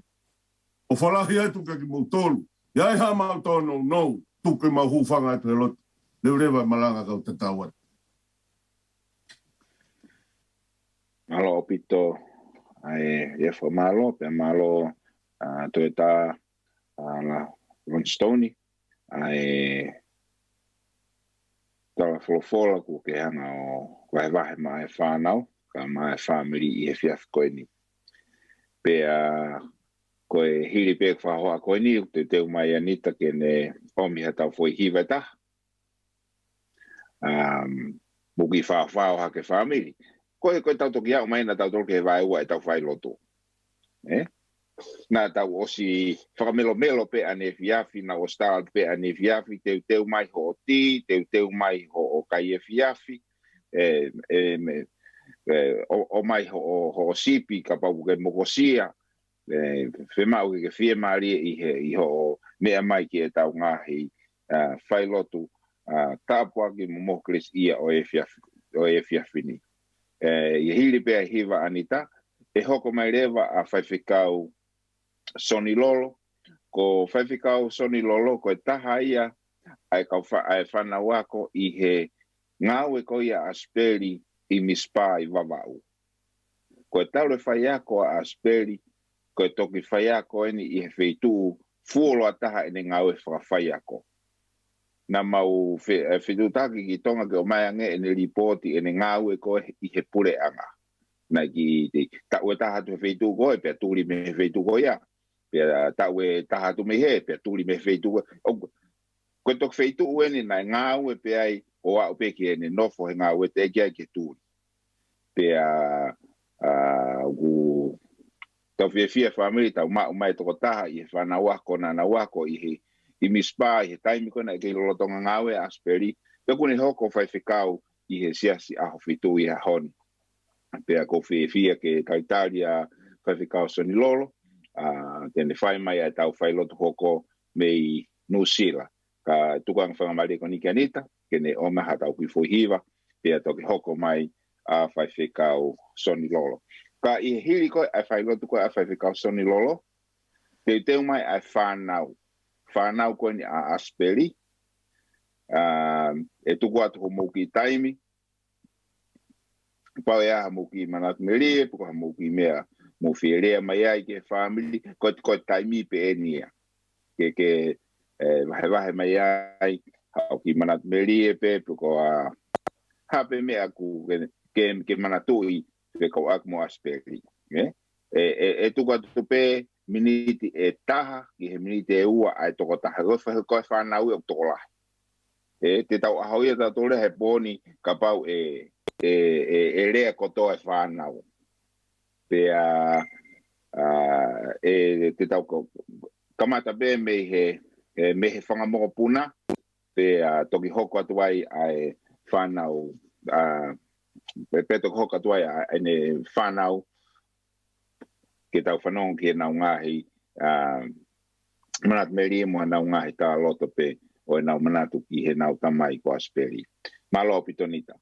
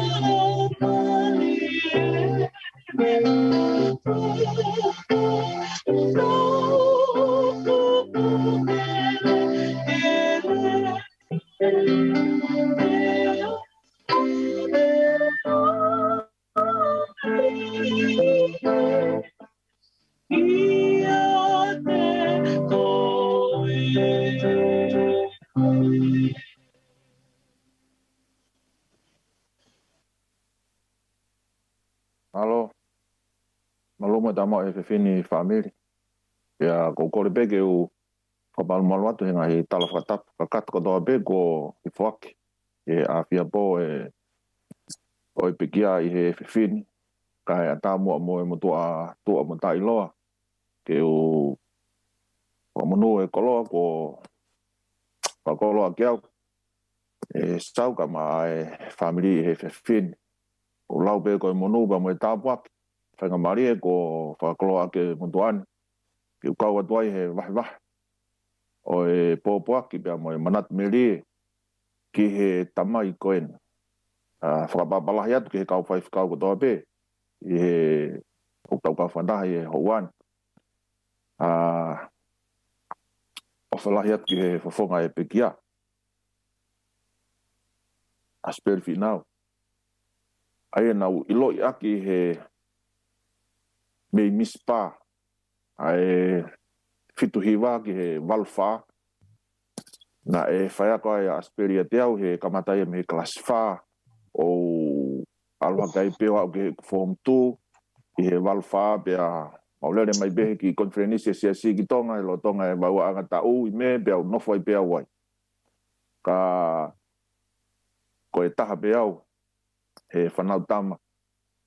Ai tamai koe ni he api ako mispa.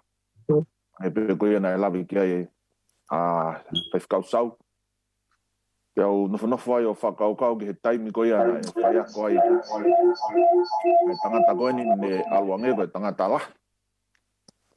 Pea kuke mana tu i pe alange o whaiako a koe ki mautolu koe ke mau le whakapālang. Tapo o pite te whare a whakatonga ta koe whingai matou ke molu mau ngutu he rea whakapalang. I pene e whai pene whanki i mauna ne whahanga o a koe i mega te mautolu. O kai pe ke ngalo ia te au.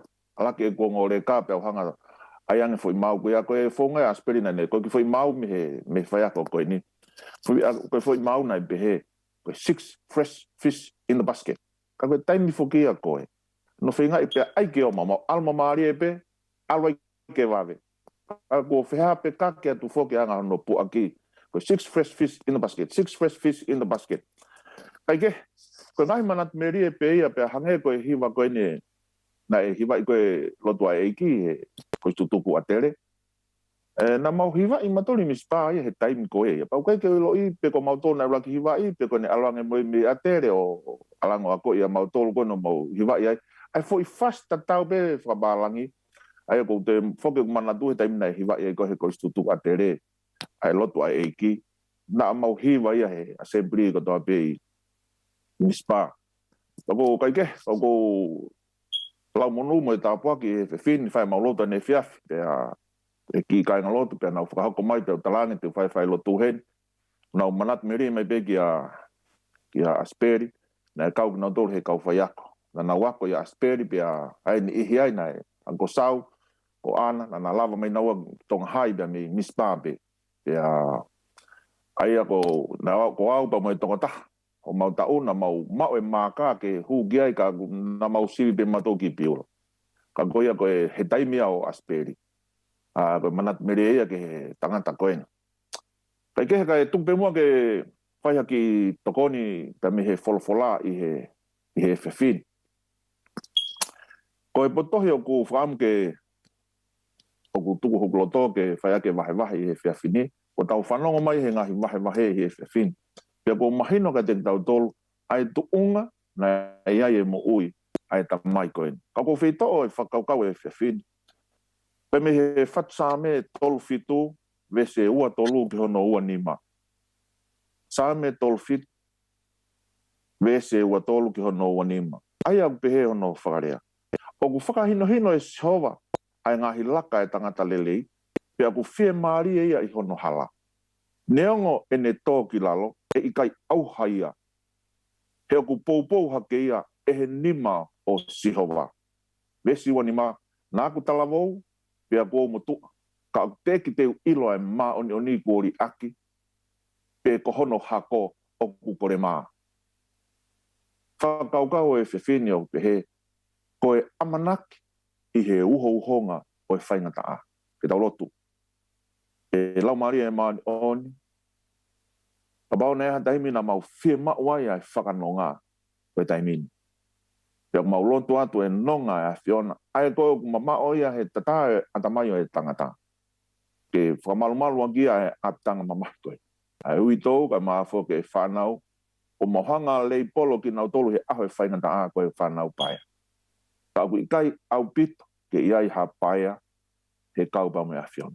Polo whola mai a he whewhini ho tamau e ki ho kakai e meni. O guiai ai amanaki he uho honga e whaingata. Tui e kau teolo sia koe whatueni pe koe tohi e whatsame koe ni e te vita. I he taimina e aoi o tau reka e ne mo ui. Pera pau te tau whakakau ki ai. Koe ne whatueni he ne motu a pe tau reka. O hanga o mai eni o kai ke toi kehe eni ke abalai ki he mo ui koe ni ai tamai koe ni.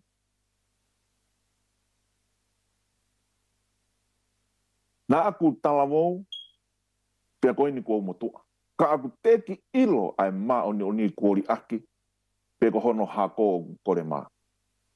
Whatawange o ke talamai he wholofola ia, e he whewhini. Pia ko hao, pia ko teki ai whawatu ha whaingata. Pia ko ikai ke pehe mai wholofola ia, koe ma oni o te eki tokoto i whare mahaki. Kai ke pehe mai e wholofola ia, koe ma oni o te eki more hano o whaanga. Pe puke. I kai. Koe wholofola o ku pehe mai ia, na aku talavou, pia koe ni kua hoko motua. Te eki ai, ke usio, pe mamata he mea taha koe ni. Kuori aki. Ai ma oni pe kore ma a hono hako. He koe taimi o ke puke ai, e kai teneri aki koe. Koe taimi o ke loto mamahi ai, o iho tafa aki. Ka more hao o whaanga, tene holo i mata. Ka ikai hawa whare, tene o atu ia hao palas. Ka pau tene hanga tāpuni ha matapā he whainga e tangata, e whama he o tuaia e fukeite o kulahi ange. Pea ka pau e tā taudolu e mahaki whakaauha koe ni. Te tau kei whakawhita i begi e si homa, o hange koe a ko siope. He o ko ilo o ku mo ui hau ku huhui, pea i tui e mamani a whakamui. Pea ka osi hoku kirimo mau hoku sino, ka teu mamata i hoku kakano ki he otua. Pea koe ne whakarotolahi whamiri. Moi a te vita, tau sio begi ai, na e kai ko tangata na e hawa. Mea pea ku tau ilo, ko he tangata ne ku mui to tonu, pea moi finangalo e otua. Ka koe hala whanonga na e fau mai ai, na e kai whai ngofu ai. Na e whianga hangai mo e pea mo e laione. Na ne whianga hangai mo e fusai e niti. Na e turia ke whakapongi e he tu. Na e anga tu ki ai aho no fo. Pea more pea mo e whanau o tō tau. Ka koe mea pene ta, o kune tala loto ake. I he whakaosinga o e ne mo ui. Nā ku tala mou, pea koe ni kua motu. Mea pe taha te ke mamata, he maa oni kuori ake si hoa. Pe kua kore maa a hono hako. Man meri ia i he talanoa whilawe ipa mo e tamai koe. Ai tuunga nane alu hake ai. Alu o whainau tohi e pure angaba u he tuunga pure. Taneri aki eia ia. Pea koe hala whanonga na i kai whaingo fua. Ako tui ka pauna kei lau maali e lelei e tamai koe ni. Ko ene ai pōpuaki tene omi, whaifkau ka maa, ai whanau ka maa wito. Whamiri, oku te eki li aki ki tau tolu e sihoa. Mea bene taha ko ilo he hala whanonga. Oku te eki mamata hoku mata, ko li aki e sihoa, ai maa onioni. Hena i talu me ku talamo o hao mai ne o mutua, oku te eki pe. Ka koe whehui o e whewhin. Koe hae loa, o e whanonga e talamo upe me he talamo ki he motua. Tau tui kotoa pe, o ku taha pe o ku omi he whachame, pia me he au sia. O ku ikai koe tau, o ku ikai koe pe koe fuoloa ai te he mamani. Tau ku omi he whachame, koe au sia, koe whanonga, i he wā pe koe tango moe otua. He koe vesi wan tolu, o ku whakahino e sihoga e ngahi laka e tangata lelei, pe aku whie maari ia i hono hala. Pe ka pau koe ngahi hala ino e whatusame, na e whakahino e sihoga. Aia koe ngahi hala koe ku tofa e sihoga, ko palani pe e sihoga, ko ne whakaata, ko ne hanga purei, ko ne hanga whakatontonu. Ka he i kai te ne hanga o ri aki koe. Ne mo e whaingata ka he ikai tene hanga ori aki koe. Aia o ku ne fia i he hala koe ia o e tōta, o ku hanga si homa pure. Pea ka pau o ku pure i e si homa, ai laka e takalelei, tene pure i pe mo e taimi o ku tuu ai. Pe me pango pe e taimi lahi. Whakaata he o tua ai ai whonga ko niu tau whianghanga i pea moe. Tako hina koe tangata lelei o ku pure i si homa ai ne laka, pea ku ne pure i pe pa mo e ne tuu. Une hanga bea whakaha ho tau hala, kai me he kamata anga, une tala bea me ai ho tau ngata anga. Une whakaha bea hoku hala, ki mua ia he ku aha ke anehu. Ki mua ia hono he tau hoko mai ki he mamani. Pehe tangata poto, whalala bea koe ki a sihoma angi holo tō kotoa, pe oa na ke whaaki ki he poto o. Pe e whakatonu ia ho ngahi alunga. Aia koe ngahi hala tangata lelei, ko sihowa une purei, ko sihowa une hanga o whakatonu. Te mahalo pia wa o ke haftaimi ku tau whianga hanga iai pa mo e whaingata. Ka koe hala koe tangata ku whakatonu pa mo purei e sihowa ne laka. E tuua sihowa i he uho-uhonga hono whoni se afi. E tuua sihowa i he uho-uhonga o ene ana hono whangalaione.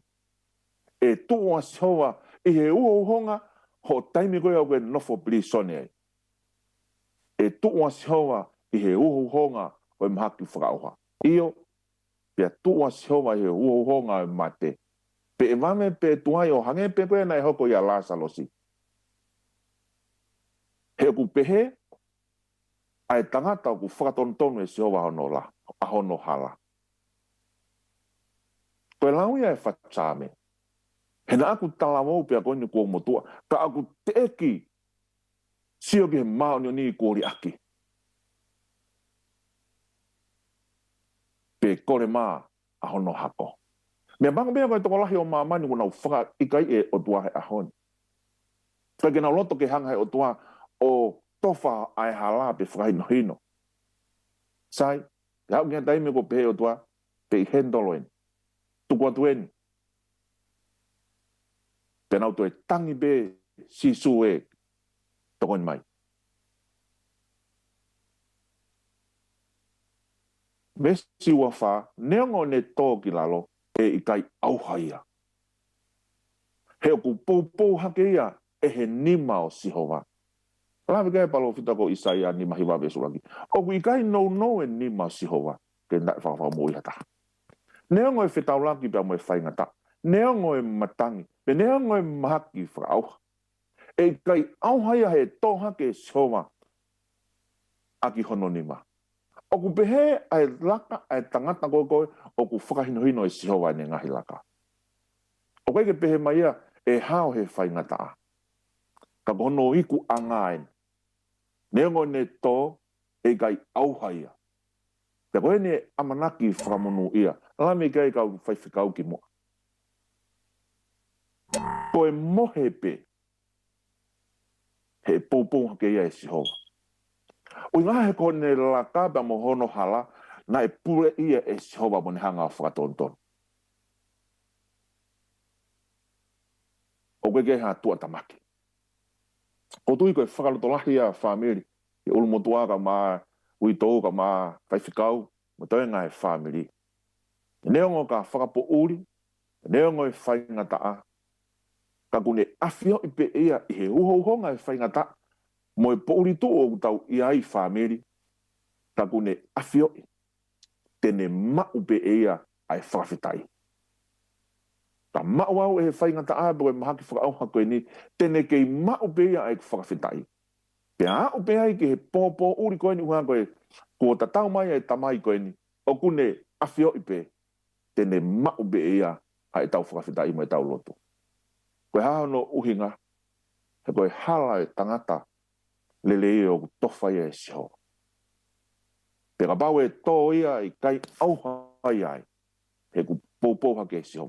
Koe ne e au sia, o ku omi he whatu sāme. Ke hoko koe whakaloto lahi kia te tautoro. Koe lea me he au sia, peka kou ilo papau, ane kei lau maari e tamai koe ni whaiwhikau, koe ne tala loto he whiawhini. Whamiri, Naku talawou, pe ko haoe no tatau mai o motua. Teki mamata hoku mata aku kori ake sihova ai maanoni. Pe kore maa hono hako. Pe hao no hinga, henai tuku hoku hala, he ku talawou. Neongo nai whaingata, ke tofai sihova. A eku laka, pe mo eku tuu. E neongo e tō e whaingata i he whiawhini. Pau tau whakawhetai ku hanga e tamai o omi ke tau wike lotu. Pea tau toe lotu hoko hoko. Mahalo pēna ko nai ilo i Asipeli ku ki si e tau lotu. Ka ku kai aongai ni a ki he pekia. Ka ku whakakoloa ko toa ngahi pōpua ki a te koe pia moao. Ko whatu ki he uitou, ko whatu ki he whaiwhikau, pe he whoki alien.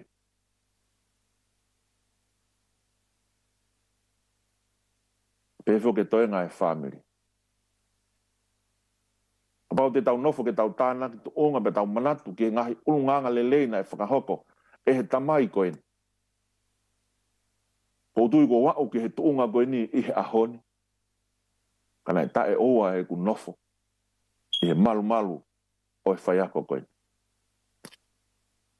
Manat meri pe ki mispa tai mo ya ne ngo fo tapu sia ka pulu kana fa ngo fu pe fo ke Asipeli ke mau aka pulu pe floto malai ta ko tui pe to ki ha wai pe au mau e ki fai nga mari ka ko uhi na kamata i mispa ai ko fa ka kau atu na e kamata pe hono fo iba mi mispa he tai mina e ai tanga ta ko mau kelas fa kelas 5 kelas 4 kelas fit form 1 ai pe mo fo i pulu pe na e o mai he tangatan o fai ake vainga.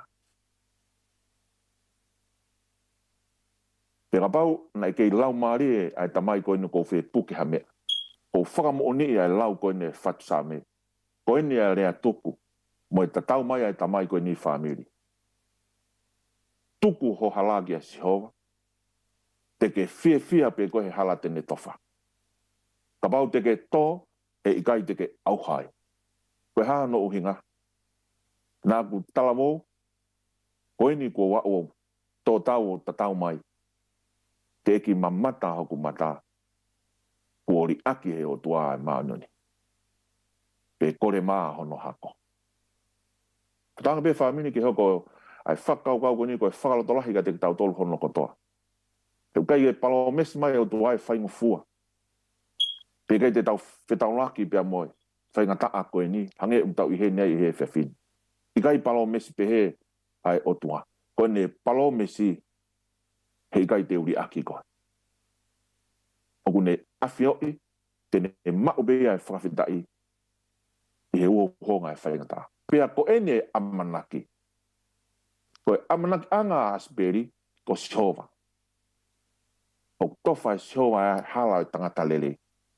Ka pau e tō ia e puke hake Sihova aki hono nima. Ko eni, ai amanaki anga o e tamai ko eni. Ia kou whotu atu whamiri. Tuku mua ke hoko ia o amanaki anga, mo hoku amanaki anga. Ia aho tene whoki mai ai,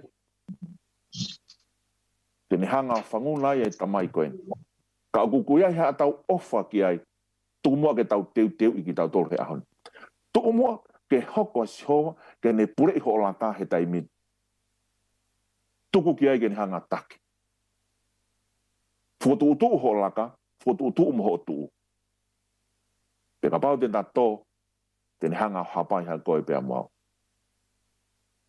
He koe ne au sia, a e tangata au taku, na e mui hono loto, he finangalo e otua. Nā pitala wou, koe ni kua umotua, o te eki mamata, hoku mata ko ri aki ai maa noni, pe kore maa, ahono hako. Amen.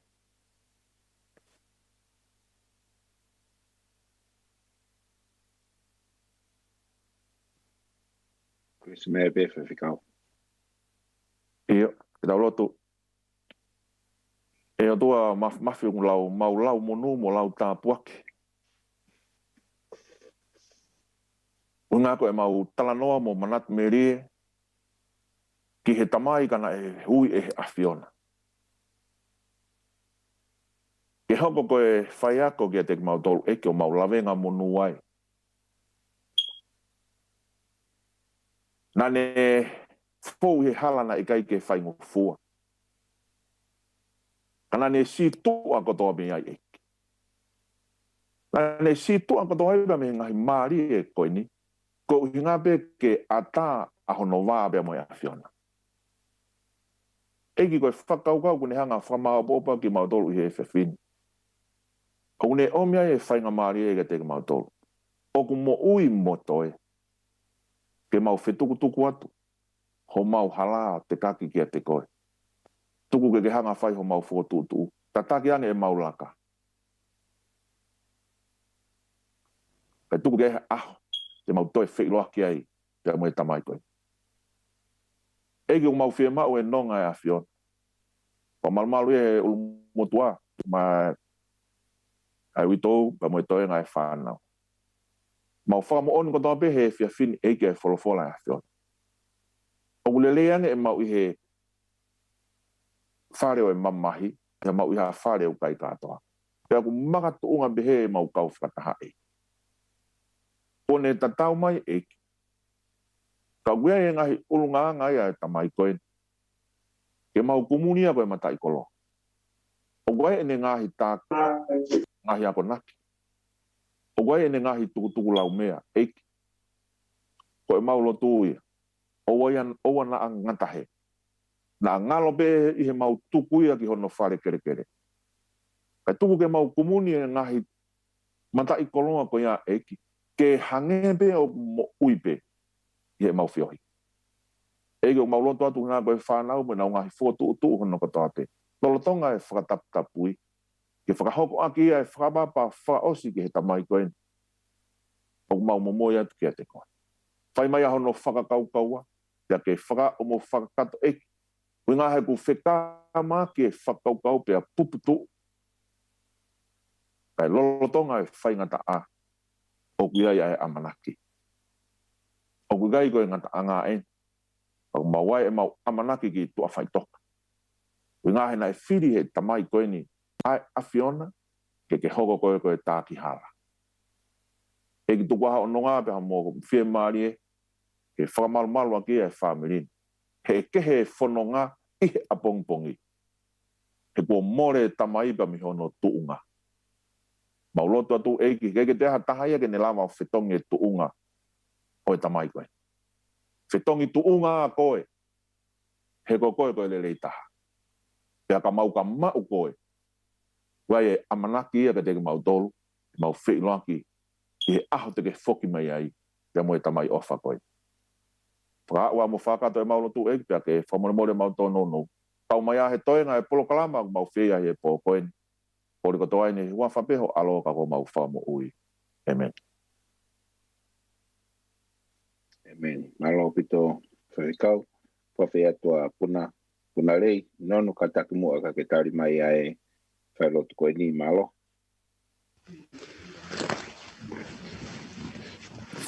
Whatulo watu. I pāngani. O tapu atu ke o tua orangi mo mamani. Koe vuni walu loto i tāni ti.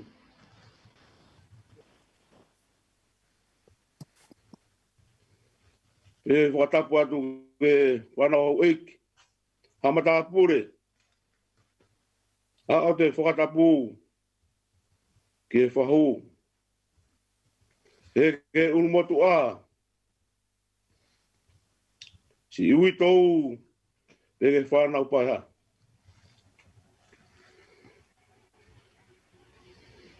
Watapu atu ke si kau whaife kau. Mo se hela mea mai.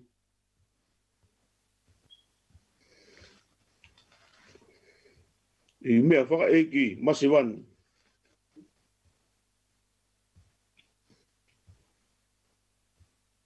Tā me motuani. A te whakamaro. Loto honga moni me takere hoku loto. Whaife kau. Samson Lolo. Ai tō whaki. Fola. E kai moinu e ho mau lau maari e. Hoko e koe whakanonga ke si whanau pai a peke witou mo ki mau tolu. Ai whanau.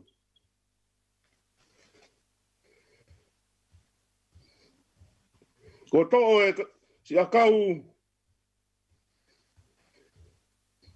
tūmata whare i api ko whetoa. O iau e whanonga eiki. Ko koe aru ke te aha whoki mai. E koe ongo ko uhi ngā ko toi pēa whanau.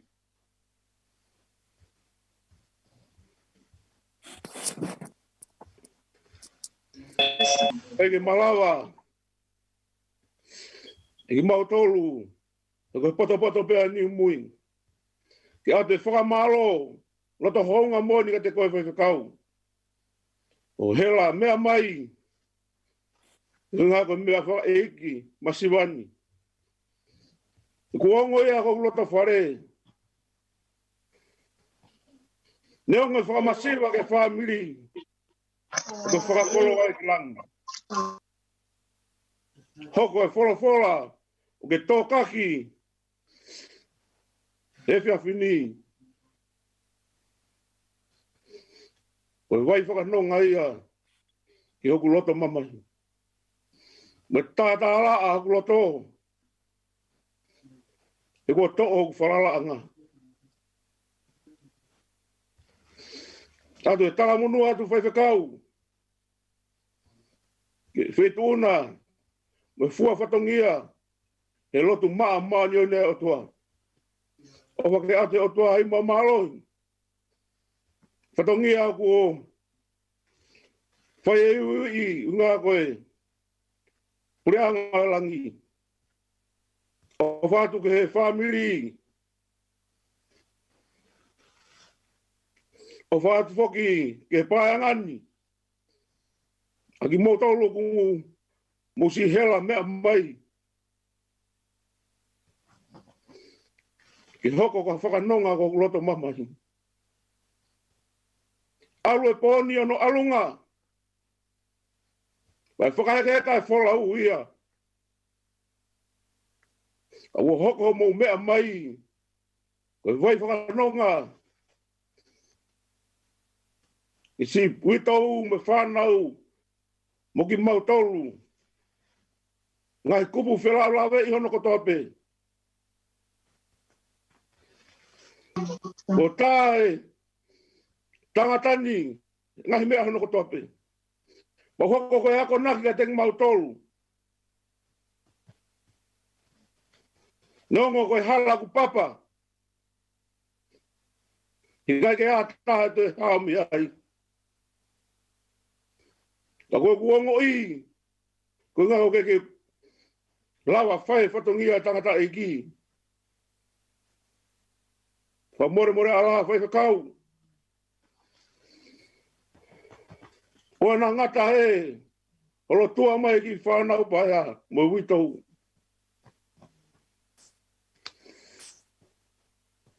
E hoko pei hako e whakanonga ke te mau tolu.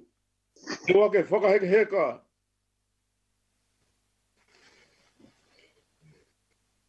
E mau tangata I ki. O ina whakapau ko lo tūpe. Ko ia vei te tau whetau laki ai. E kone tatau mai. A ki tau ai ni. Whanau pehe ke pāngani. O tatoe. Tofa mua o tahala. E ko mua te tangata. Aki tau ai nuku take I toe. Fola ku whae tōka ki he tangata I ki whai whekau. Mahino ka te mau tolu koe whakanonga pe hia. Tu ke tuu ai e mau whalala. E fola. O na mau hito e hiki.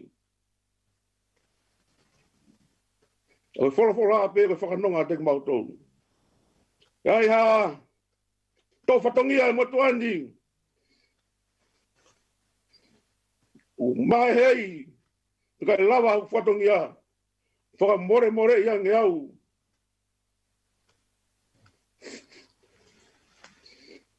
Kei tamai ki pe whahe ngau e. E rewa malanga, katatau, malo pito. Malo pito, unarei, whauwhonga e family e whai le whamalo ke whakau sanolo he pōpua ki whalau toa. Pōpua ki whamawhana pe moe manat meri e whafu ofa. Nā ke hanga wahe mai.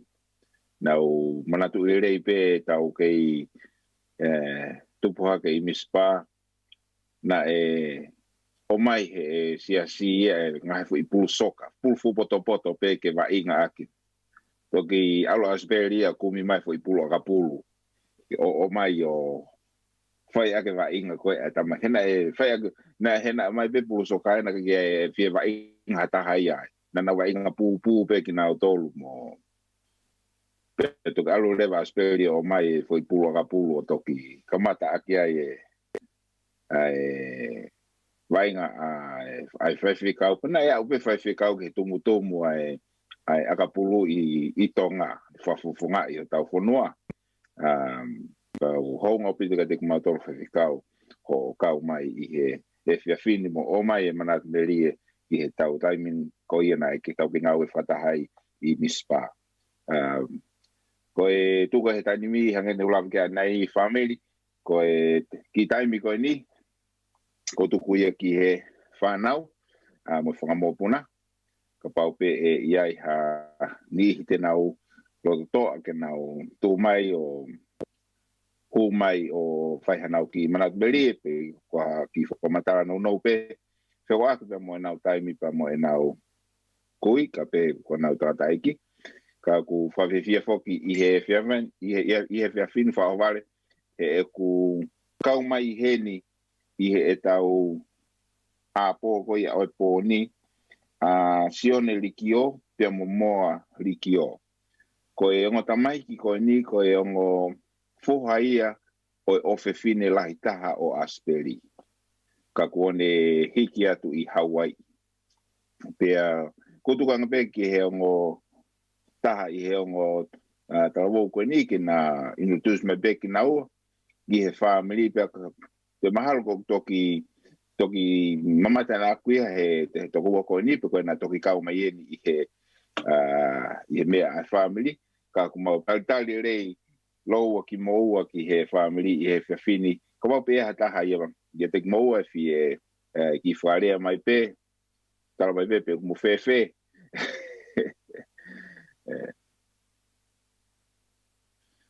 Matu i ke unmute ho device. Ia, kata pe wongo. Ia, onga le rei mai.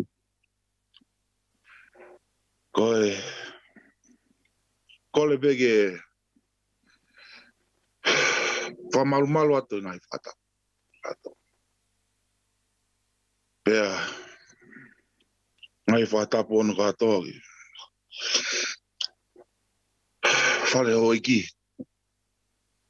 Ngai whata pat ki mata pule. Whata atu ke whahu. Pea, whata pat ki hono katoa ku. Au takia ki ai ngai whata. Ko huingoa ko ari whale tilikio. Hange be ko whalea whaiwhikau. Ko e whoha, ko au mo toko au, mo te ina ku maheni. Ko e whoha mautolo i woni.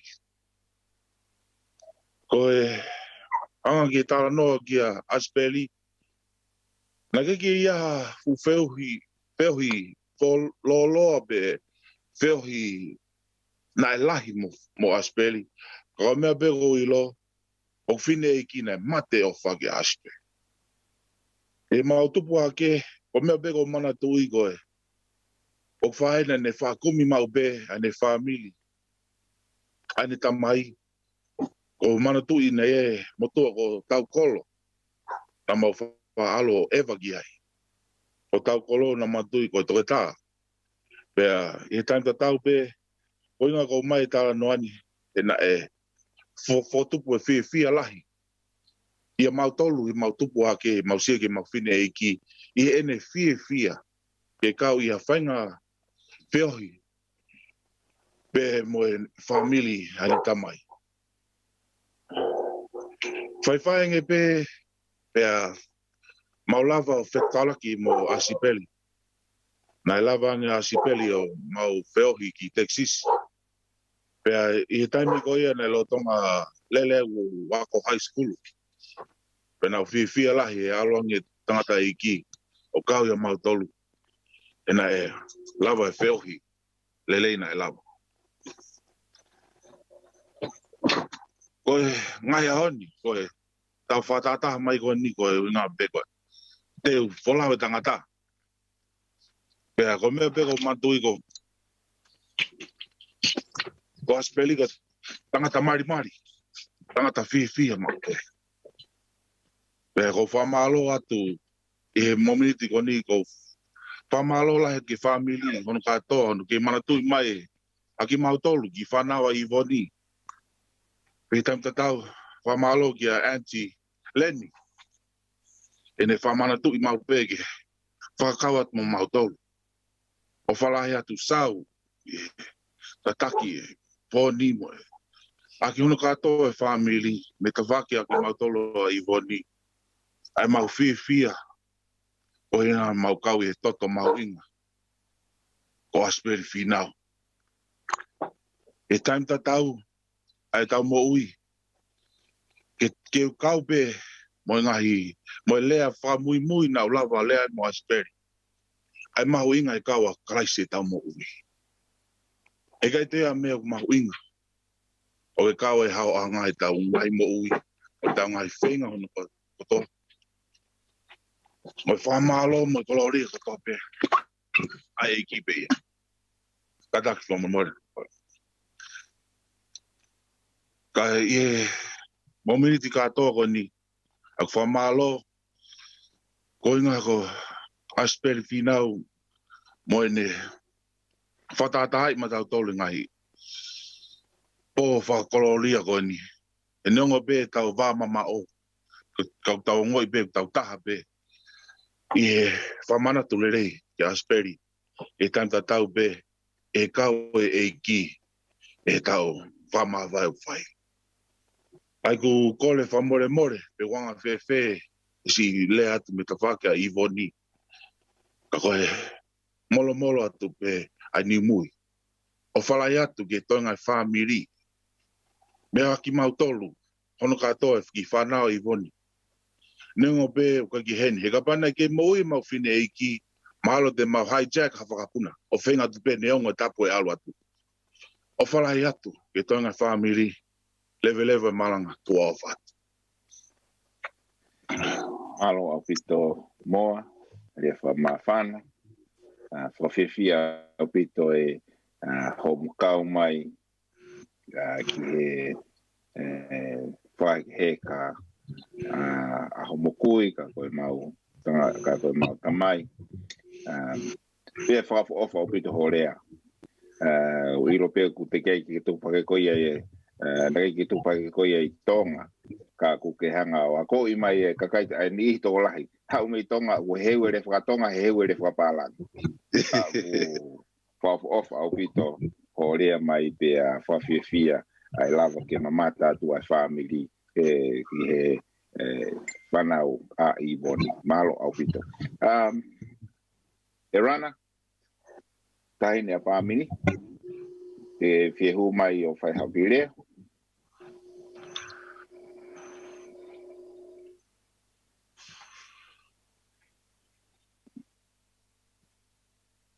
Mahalo ku Wilifia e rana I he hu mai. Hello? Yeah, kaya.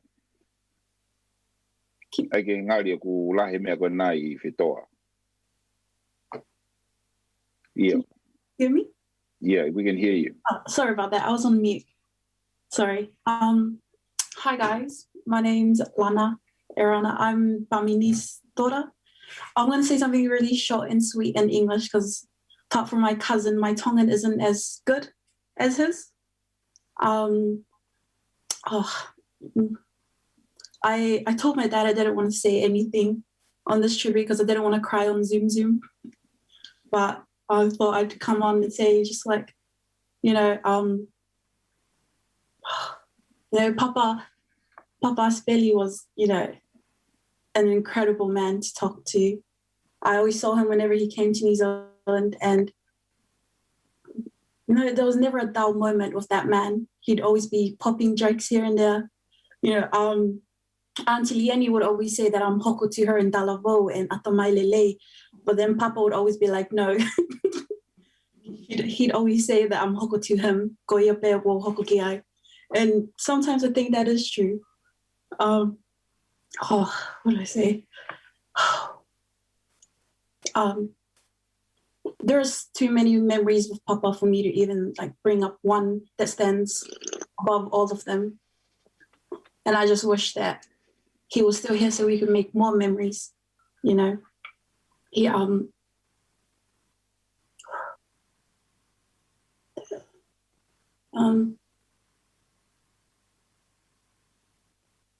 Yeah, I miss the old man and his advice he'd always give me, tokanga ke ako. And he motivated me to do what I do and to be where I am right now. And I know that even though he's not on earth anymore, that he'd always be beside me and my fellow cousins and uncle and aunties.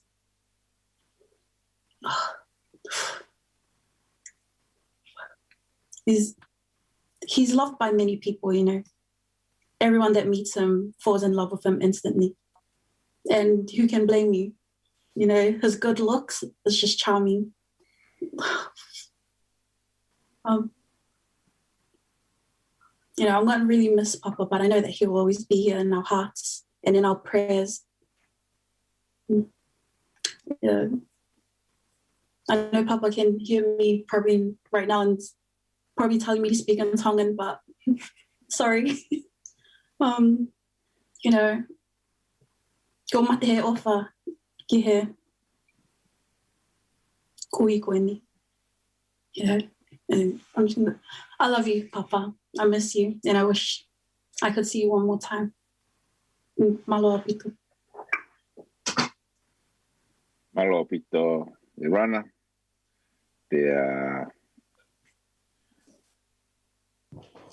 O kui hen foki pe mo wito ala noni. Na toki ata mai pe ala noni me farmahaki. Pe fia ne kau mai mo tau tolu I Vea Fini. Ka ba kui hen ala noni kada ki te ke fie kau mai I he Manapo'uli Asipeli Vea Finau he taini.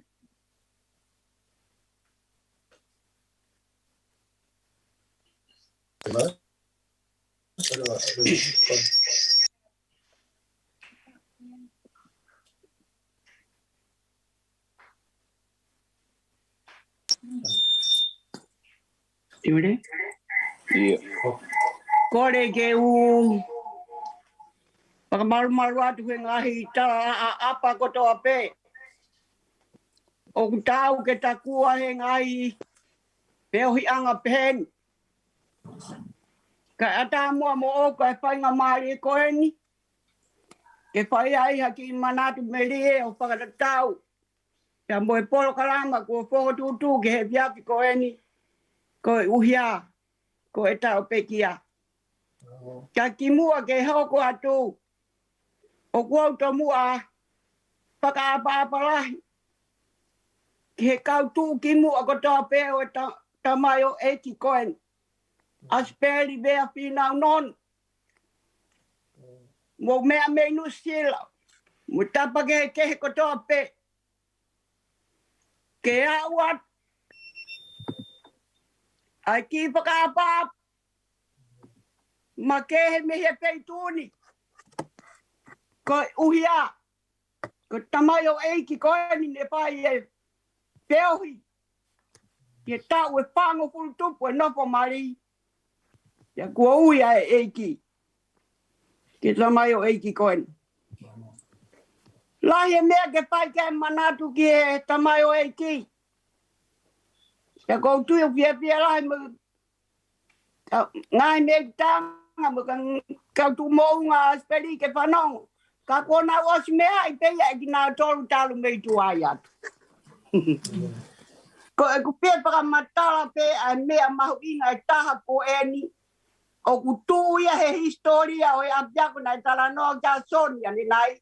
A pai pikau me Putoni, me Avondale. Damasiko ni ayako ya Asipeli mispa. Ko tala noa ke mea ko ni hene tika ke o ka mea peheni ai babau. Ka koe babau e ni a kure atu. Talo e tu ai apiako mispa. Iloa ko yako motu ai au baba. Ko apiako ya ses au pitu. Pia na espai e mea ko si bihu ke ngā korisi. Iho no lere mai o lere I o laini o yako. Pia awai ki he tau walu tolu, walu paa. Ko taimi e nai wabawa Asipeli taimi koe ni. Te kia e peke iai hapo I lava ia tā me miti pāke he high school. Peko haki kori jatu pea e toe tahanga me I piura mo o tiko ia. Ta kong tara noa peni he ko rekod. Te hanga I he tangatan o poko 200 rekod I he abjak mispai mabau. O hu e ne kau sivihu ki he sivihu tonga high school. Pe nai lama maalunga I e ne toko ua. Ko sauti nau mo ana varere. Te mwe matapure nai malanga mai nai soni. Kau mo soni he kau ki matatau Asipeli o ngispa. Na mo whakapoponga ia mispa ko kua lava ia. A misi pā mei wawau taru mei tuai. Ki he tonga high school.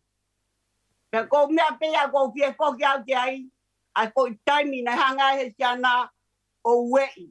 A ko I konga koe na. Ko tui pe. Asipeli ko ke si puri atu. Ka ko ia ere ko te ponua. Lea e nau kau lava mei mispa. Ki he tonga high school. Pea ko e taha ia ho makamaire. I he waldo pa. Ko ki manat meri e whai atu ki he hoa. Pea ko o pāru ke whamiri ko toa peo Asipeli. O pāru ka ana kini usila. Mo ki mo tolu ko toa pe ko toa pe. O pādu ka pāmini, o pādu ka sau lieni. O pādu ke korisi tonga ko toa pe. O hanga o lawe I ko mo ate pe mo tuan. Ka neongo ia ko wakai atu ko mo whai patongia. O si he I pe tangata. Ka ko o pādu ka te mo tolu. Malo au pita whina o ta mo korisi. O mo tu mai ko ka mata matonga. Ke mo hanga hiki I ho mo tamai o e ki koe ni. Koe taha kupu ho mo korisi. Ki pa malo re ka pewu atu pa more ka kai pewu mo petau. Pa more yang ia o to ya dama mi pa mahaki. Leve vai malanga. Tu au patu. Malo pito. Non. Ai vai pe mo e fofia ai si o atu ke te koe. O ke mo ui pe ko how mo ui mai me fale mahaki pe hoka tu pe e tau ki mo pe hoka tu e to ta hoko koko la tu ke kau hiva kinti ko na me papakula o ke a mai kinti me papakula pe kai pe ko na mo he ki na to Office kids will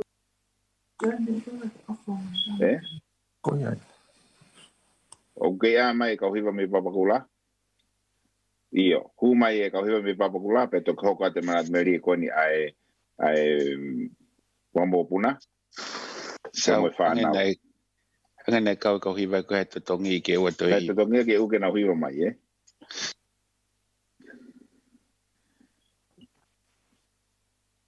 Tokanga ki e taimi wakaanga maupe lotu e momeniti e hoa fulipe ngau e pe ngoe whaia o moe po o kuva ve ai mate o wa e malolo o wa mamau taimi o wa e no whana ngau e pehe e iki e ikaita e aonga ka hoko pe ae taimi e mau pe ae fu ka hau pe ae e iki toe tu ufi e fia e i kai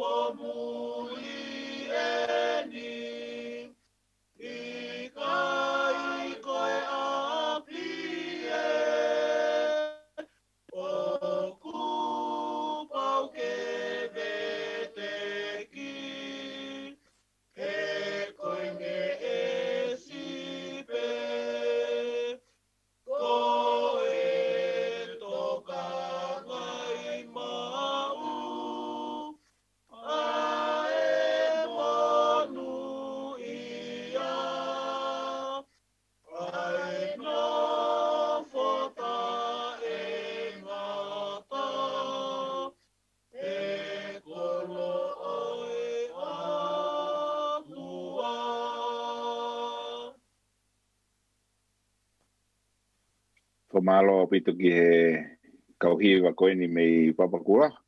Malo o pito e hiwa maari e. Pea moe pōpuaki o e hiwa koe ia kutui o ku aonga pe ke te tautolu. Tuko e whangamare ni ki a sione likio. Kada sione ka pau ku ke te whie lea mai. Pa ke unmute mai ho device pa ke toki lea mai koe. Io.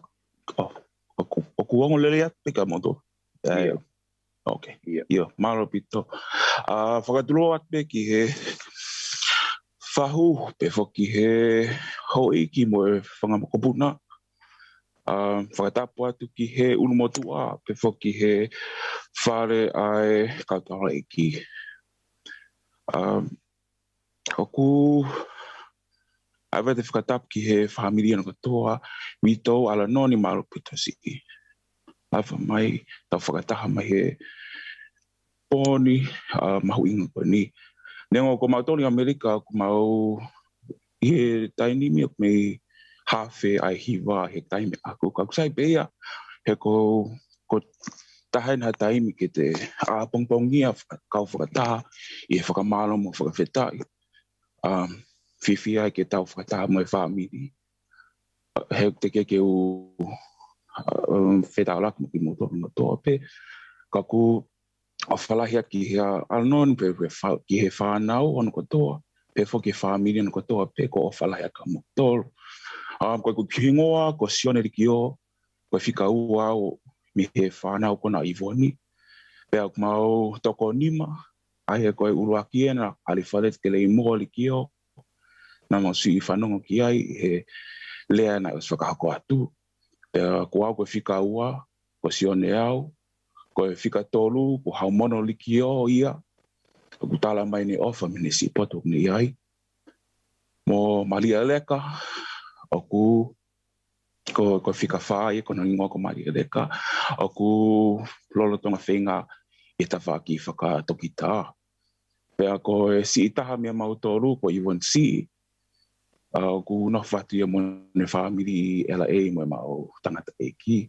Pea ku tala mai e ne ofa ki te ki mautoru no kotoa pe.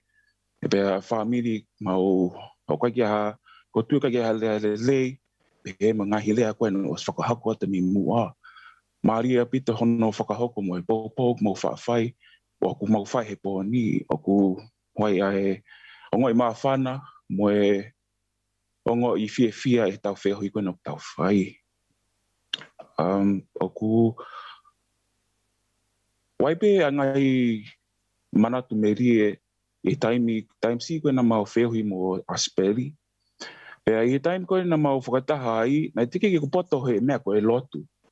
Pea koe taha ni ngai mea ko tui au ku malo kai pe taimi koe ki tau toka ngai, ki tau wako i tau whanau i he mea koe lotu. Pea tala mai e Asipeli he time koe na mau whakataha ai, o spoto apito e ne whanau ona i he mea koe lotu. Pea nau pe he, ona ekenga Asipeli, ka pau tene lawa a ko iau ke upoto hange koe whanau.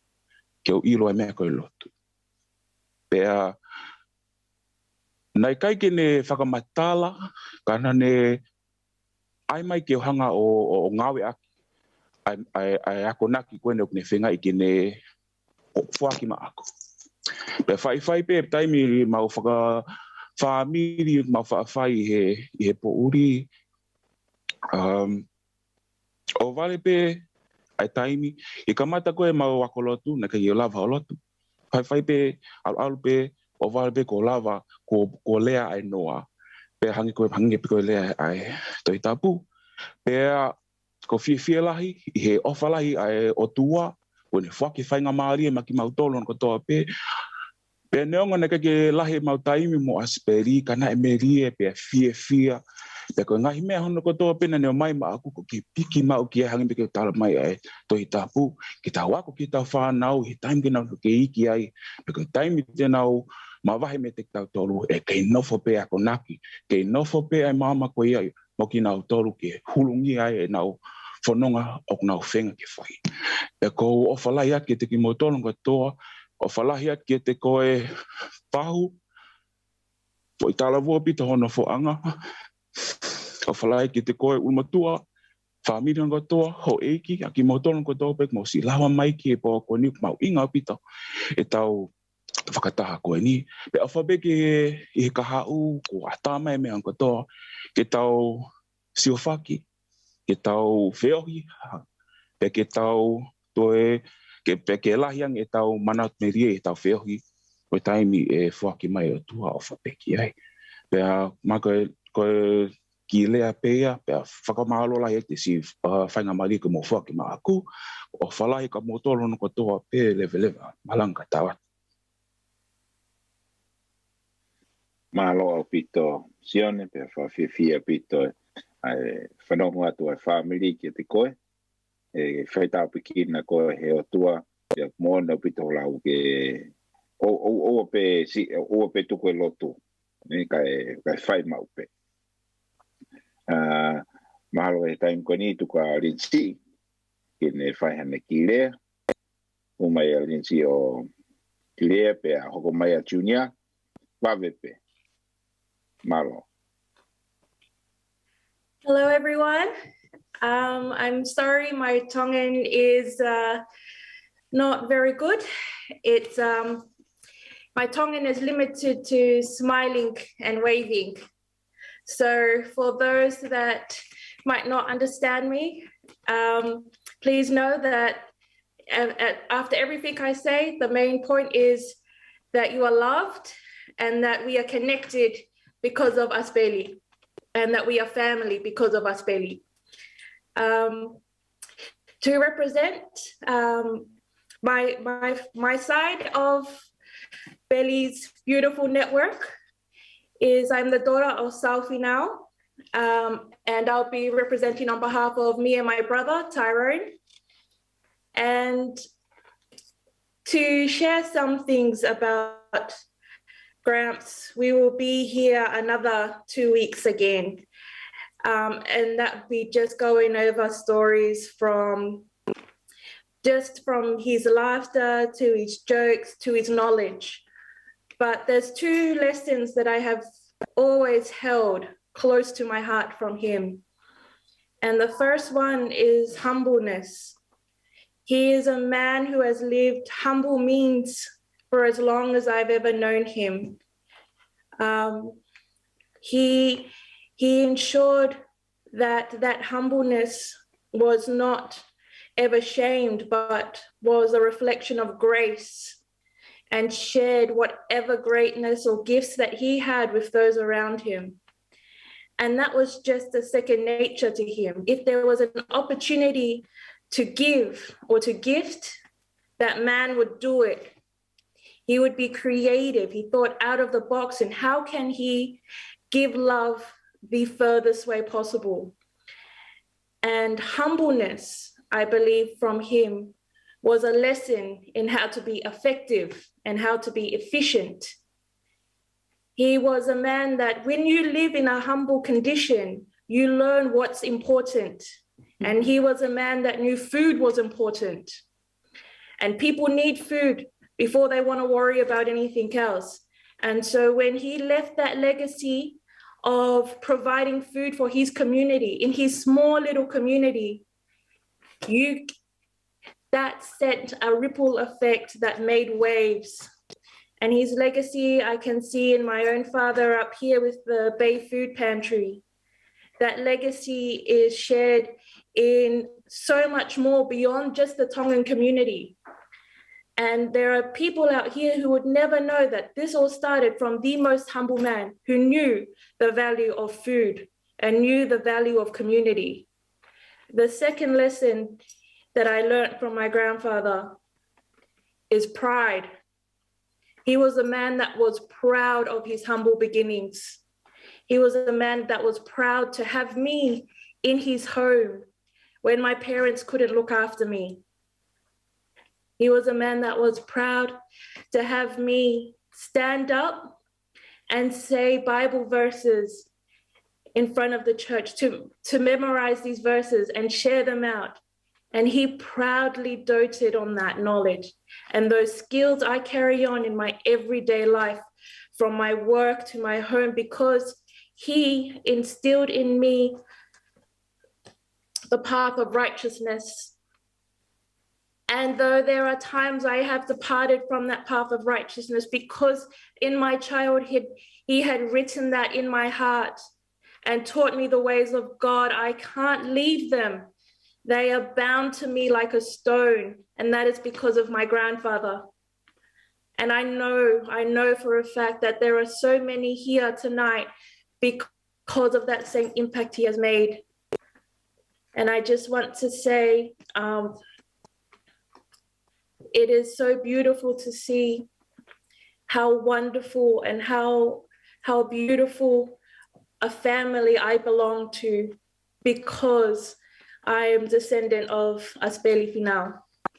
So I love you all and thank you. Ofatu. Malo pito yen. Tuka tueni kia Junior. We lot hena Junior pekai.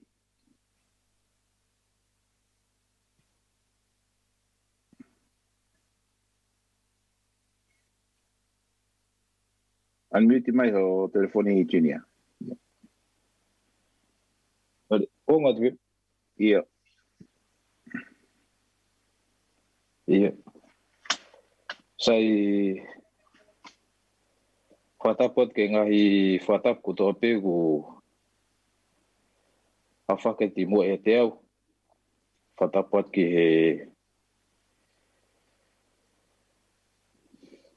fahu. Fatapot ke ngahi fai fikau ku tope ku tau kau whakataha i kau ngā mamahi o tō taha koe ni ko Asipeli Vea Finau Nonu. Ka ata mua mo kita ke te whaiata ki vahe pe ko ki Manat Merie ki he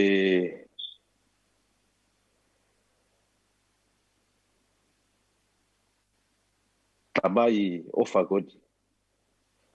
Tō mua whaipe ke whaki whawhiloa ki atu au ko kuhikoa ko Asipeli Vea Finau Junior ko whohau o whohalahi au o riedi ai ko tahai o ngahi o whewhide o Asipeli. Pea ko koutu ko fofo boko puna ke whakahigoa ki tō taha koe ni.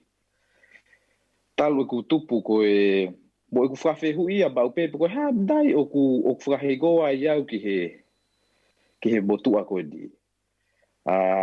Lahi pe ngai whanua talanoa ngai tō o ngai motua koe ni. I ene kei tangata. Pa ko whawhehu ia mau pepe koe ha dai o ku uia iau ki tō taha koe ni. Ka kou ilo whamiri ki ngahi whiawhi koe ni ko tau tō ki hangat me ai. O kanga tō taha koe ni o whakatahatahai mai ki tau tolu. Pea kone whakahigoa ki ai o hingoa koe ni ke hoko atu ai pea ngahi whawhatongia ki whamiri ka pehe whoki ki he ngau anga o eiki. Ko whiawhialahi au pito he sio atu ki he tapa kotoa whamiri i Amerika ka pehe whoki Australia ko Tonga. Ka pehe whoki ki a teki motoro hono kotoa o mo kau mai ki hono whamanatu o tō taha koe ni.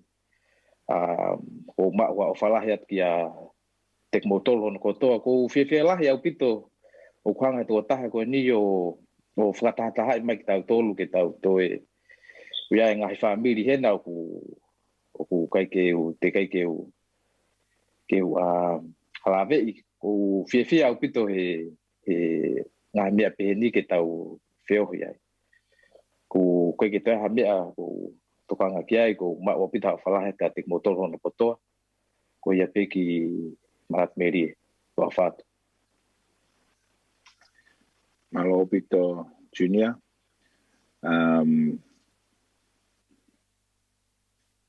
Koe hata me whanawa peisi. Mo puna me whanawa peisi po eleni. Pe kuna o si mohe ki nau tolu ia.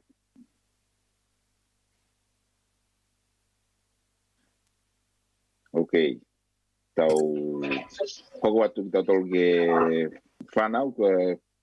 Te vea toko taha pe toko ua ko wunga e mai whanau.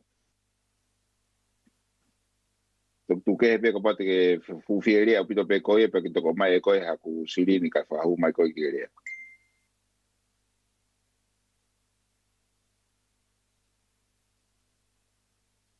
Iyo, ko mai koe unmute mai pe ho unmute mai ho device base pa ke bea mai. Iyo, ora pe u whakatapu e o tua mahi, whakatapu ke whahu, whakatapu ke whaiwhikau, whakatapu ke sino pe kia, ora enke wa upanga e pata. Ora e whakamore atu pe ke whahu, o ki motoro mo mea mai e ngaro pe, ika ke whusai ene o e whakatonga, a te o whenga pe.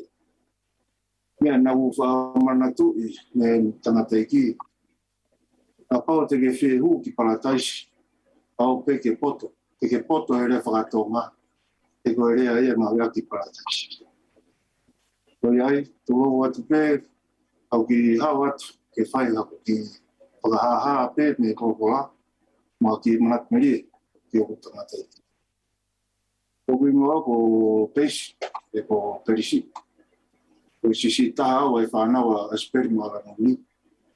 O smarolo a nia, mo repi. O aweni, ai pepe e whamerika. O mari lautonga, o ne ingoa ko ema. O ia e matoko wha, o ua tangata matoko whine. O na ingoa ko paia I utumoe, Asipeli siare, pini moto si. Liana Flora Lavinia, o ria mo utapukina Finau. O maulotu mo kau e kau whamone si opa. O maunofu I sene Australia. I mua pike pai au ki Manapo'uli e. Nei wha ako I mai pia o tangata iki. Ka pau te ke whai haki I rea. Ua ki whakaha I pe. Haki mea me po la. Whakaha I mako pe e kongato I tapu. Te ilo e te kai. I kai ko rea I a kita. Ako rea I me o tua. Koi ai. So ki vai vai beni me te tapu. Te mao hatau fie mari e mo I nonga. E kai mi whai ngata a hoi. A toki hoka toki Manapo'uli e. Koe ta mo ui, e no no. Ka mo e whonu I whai ngata ai. Koe si o pe wahe ta whaave sua ki pe no whakarea. Koe tangata o whanau e whiwhine. O tua no e ne mo ui. Ke whonu e whai ngata ai. Mo oni au pito ai rea koe di. Koe o mata I tai pi. Mo e whonu e whai ngata ai. Naku ako, lahi mea siope. Pe ai e ka tākiki lahi. Koe ki vesi e nei toko ni iau. E taimi whangata aku. Se mis whae ni mawe stata au pe ona wharea. Wakai, o taulau o ku whiwhia e whahinga ku nau ka taki. Mo mo whanongo I ka taki a siope. Pe mo mata ai oran e wanga siova. Aia, o siova, o ku manawa ofa loroto au pito, mo humesi. Ange pe ko siope, na e mao e ni pare. Pau ke tau ka taki, ke tau toki mao e tau pare. Ti Manapo'uli pe, e mau ke sihi. Wao na ku wha mohe. Oko, koe hao pia peri ke wha moa. Koe ui, kai au e ui ke tō tōlu koe tā I. E ni be whawangu peisi. Peisi. Koe ori atu koe ke hikanga e neri o he. U hiri pe peisi ma tōlu koe tā I. Au peke a taimi. Ui pe pesi o si io atu awia. Te ke a oi ke pesi o no wa o si ape. A o te ka tai mea te kia ke waki mai fo I pui o si io atu awia. O si ui au ai pe ko pesi io. A pe pongo to o sfolo pe a la yo le ia fai ni lau to I tapu ana. O e ke angi. Hei, o si a ko ia. Tama ia. Mo he ko I hoa pe to o si la he au pito ia. Toki mo he pe mate. Mo whakapu pe nei ke mo ia lai ne. Ke taangi ki ai. Koen, wawen. O si a au taimi. Po I mai ho lahi ta. Kako ahon, o si mo he lai ne. E pau lai o ni kiti pen ke toi. A pau pe ke tau. E mo hoko te mawe. Family, ai pe ka taki ki la. E oa whaamohe. Toki mohe pe e mate. Pea toki tari ke aho toi tu. O ki ai pe e tau amanaki. O ku pi la I tā ten. Na upa ai pe u pi la I tā koe. U tau e mawoto whare. E pau si o loto atu pe ke taimu. Te tato e whakataha. Ai e parataisi. Se o atu ke tāwo wate lai o ne e. Tēnā ke koe lai o ne atu tangata au. Tā te tau mo oi tangata. Mo fia. E kai pola pe aho pege aho. Ta o te whai hatupa mea kā hima. Ka koe ia, koe ia te ki manat merie, koe ki hiwain. Te tau hanga to peke e pare. Te tau hanga peki mua. Ka taki peke lahi. Tau ku sai pe ia. E ku tau mea. O ma o ai pare hange ko si ope. Wes waka osi o to mai me same. Mo fit tātou.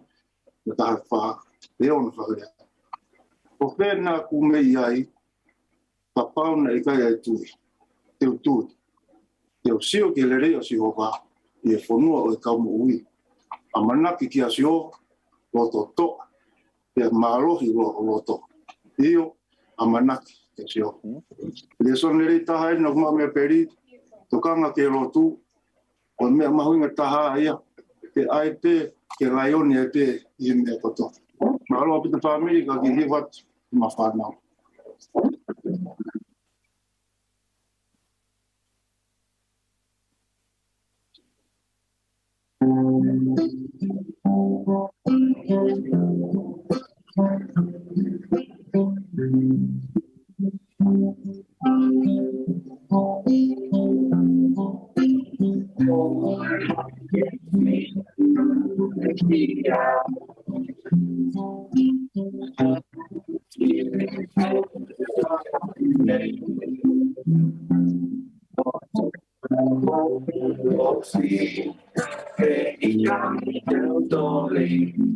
Si hova ho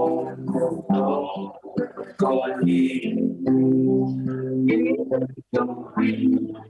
del sio riempo I cambia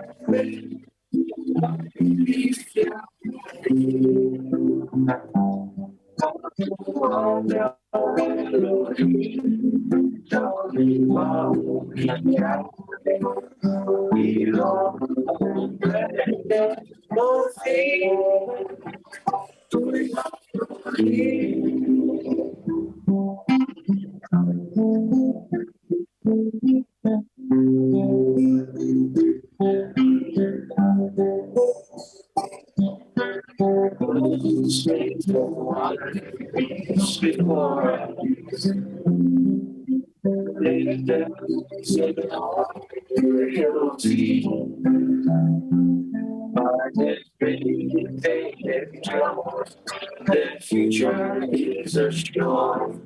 They'll stand together for all to see. We're not to fail. Don't see beyond the dawn. When times are fair, there's nothing more to fear. With Jehovah and strong, determined to go on. No My God is always near. With eyes of faith.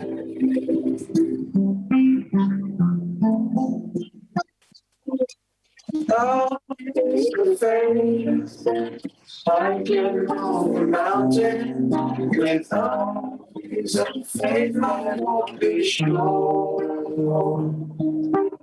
Where be without the faith that helps me see beyond the shadows I endure.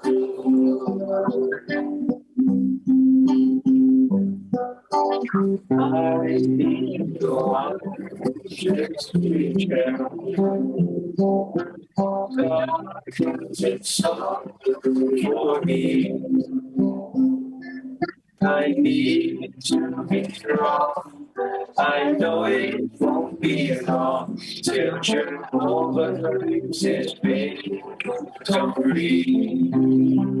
With eyes of faith, I see beyond the darkness. With eyes of faith, there's nothing more to fear. With Jehovah, I am strong, determined to go on. Knowing my God is always near. With eyes of faith.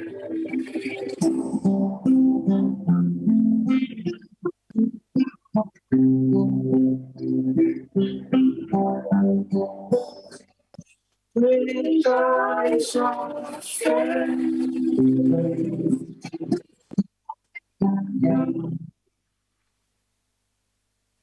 Kalau kita kami pas motor.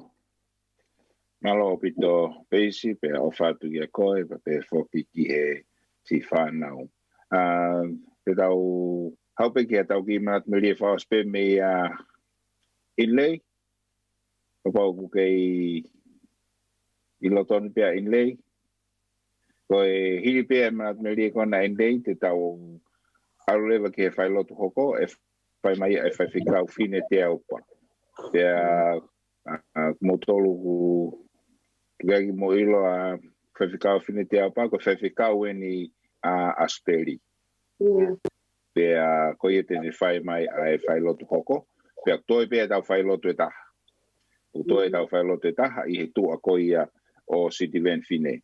Pea koe whai lotu whaosi koe koe whai lotu ia whai mai he Paisteni a e whakatoa a e Trans-Pacific. Katoa e ngā siasi koe i e awhitu. O ku whaiwhikau ai o ku Paisteni pe whaiwhikau mā veni kau whanonga. Pea koi teni toku whaosi mai a e tau whailotu koi i he whiawhini. Kai ku tau krosia ki a inlei, pea i hiri pea a inlei, pea te tau haureu ki a whaiwhikau whini. Malo inlei. Tuku motu koe na whakamalo mā whakikai ki o tua e me whakatata ki tātou te whakakolon talawa sia i e. O a poi te mai o e koe ni. O tēnei whakatapu ke o toa, o ko awhia tau lotolotonga. Tapu heni ki he whahu, o tapu heni ki he taula eiki, koe ngai whaiwhikau. O whakatapu heni ki he witau, ma ai whanau paia. Ka tā te lawa au, vai waha to ha manatu me lia. Tamai o koe ni.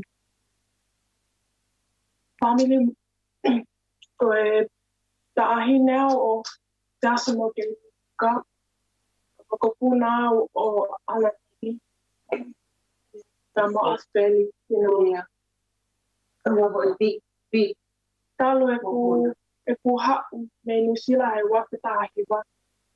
Sia pe tamai eki koe ni. Na me hoko pe ko hoko pui. Tai milahi e mawheo hiko ki e pia pe. Te ko ango e kei mo ui e pui.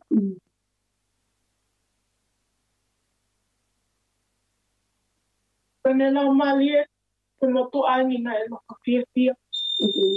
Tai mi pena mawheo hiko. Whakalea mai pia mali mai ka tenga. Ko ilo, nahi he taimi mau whaano koe a peni, o ko paa, ha o pea Asipeli, ha o pea o me te inga ke o mai mau me akai, ilo pea ko mau fiu, ka koe lopo e tā mai o eki koe ni, ke fiu pe family kotoa. Koe koe ofa kune whai mai ki a mau tolu, ma kehi me ofa kune whai ki a ana mui. O kia pia pe ne tau ki kui koe ni. O ne hako toko ni lahe a pito ke te ki mau tolu, lahe e ngai tai miu ki ke mau lawa whai kahi mea. Pakutu ta wha ki pe kui koe ni ia alano ni e tai mi kotoa pe, te ungahi mea au kune pema. Hangahi mea a pe pema o e alano ni kone loto ko Asipeli pe te ne whai. Si hike te tamai o eki koe ni pe koe kui koe ni. Ka ne tuku mai a ngahi lakanga. Pe me ngahi manatu melia i mau family. O puhonga ia te kia te ki mau tolu. Patena o whalahi atu ki ne pokonga. Pe me ngahi pokonga i tamai ma whae family ko tā pēr Asipeli o te heke ngai family alanon. Ko a pēna o whalahi atu ka te ki mau tolu. Pe ofa ke tā pēna mau tole e ipu. Ko e pēr lea malo. Malo au pito ki nei. Te tau kosieni ki a hala talanoa. Kene whai mai ha tau ki fwoi hiva, hala pe mono o whiwhine, tena whai mai tau ki fwoi hiva ki whawaha pehe, pe tau toki hoko lewa ki he whailotu hoko. Ko ilo pe, o ku kei toe ani tena o whia manat me lia mai, ka te motoki hoko mai ki mo tolu i he hili koeni ai whailotu ai whaiwhikau a Asipeli. Te motoki hoko mai ki mo tolu, te toko hoko mai e tau whailotu aosi. Ka kou kole ki a hala, ki pe mo Valentina, ke na hu mai tanimi o mai he tau ki fo hiwa. Pi whawhao atu e nihi ko whimau ke whawhao pe a pitongi atu e kapati e nihi ko na koe ke pitongi atu ngai kapati ka tau toki hoko atu malo apito. Malo sau. Malo rerei family. Whawhiwhia mo whawhawha stoi si i mama tātu ki he ngahi turiki. Mou takaha whawhawhonga i mai. Ko e whamawhana pito e wahewahe ai whanau. O whātu ki he witou ala noni. Mo toi ngai whamiri. Ko mea whakawhiawhia tau whātātaha mai. Nea ngausi i mohe a Asipeli. Ko tui ko e mea maho inga o ku malo visona me ka Asipeli kene toi whetaulaki mō ki mō tolu whanau. I he aho koia o ne o teu mai. Ko talau whaia ka te tau tolu katoa. Pa te mawai pe ki whahiwa koini, e ki ke he tau hiwa he pōni.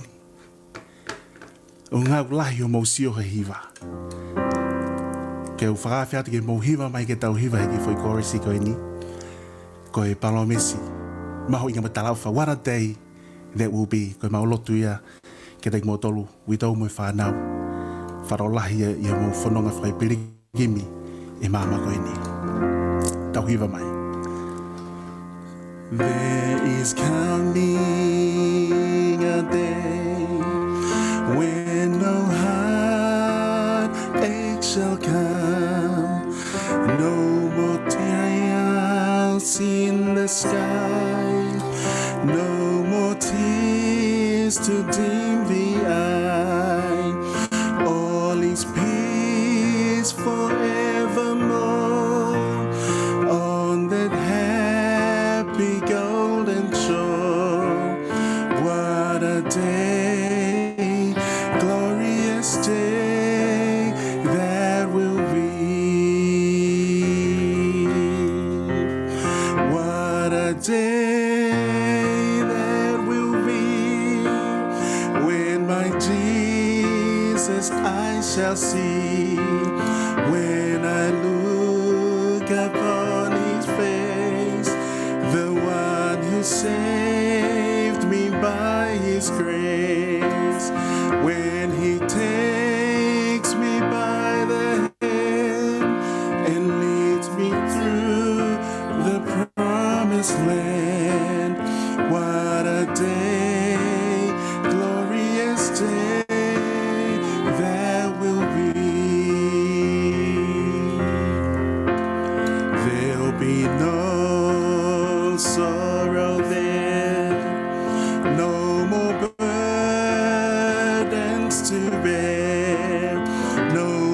sickness, no more pain, no more parting over there, and forever I will be with the one who died for me.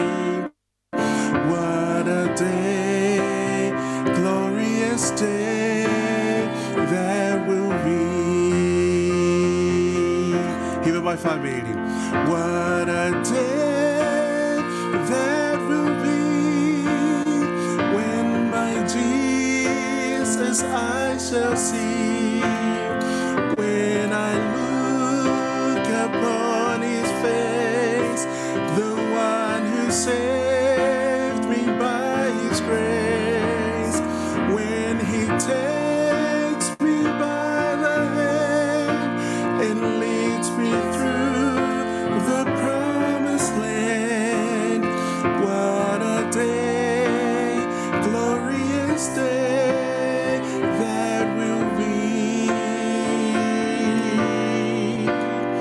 What a day, glorious day that will be.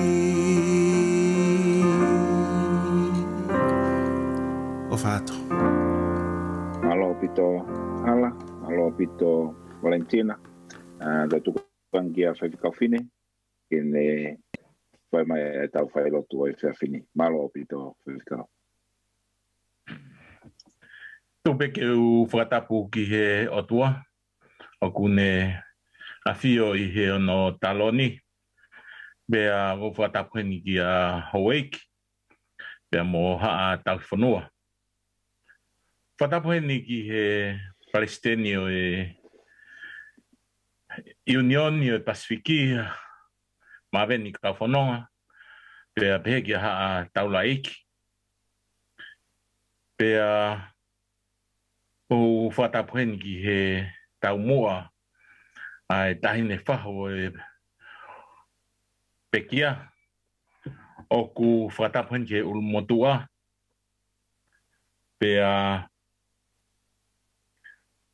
whatapu heni ki he tokoni Palestini o e koristonga tau whahoko mai ngahi whatongia ko whahoko i e pōkoini.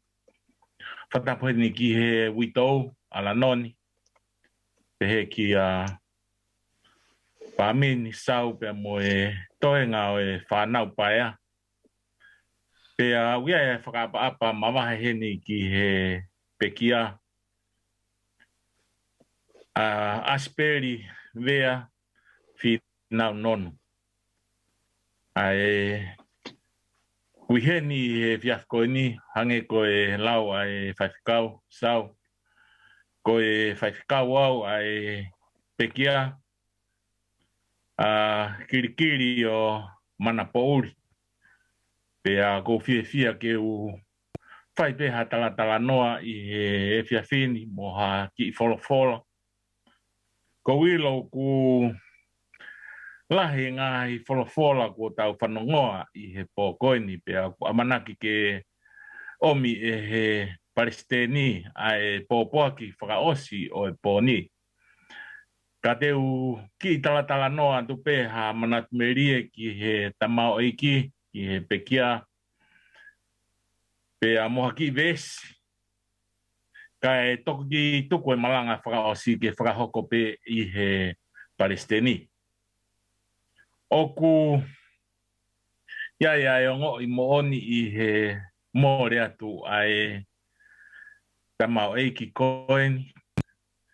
Ko Asipeli Vea Finau Nonu. Ko e ku whaiako eni i he lautohi i pangai. Pea nane toi whaiako i a te au i piula i he high schoolu. Pea i he ku i Australia ni hoko atua e whainga o kamata i he ngau e whakawhaiwhikau i he tau ua whe. Nai ke hoko pea Asipeli ko e whaiako kia te au i he ngā ue. I he taimi ko e niku o who'ou ki he ngā ue. Pea ko Asipeli na hoko atu i pe ne whai a ko kia te au i he ngāhi rea ke whai, i he ngāhi kātoanga, i he ngāhi putu.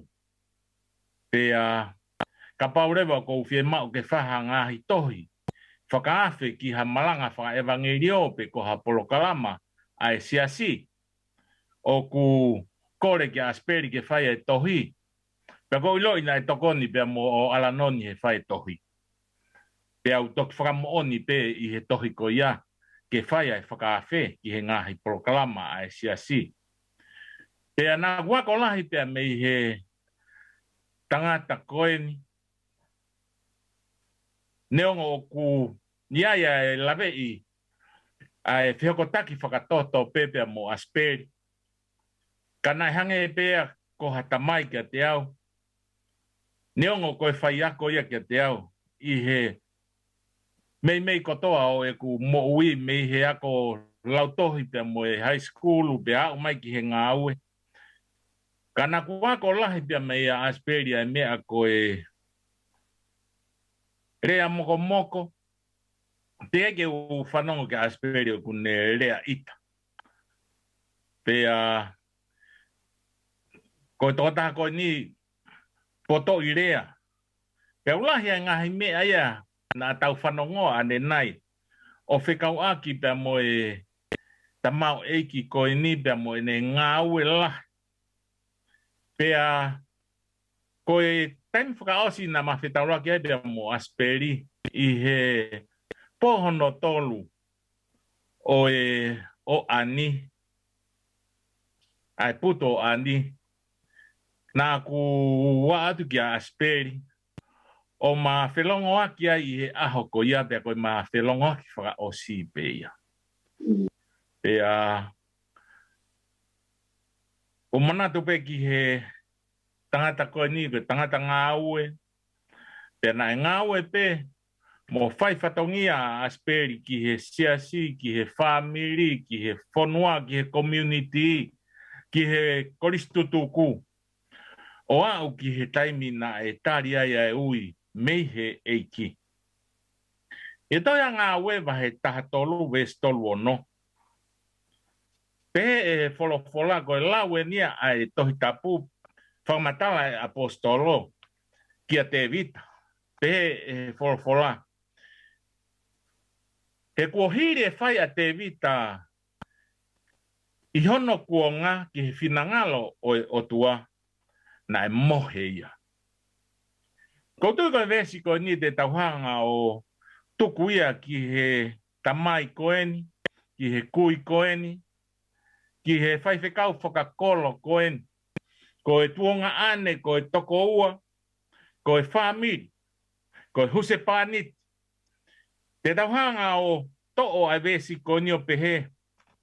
Na e hiri pe, ai whai a Asipeli, i hono kua ngā ki he whinangalo o tua, nā ne mohe ia. Kua mohe ai tangata o teu ki he aho langi ia ko ia haere mai ai eiki. Ke ave ki tau tolu, ke ave Asipeli mo tau ngahi ofa anga ku nau mohe i he tanu anga. He koe tala ofa ia si su ki a te tau tolu. Ko wilo pe ui ai loi mata, o ku tafe a loi mata, o ku kafo ai loto, pea o ku tō ai po uri. Ka kohanga tō ha vesi whakaosi heni, ke hoko pe koha ke tokoni, ki a te tau tolu, ko mohe ai tamai koini, ai tamau eiki koini. Ka kia te tau tolu ko e whamiri, i he tō ai po uri pea moe whaingata o e mo ui mawhasia ai loto pea moe mamahi. Ko tō beha vesi pea mei he tohi e ngahi sā me. Wahe tolu noa vesi hono nima. Sā me tolu noa vesi nima u pehe e he wholofola. Ka pau e iai ha tangi i he pō, e hoko ai fiefia i he pongi pongi. Ka pau e ai hatangi i he pō, e hoko ai fiefia i he pongi pongi. Ko tohi ani e te vita. Neongo koe same koe nina e whakamahino koe same. Ke hiva aki I he hufi e whare pe koe palasi o te vita. Kanai kai ke whakamatala te vita ia whikau aki mohono palasi te mohono masani. Kanai hanga pe e te vita o whakahiki hiki pe mo whakawhetai pe ki a sihova. Pe pehe ai e te vita I he vesi hono ni ma. Ka pao I ai hatangi I he po. E hoko ai fiefia I he pongi pongi. Ko e tōtaha ko ni mahenia I he palopare ma, mo e whai ngata a. Na e whainga saula ke whakapōngia. Na e whainga hono foha ko Absalome ke whakapōngia. Ko mahenia I he tangi, I he pouri.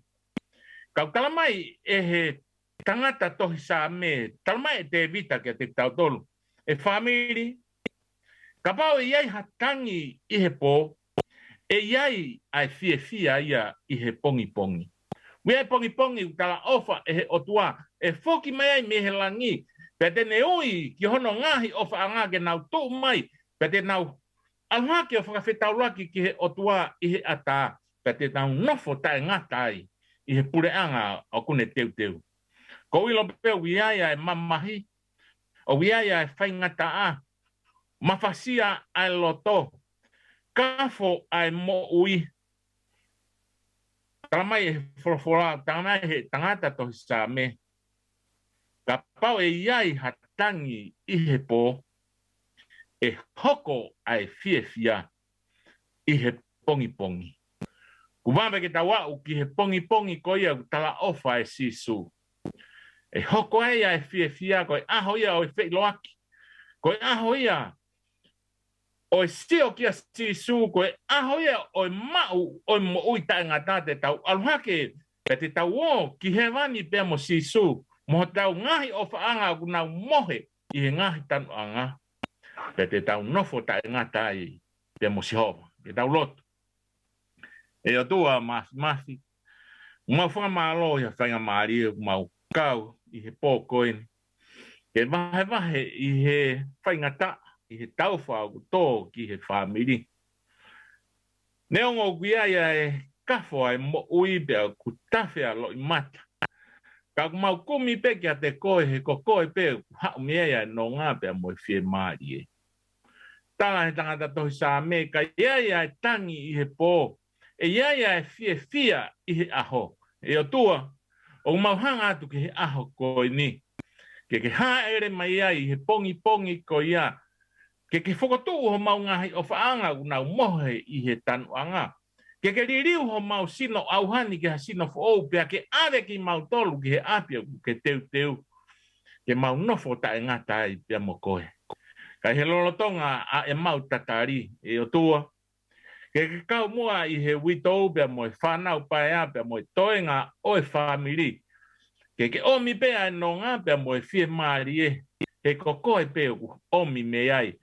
O ku tawhi mea ia nonga pia mo e whie maari. Pea koe keresi o tau eiko si suka I si mo e ofa ai o tua koe tamai. Whio he lau maari e maani o ni. Na fo ia mo o whana ia te mau toluni. Oa nā hiri, kai whai pia tai ngata. Amen.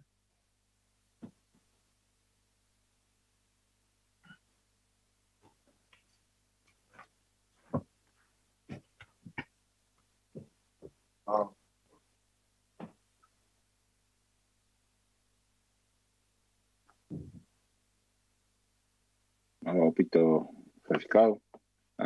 Kata ki family o tari me mua e o fuai me family e whalakoni.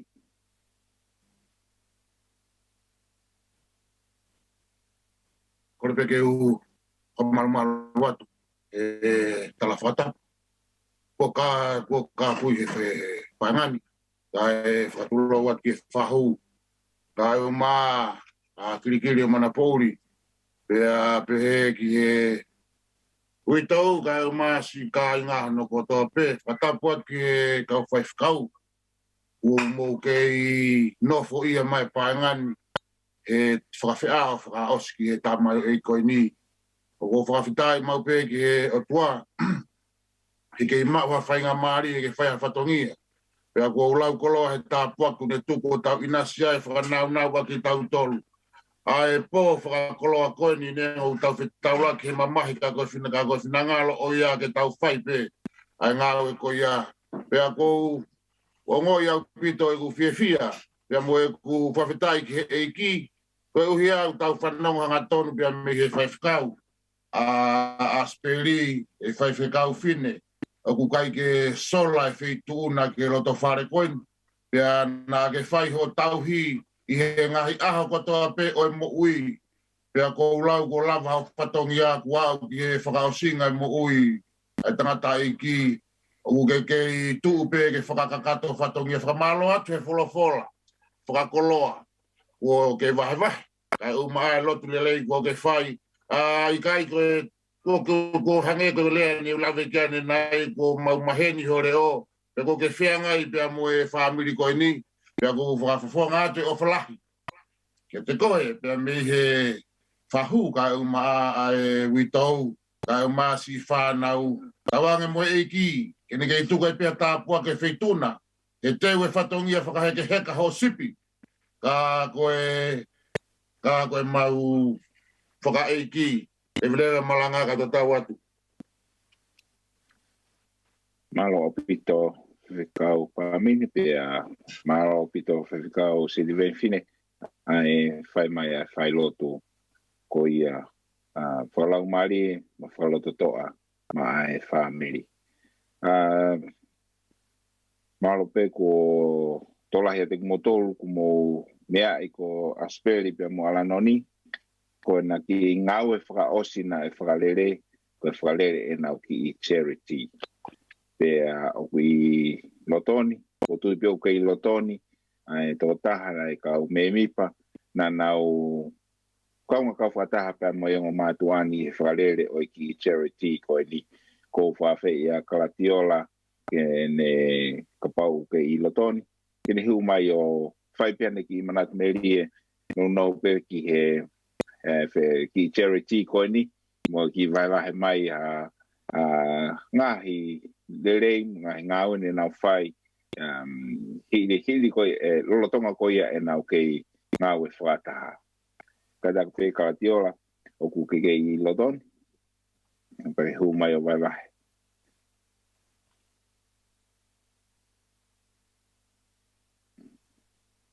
malo na ko si mohe a kalatio lai. Kai te tau hokot pe ki tau tolu e whami. Ko e whawhi atu e tau kauhiwa hoko. Kauhiwa ko ia a siao si pia mo kata ki whamiri ko siao si.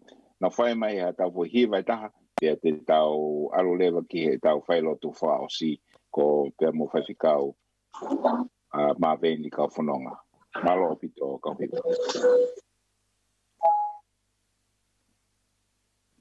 O malo atu e tau sau e te ongi o mau whainga maari. Na mau amanaki mau kau matu e kau totongi koia ki totongi tuu kau ku whawheta i bahana e hala o mei.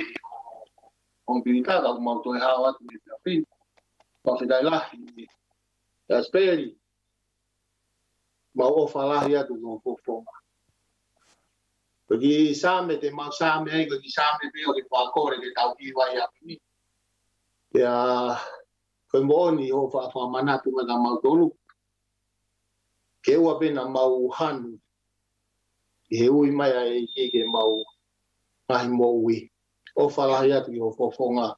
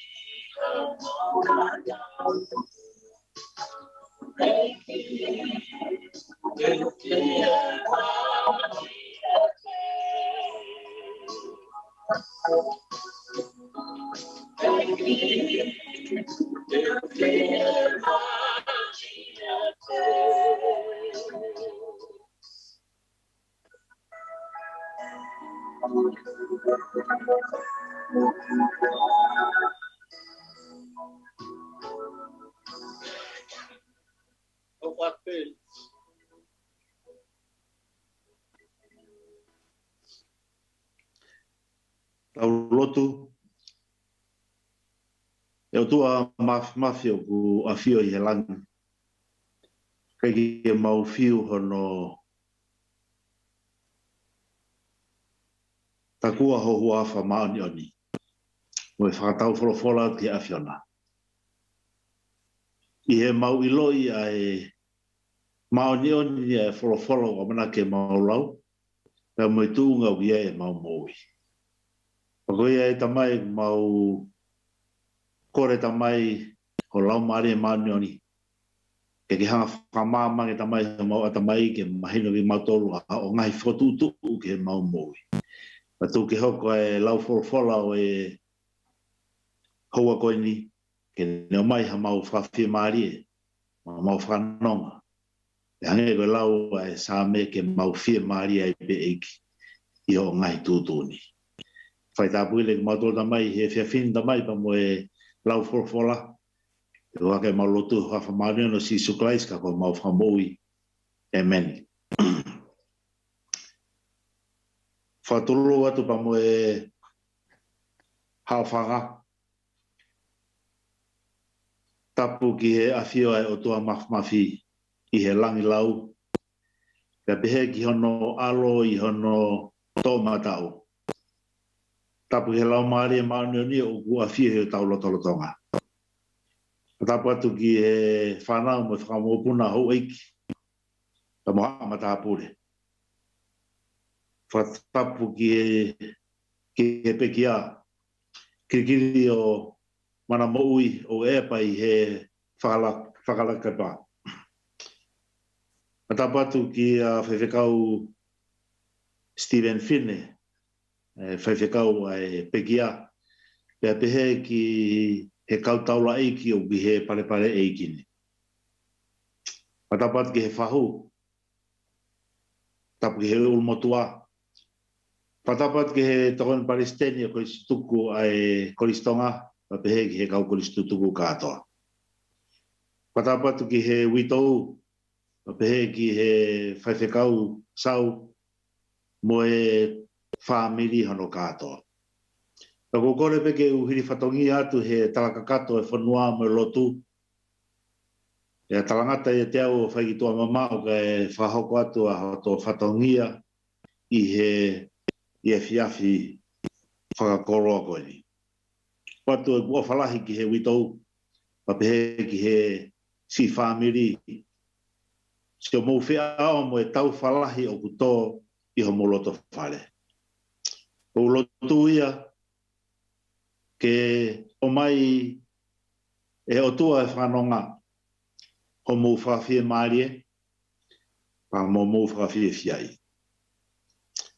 Ko uongo i au pito i he houa koe ni a mamafa o e whatongia koe ni.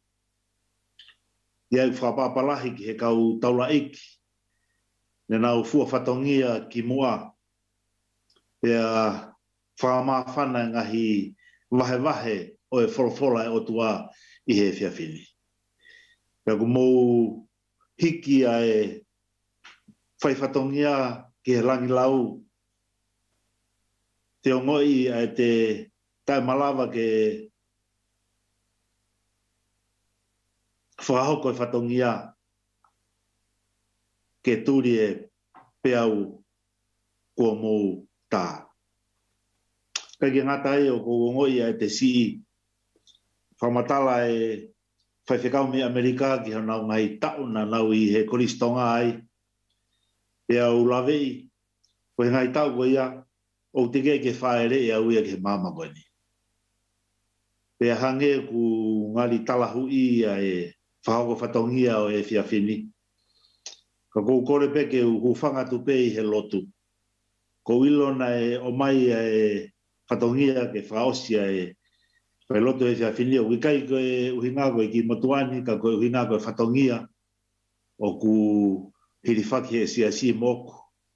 O e whapapa e whamiri ki he siasi o e pekia.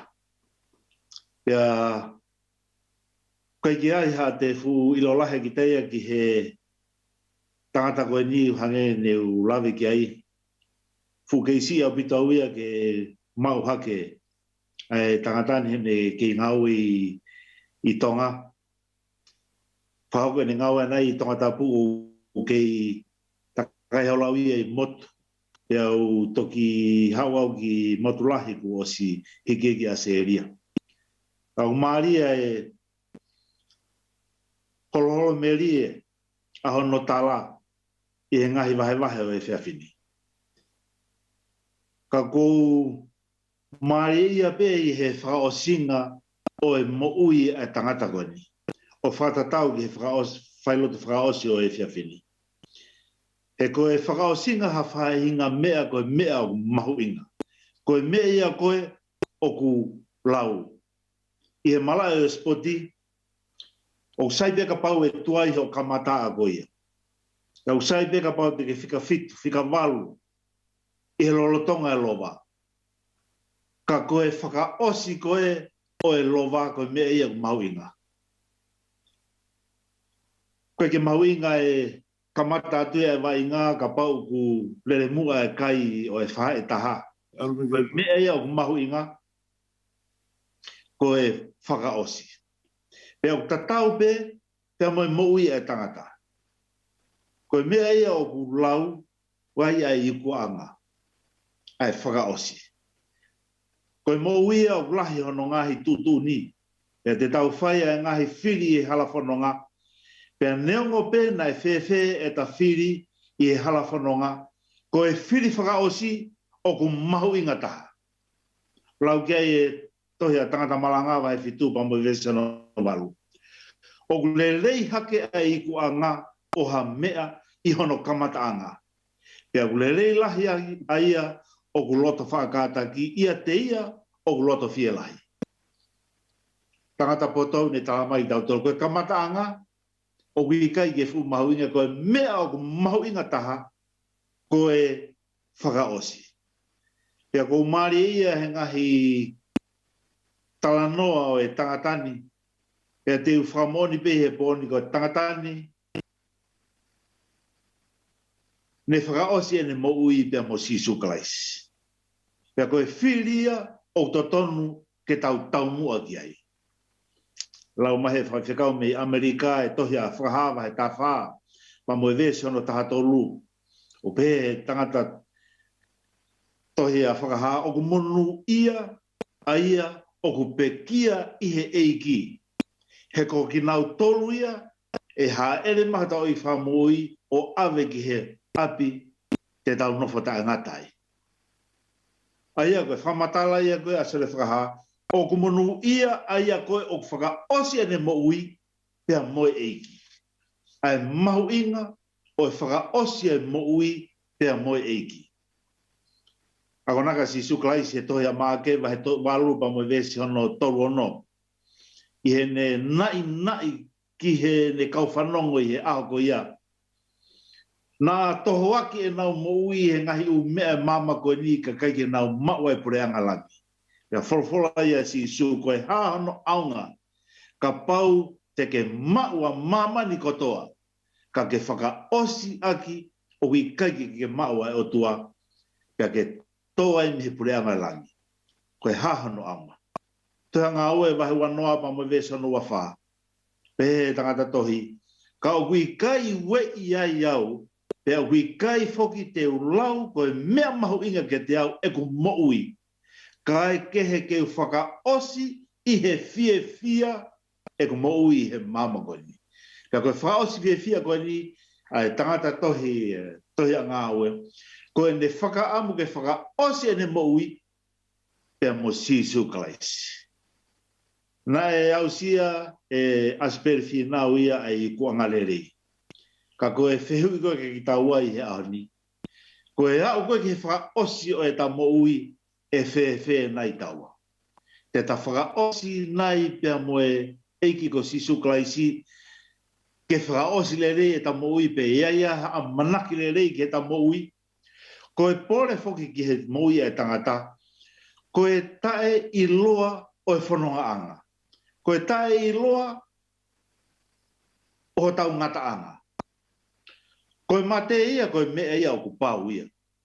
E lawe kia e taha e kau talo ai kia nai me he tohi a tangata malanga. O ia I e aho, ke whanau I e tau tolu, pea ia I pe aho ia te tau mate ai.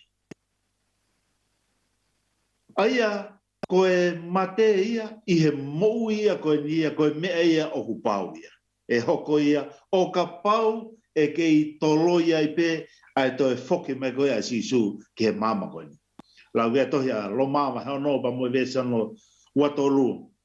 ko e nunu ai o anga hala ia ko mate whawheta i ki he ofa e ki o wikai ki ngata anga pia o vesi kau tala mai he vesi ki tau tolu ai tala ofa e o tua kau hiai ai mo i tangata ia o ku hau nai o mai ki tau tolu e sisu klaisi ai ko mate ia ko me ia ko pau e ki tau tolu ia ko me ko kai ke pau kai ki tau tolu i loi ai taimi koe e hoko mai e ki tau tolu ia pe tane nei ke nai mai e folofola ki tau tolu ke tau leo pe tau mateu teu e tau moui i he aho kotoa pe he wikai ke tau ilo ki tau tolu e taimi e whakangatai e tau moui to hea mātiu wai ua whaapa mo vese ano whaua ko ia leo he wikai te mou ilo e feitula a ko ia e hauai ho mou whakamoui ula vei peko e folofola na si suklaisi o whekau aki pa moe aho tene to e foki mai ai. Ka koe aho koe te tau mate ai koe mea hoko pe koe te tau suki ai ko ho tau eik whamoi he taimi koe tene hao mai. Ai au mahu inga o pito ai whakao singa koe tau moui. Mahu inga o pito e tau mateu te. Maari he lau e tohe au lakolinto wa he taha o no pa moe vese no taha tolu moe vese no taha wha ki he mahu inga ke tau leo. Mahu inga ke tau mateu teu e tau moui he taimi ko toa pe. He ukei ke tau hanga whapapau i e taimi koe e hoko mai e mate ki tau tolu. O pēra no wharea e vesi, mou leo, tuu mau i he tui. Whai o ngari mo e tangata, mou mālohi, ke whai ho mou ngahi mea ko toa pe i he ofa. Te whamama whae pe paula kia te ki tau tolu he whawhine, ai mau inga ki tau tolu ke tau leo.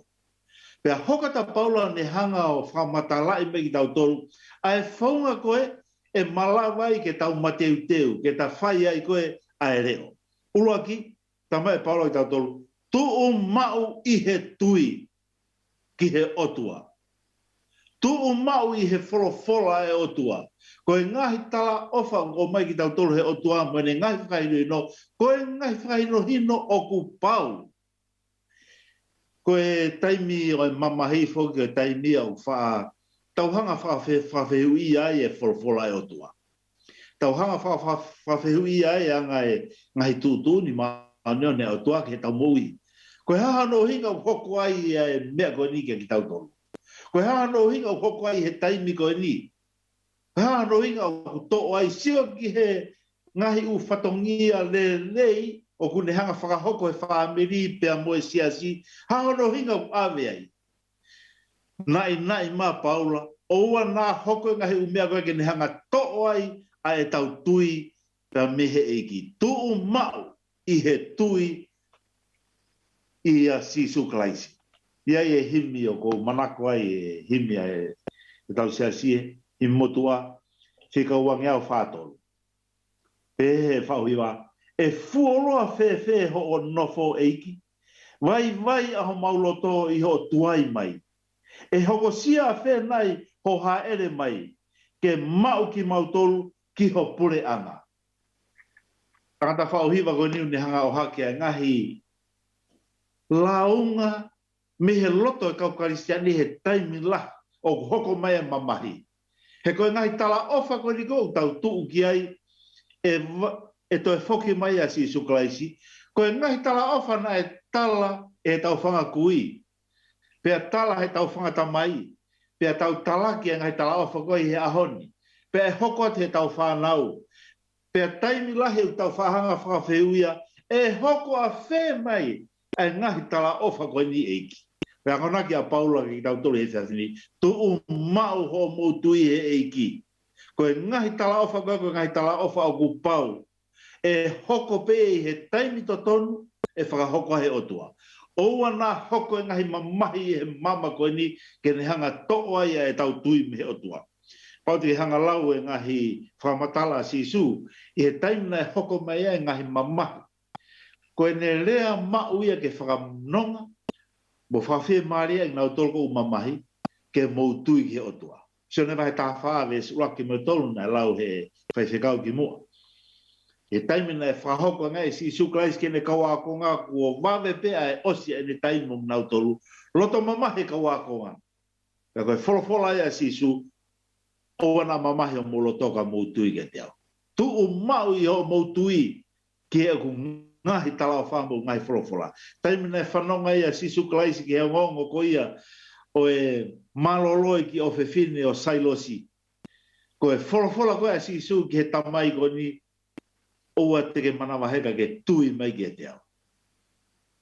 Tu mau ho mo tui i he folo ai o tua ko e me e te hanga whakapapaui o tau mateu teu ko e whaunga ia koe ke lawai ke tau leo. Pea kai ngatai tau mai tau tolu whai o ngari mo e tangata mo malohi. Ko mare ia i he ririu whakatonga o e whai o ngari mo e tangata e gore whapalangi o pe be strong and be courageous. Be strong and be courageous. Pea koe whatonga koe he rea i he foi vesi ko ni koe ke be strong. Whai o ngari mo e tangata. Nau whakakau au te nau hanga peo talawai loto toa pea mu malohi. Kau nau talamai whai o ngari mo e tangata. Ai e tau mo ui mo tau tui ke mahino koe kakai e tau tolu na e whau i he i miso o tua. Ke ngari ke tau hanga whakahai ko ki tau tolu koe kakai o whai e tau tolu o tua. Pea koe ne ngahi tala o whako e ngahi tala o whai e ofa. Pea te e ia e aho wawe mai ke ne hao whaka hoko ai e ne ngahi tala o wha. Pea whakamui manoa ki a konaki a Paula ki tau tolu ke tau leo o pehe e Paula. Ke whai ho mo ngahi mea kotoa pe i he ofa. Ko maari e ia he ngahi manatu meri e ke tangata koe ni e ni ngahi ngau e ofa. Ai tōlahi e kakai e nau whamatala. Ai ofa e tangata koe ni.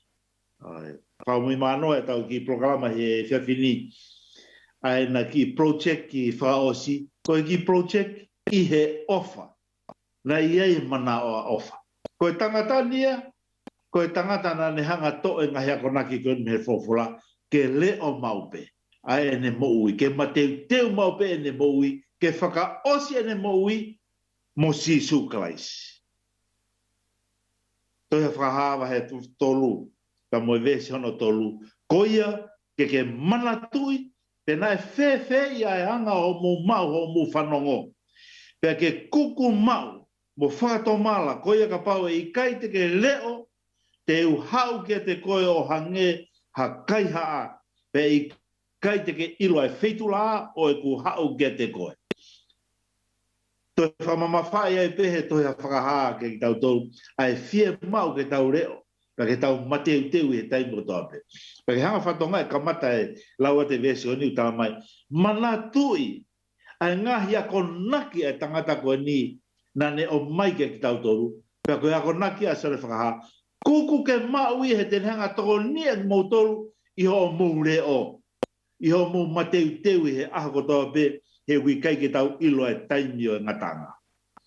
Ma diu wahe wano wa mo vesi hana whātaha wholofola i pe si su leo mo lotu te ria na lawai ak mou tolu e he ahi o mama koe. Ka manatu mai si su ke tau tolu lahe ngahi ahi o mama koe ni tena lawa to e tau tokanga pea malawa i ke hoko matau ngatanga o ki kai ke tau whakaosi pea moe otua. Io koe taimi ko ni koe taimia o te tonu ke te whamato atua ngai e tau lotu. Koe taimi ko ni o te tonu ke te whakalahi ngai e taimi o lotu. Ke hoko e lotu koe konga peia o e tau moui ke malawa i ke tau mateu teu i he taimi kotoa pea. Lau peki ves whakaosi koe ni. Ruakisione pa moe wahe ua pa moe vesi hono ua waru. Ako nake na sione ke whanau. Pea koe ni e whanau o whina. Mou nofo pe kia te ia. Koe uhi o ka hama ia ke tau mauai ai malohu. Pea i kai maia i ono ao i hene haere mai. Whamamawhai ai pe ai ako nake na mai paulo ki tau tolu ke tau tuu mau i he e tau tui. Nofo ia sisu klaisi. Ke whapapau iai o tau mateu teu i he taimi ko tape. E whamiri, ko wawe peke o sea mamai koni. Ko wawe peke foki mai a sisu klaisia o whakahoko, a ene ngahi tala o whakoni o ku tau piki ki ai. O wana hoko ngai me he mama koni, ke ne hanga toa e tau tokanga, me he tau tui, me he ngahi tala o whakoni. Hange koe wholofola koe ia sisu he toha whakahawa ua vesfitu. Wakai o kua hau wale. Koe mau ie a Asperia, ne mateu teu pe tangatai. Whakaose ne mau ia naia i he eikia. Koe pole ka te tau tolu, ke whakaose e tau maui i he eiki. Koe taimi koe whakaose e tau maui he eiki, te tau kau whakataha pia moia. I hono taritari e eiki, he taimi koe ka toi whoki mai e eiki. I he wawe mai. O whakehau tua whai tā puine ki tau tolu. E tau tau te whito ki he whamiri. O whakehanga heo tua whakanongha o mo ui. O whaketau leo pe tau loto. Tu mau he tau tui. Ke whakapapaui. Te tau tue whakataha. Pea moe tangata iki.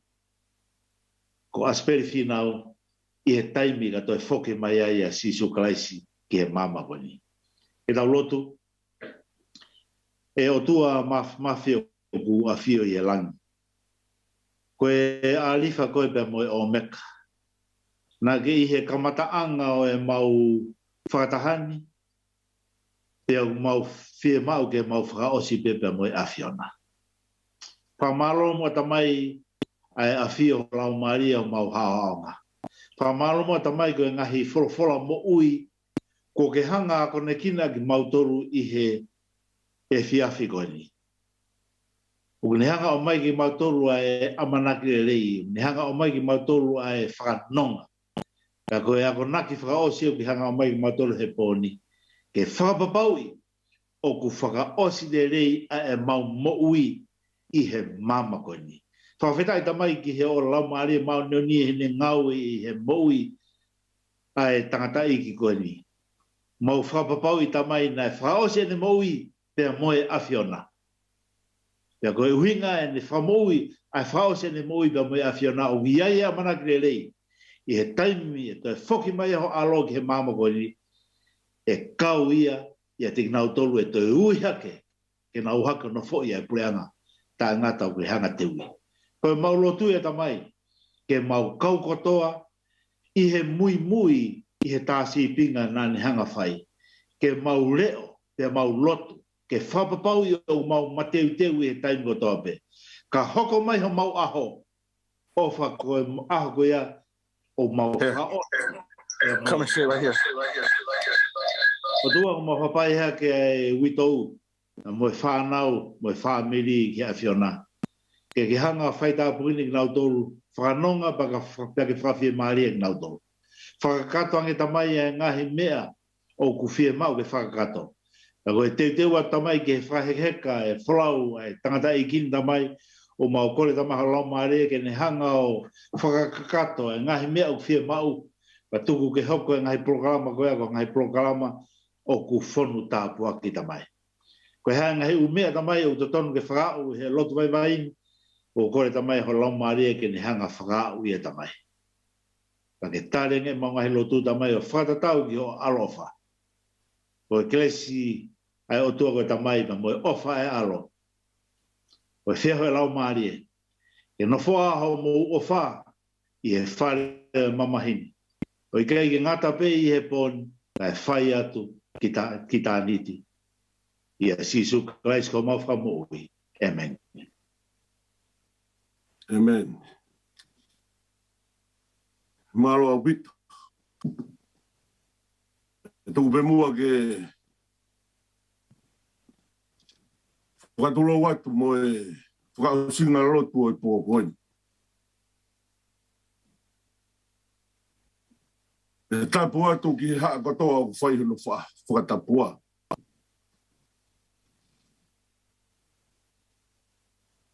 E toku me mua ke whai ha whakamalo. Maalonga loto hounga ia. Koe uhi ko hono kei kāte kina mai. E tangata e ki whai whakau. Koe Palestini.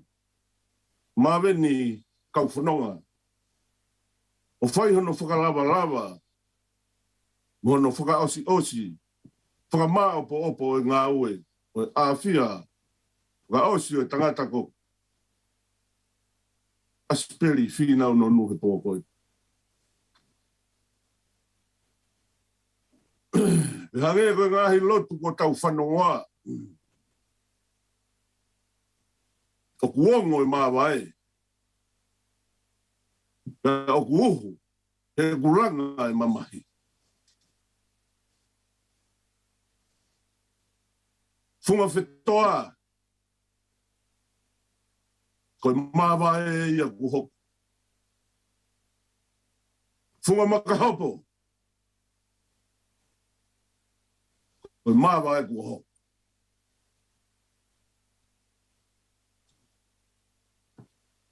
Tapot kahaweki. Whamiri hono katoa. Ki mau tolu kotoa pe, mau mea mai heo pe. Fie kau ngā mamahi.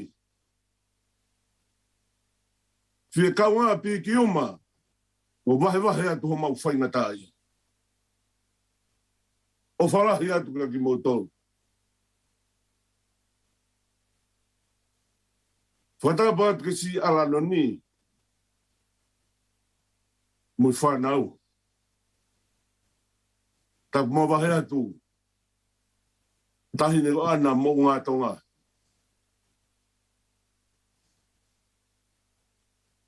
Na tai ki whaifkau. Whamaro lahi atu. Anita. Maro mua. A kātaki. Whakarelu hoku mamahi. Pea kou nonga.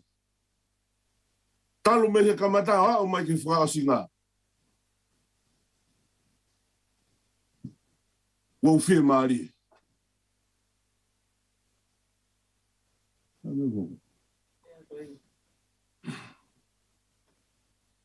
He koe tangata ko hange hono historia.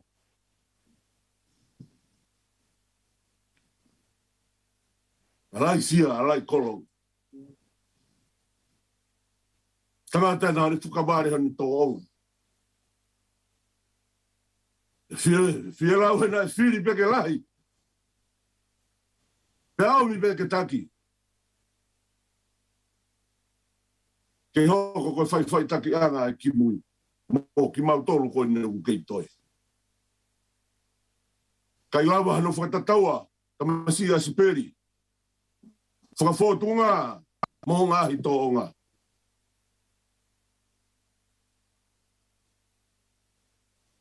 Kai mahakurea ke whai e whamaro ia e pōkoeni. E lo beko mo wongo sia.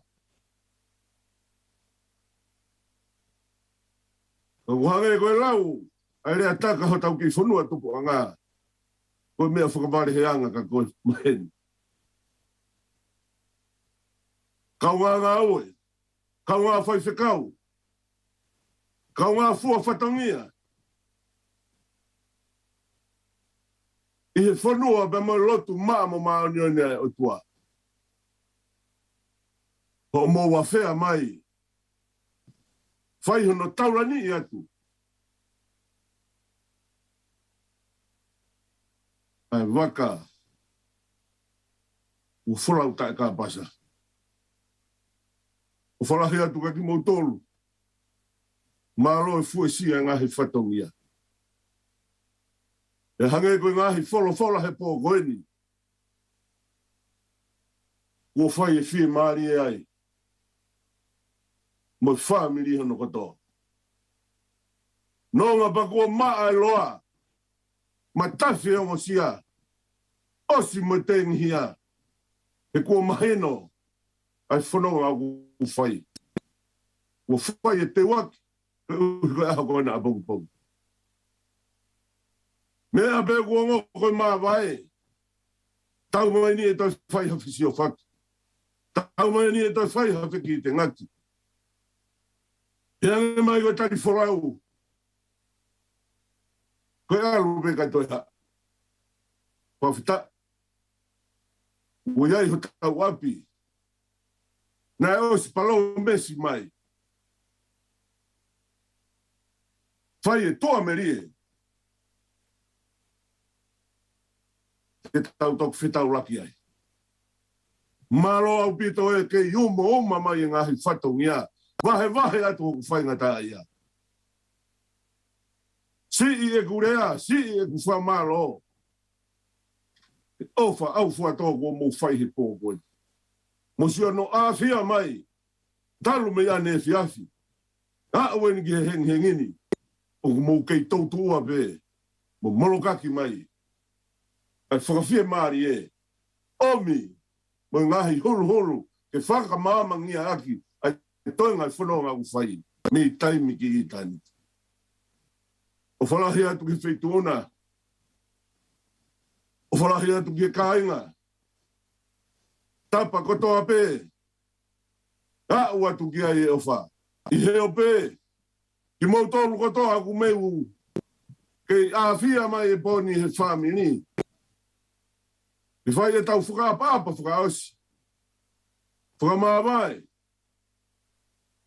Tamasiki ko Kilikili o Manapo'uli Asipeli. Ma whalahi atu ki a te koa. Koe tatau e. Tokua e tau. Hui e mahafu tau. Te waki e whalau. Teu ki apio e hau. I hoko atu ki ai e tau whitau laki e kahau. O whalahi atu ka ki mautolu hono kātoa pe. Ui tau. Kai uma e toenga hono kotoa pe. O i whamini. E mo ki mautolu kotoa e kau ngā mama. Kau ngā pikioma. Kau ngā ofa, maheni. Kau ngā ako. Ka inga lot. Si kau taki lotu mo e kau whai kau kotoa pe. O whai hono wahe pō koini. E kua mau whie maari. Kua mau nonga. Mau ofalahi atu. Mea be ku mau kore whakamore atu ka ki mau tolu. Kai uma e whai kau. Ka koe paresi teni. Wai ha mau tō whatongia ku tō no. Wai ha mau tō whatongia ku matawarea. Tōku ke mau hufanga te ngahi lotu le rei koia. Ko mau omi he pō koini. He ui tōu kai uma e toenga e whanau. I he whamini mo mahe ni. E vilewa i maranga. Tua eiki o whatu.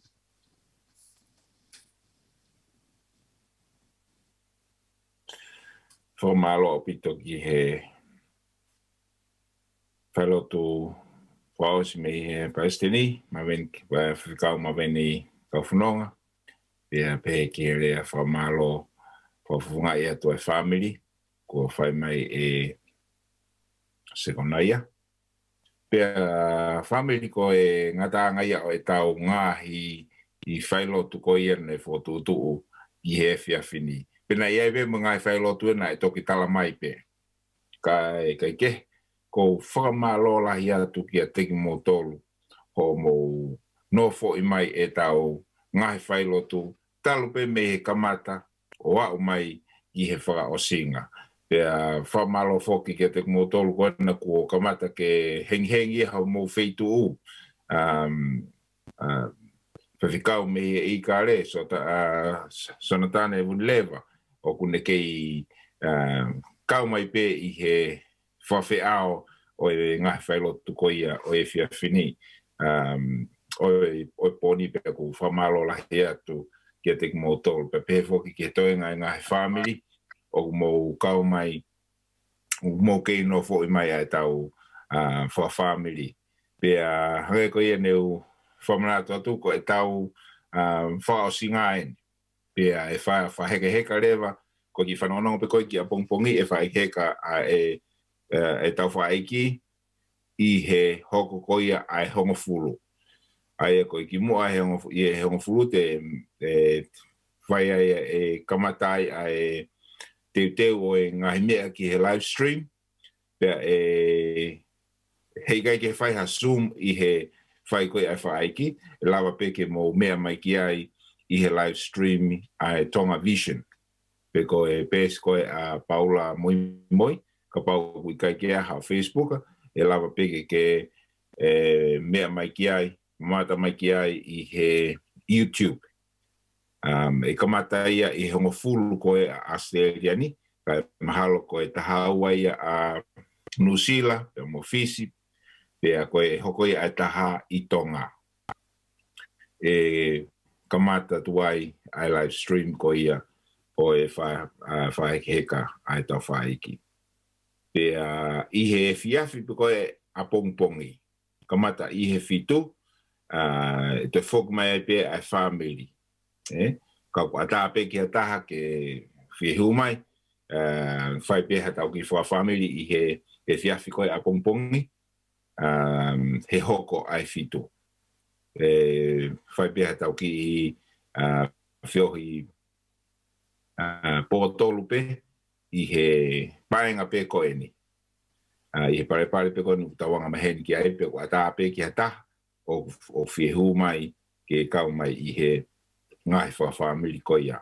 Kai ke koe tau whanolongo pe a koe ki he ki a pongpongi. Ka pau e toi iai ha mea kehe e toi Manapo'uli e toki whakahoko atu pe ki a te kumotoro. Ka ki mua pia whakaosi mai e whewhikau pāmini a e tau whiohi ko ia e whamiri I he whiawhini. Ko ki whetuku pe e whakamari ko ni ki a Eleni. Koe pe ki mea ku kene ki vahe mai pe ne ki Manapo'uli. Kotu ko wikai ki whaamu ke tukuang e whakamari ko ni. Mo e toenga pe whanau unau fie vahe mai ki mua pe whakaosi mai e pāmini a e tau whiohi. Elen, tuko te whakamari ko ni ki a te koe. Malo. Malo, ukonga te lea. Ia, ukonga lelei mai. Ia, malo. Ko le peke hufanga I ngai whakatapu. Ko sauwhake me he tau. O si hauwhake. Whakatapu atu ka ki he whahu. Ka hine ana monga taonga. Whakatapu atu ki he umotua. Ko whakatapu atu ki he taula eki kotoa pe o nau mea mai. O nau mea mai I he tau whaeiki. O whatapu atu ki he korisi mo te tokon Palestini. Whatapu atu ki he aere lahi ta maha paru. Whako whamaloa te he mau. Painga maari e koe ni. Ke whai haki Manapo'uli. Kau aki. Mo tamai o whako.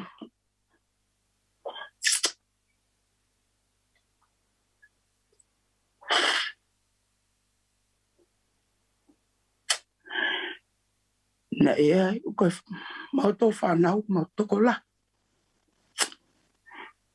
Utu e tai mini ko au. O sisi taha he tamai whiwhine. Ko si mea taani. Mo ke repi. Kako awen. Mo peisi. O masisi taha he whanau. Ko wingoa. Ko Ellen Swintila. Finau masila o takai whala ki niwa. Mo vai malo. O wai e whanau e toko fitu.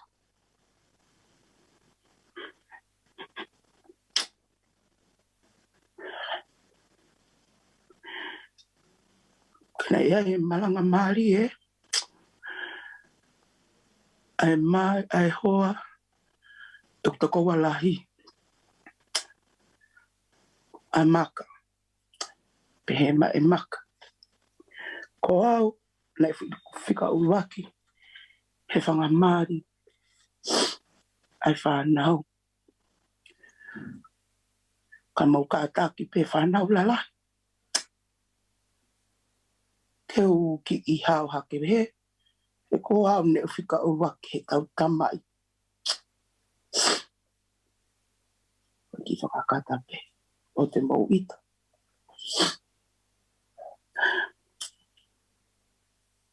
Na e whahingo au. Ki he lahi taha. E whanau koe ki hao ki au hao me ai e mau tamai. Ka ere lahi. Patalu e mau tupu. Neong huk sisi. Kena I kai ke ngofua ke ala taka te au. Koe whahingo au. Ke mau mehtanga.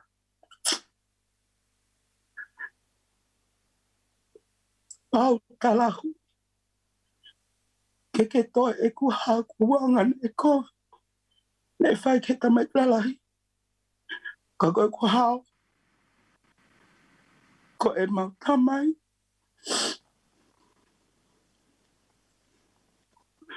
Kua ongo. E ne puri. E koe talu. E ne hiki. Koe ke toi a aho. Ono si ngai kopi ia. Mo pui ia. Kou kore at. Ere lahi. Palu. Tai te ana o whamai o lea me ke tamai klalahi ke tuka e nau ngai kopi ia. He kua puri e tangata I ne whawai.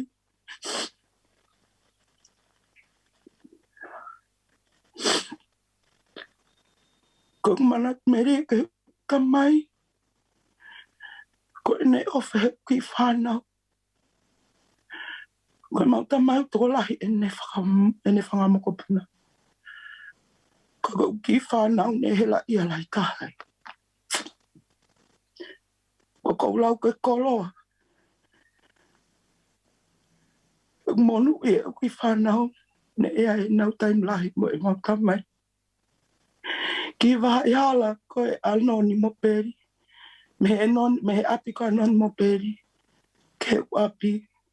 Ne e pau pe ke lele e mau tamai e aho. Ki e aho.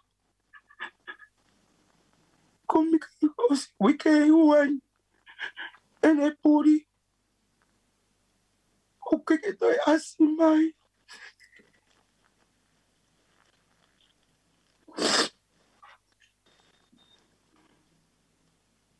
Ke I lopo ko e haa me te utala ke ki whanau.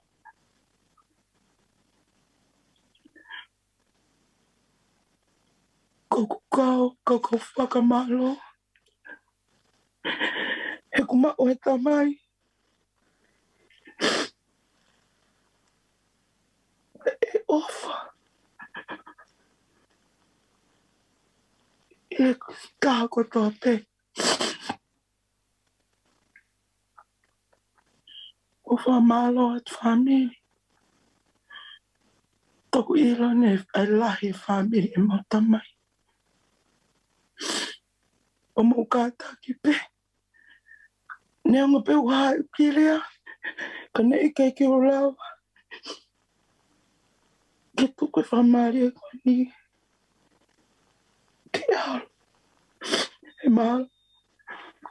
Ko ki taimi pen te o lawa a whai a ki rea ki tamai. Ko wha o si o kofi. Tala monu atu ke mau tamai.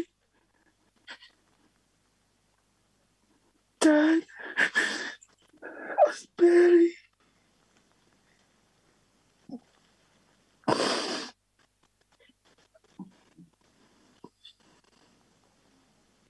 Hei kai pe ki ngalo koe he mui.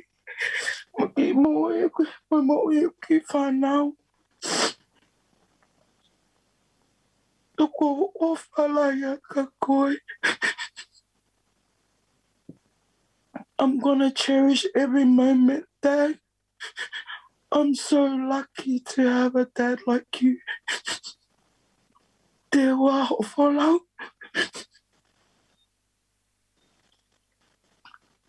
Kei tuku ka mautok whenga atu. Malo sao e mawhainga maari ka kou ofa atu ki e tō tāko tō pe malo. Malo pito Eren. Te uwe tuke whenga maari ko ni ke Suli. Suliana.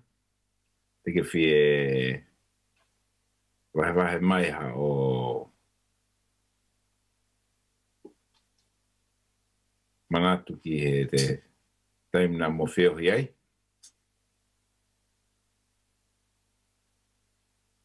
Ke unmute mai ho me. Oh, there you go. Malelele family. Whiwhia puta mai whangamari e kani tau malo. Kole peke ufanga e whātapu. Whakatapati ki he taine whahu, ki a ana. Peke ha alotu ka uma aha matapule. Whakatapati ki he witou. Pea pehe ki family ko toa pe o kuma mea mai e poni. Ulaki whakahoko atu au, kuai ka e family toko lahi o i kai ke mo mea e mai kita. Pau kuai peha mo moni, pea pehe whakate au o toko lahi apite family o kai ke wangalawe. Koko i ngā kasuri ana Finau, ko tahau e ngai o Vea Finau Asipeli Vea. Pea ko whine eiki ko Caroline ko to atu moni ati. Mei he tahi kere kolu kalolai taha pe koitonga tapu. Ka taki pe whamiri ko au ia nak tupa ke pe au i whamiri e kwa e. O a o ai pe ke fulahi. Pena kai kia haku taimi o kumo e mau tangata eiki. Kana aku ilo pe e au. Kono hingoa pe au ilo e pe ma feito o kaumi ai. Kana au pehe pe au ia ko ki reka havelu au. Tā koa ko ki reka have hawhewa nofo ova havelu.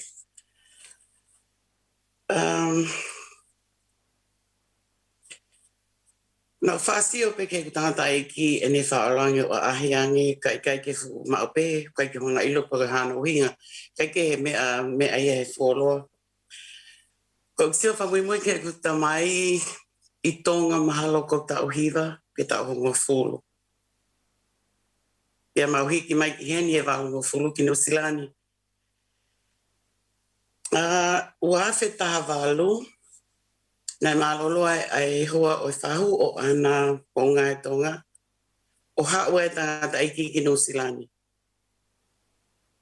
E family ko tō whitau laki e ni mau tamahi e o se tau e whango fultupu.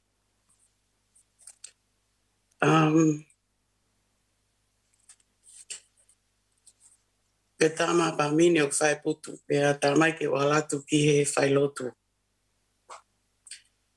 Pe pe ma pa mini, te mea e taha, ko e kata ko pa mini ko ki tunga ane pe ke taha. O kai ki mea e taha, pa pe ko hai ki mea e taha. O pihene tangata eiki.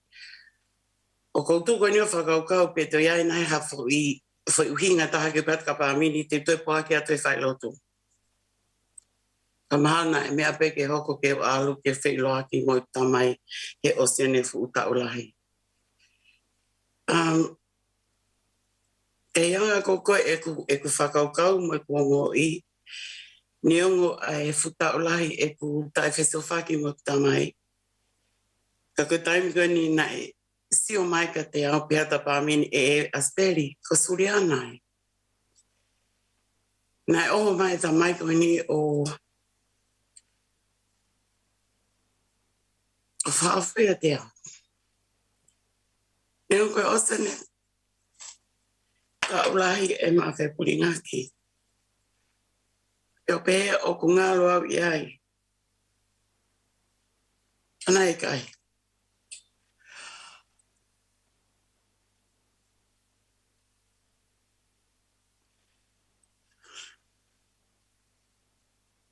Pena o whamalo e taimi ko ia, ko taimi pēna na o whio ia e mo ki tamai.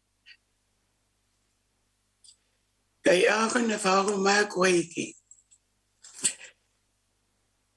Nā pē o kai ke fair, this is not fair. I just met up with my dad and now he's gone.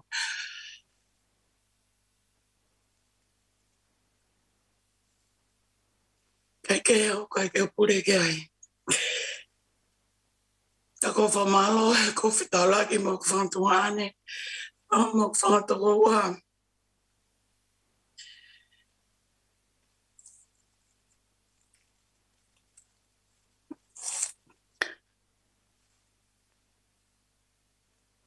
And whether he was there in my life or not, he is my dad.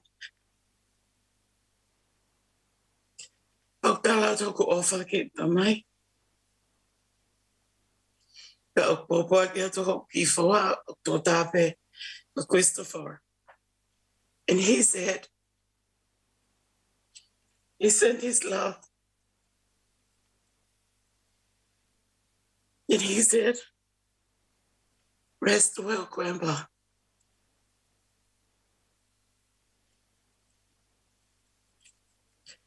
Now it's my turn to say goodbye to my dad.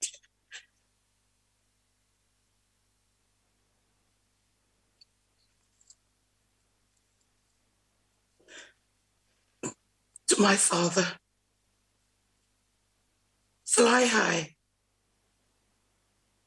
and I will see you again. O whātu whamiri, o malo ma o whenga maria sau. Ko ia pe malo. Malo o pito Suriana. Whawhiawhia pe whamawhana o introduce mai koe ki he family. Pea ngoni o lau mahalo tō lahi ni he family. Ko nau toki whetaulaki e ni pea lawa ke nau toki iloi koe. Ka ko whiawhia o pito e family i ho o hu mai pe ke loto toa.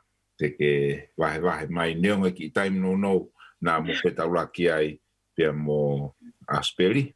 Mo i tau tangata iki ka ko o hu mai mo o ku maulau pe ia koe tāpuaki. Ia koe ki tau ilo tau tolu pe koe hae whukotūtu ai o tua. Ia te tau tolu nei tok ai pe ai ke tau toki whelongoaki ko tau lalahi. Eke, malo au pito.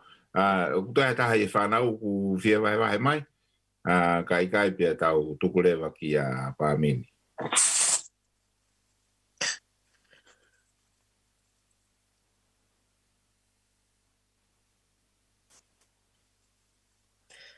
Malo wikai ke toi taha ia he whanau e whia wahe mai Pāmini. Wia tu ore wangai Pāmini ka wanga ka siari pe kolieni pe kuna osimohi ki na wae.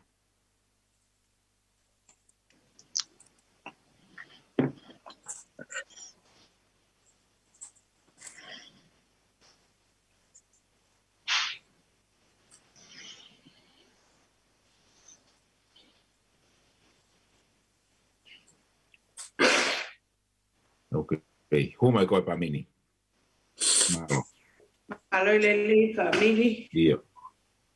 Ka tak whamore nei, ka ke o whilea e poni ka tupu ke whakateina mo ku tau ke te mo ku whakatunga ane ke nau lea he te utoki lea hui a pongpongi malai. Ka ke o whemau ke o maui kotoa e taimi. Ka kokole atu heni ki he mautunga ane taha ko se ale uvea. O na o stek se atu ki ai pe lea patalama e a ikai. E whakafofonga i pehene o whewhine ne lea. Ka koe ni mahalo o kuhitonga no o whewhine maha ko si wholoa ne malolo i ana. Kai si i kole atu ki a se ale uvea. Ke na o whakahau o popo haki ki tōka mai. Tone alui.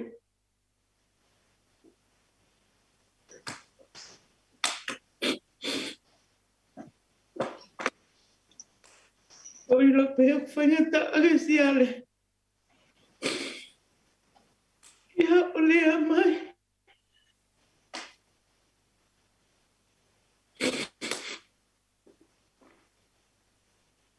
Ka koko lea tupe ki hao. I taha pea ua o lea. Ia o lea mai.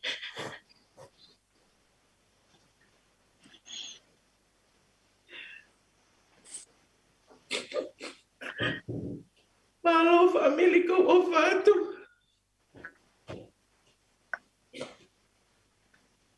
O kuo mo te bliasa. Olele sia. Yeah.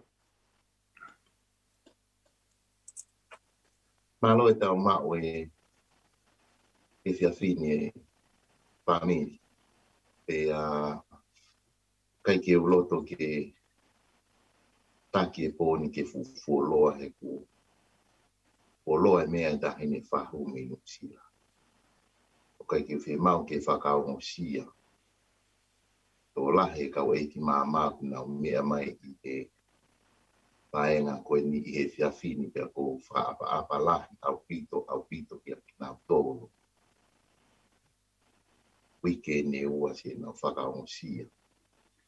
Pia niongo koe pō wha o sie ni ka ku.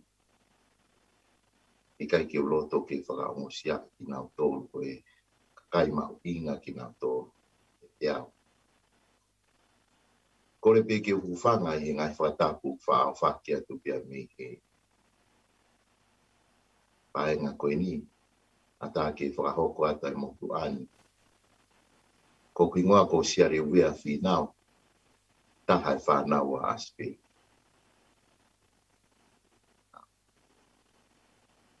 Ko e whanau ki mautoru he taimi nei whaiakua ngai a Asipeli ki nomuka.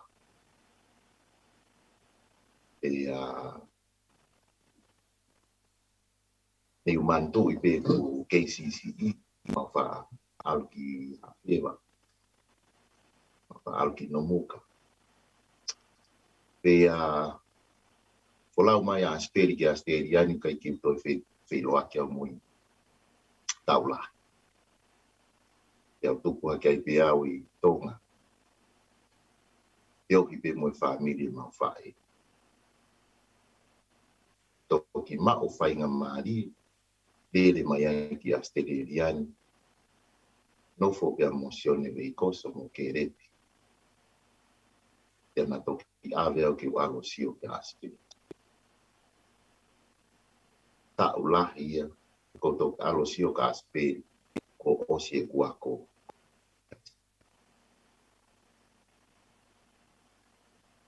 Nai o vare au pito a Asipeli sio mai ki au ko fula. Na fia au pito sio kai.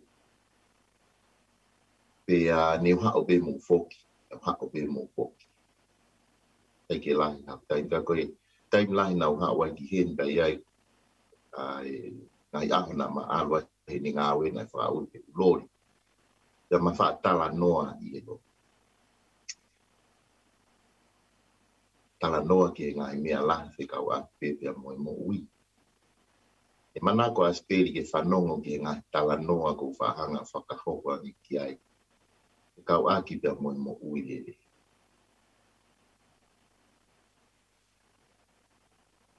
Iau wha manako ke whanongo ki Asipeli ki ngai tala noa. Ke ni tupu hake. Tala noa ki he ni whamau aga pulu i hapai. Pia fuhu e ongo tini. Pia ikai ke nita ofi ka nito o mai pefo i pulu aga pulu. O whakotu pia tangu tua i pia i o tari ke osi e fuhu e ongo tini. Kai toi hoko e pia vai. Na mau i wawa uko mantu. Nem aho e tahana e whai mau. Mau umu. Mau kai umu pia nai whai pōwa inga i nispa e pōko ia. Hawa taki mai ta mai ki e mau tō uhe ke iki o. Mau maa inu e mau whirita e apna nau whenua. Nau eke mai pia kia mea kai. Tangi iyo nai mau tuenga mea kai. Mau kai e pia mau tuenga mea kai. Tuku mai mau pōwa e ngā. Foki maa Asipeli ki aku osi mea kai. Eke pego haina ne kai. Kautalani. na hawa mo ka le ka mau ka ta ga Asipeli o te ni o ka me e unga mo hu ma pa hulu na aria eva ki makawe kia kakao foki mai o na mkona ta loa maua mo pa hulu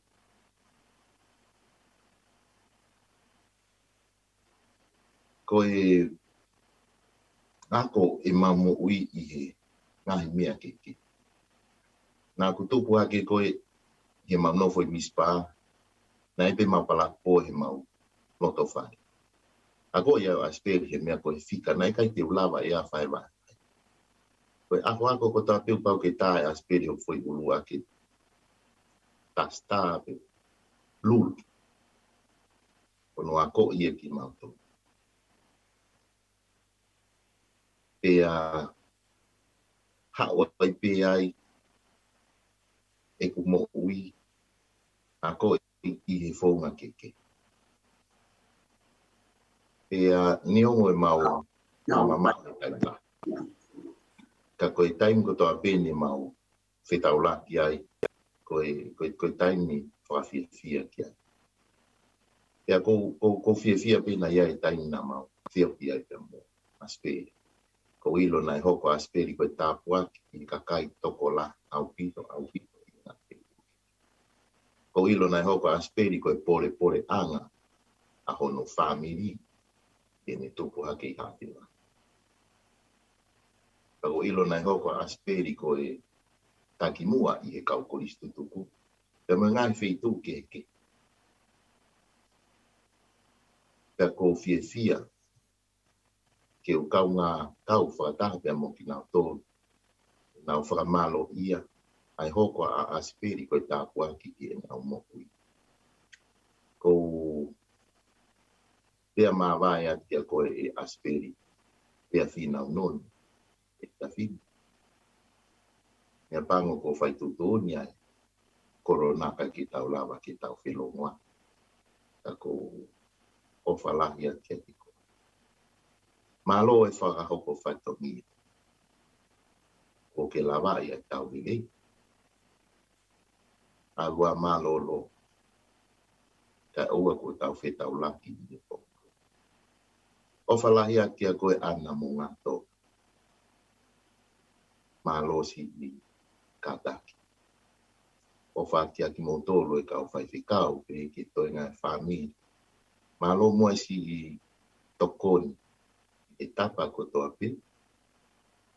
O e whakahekeheka o e mautamai. Gai kia lea e mo ua. Gai kia lea ia ma ke wha ia ki e mau. Loto honga ia. E pie kau ngā mama. Ia mo to koni ko to ape o kono whai. Io mo kau mai. Ke tau vai. Ai mamahio mau.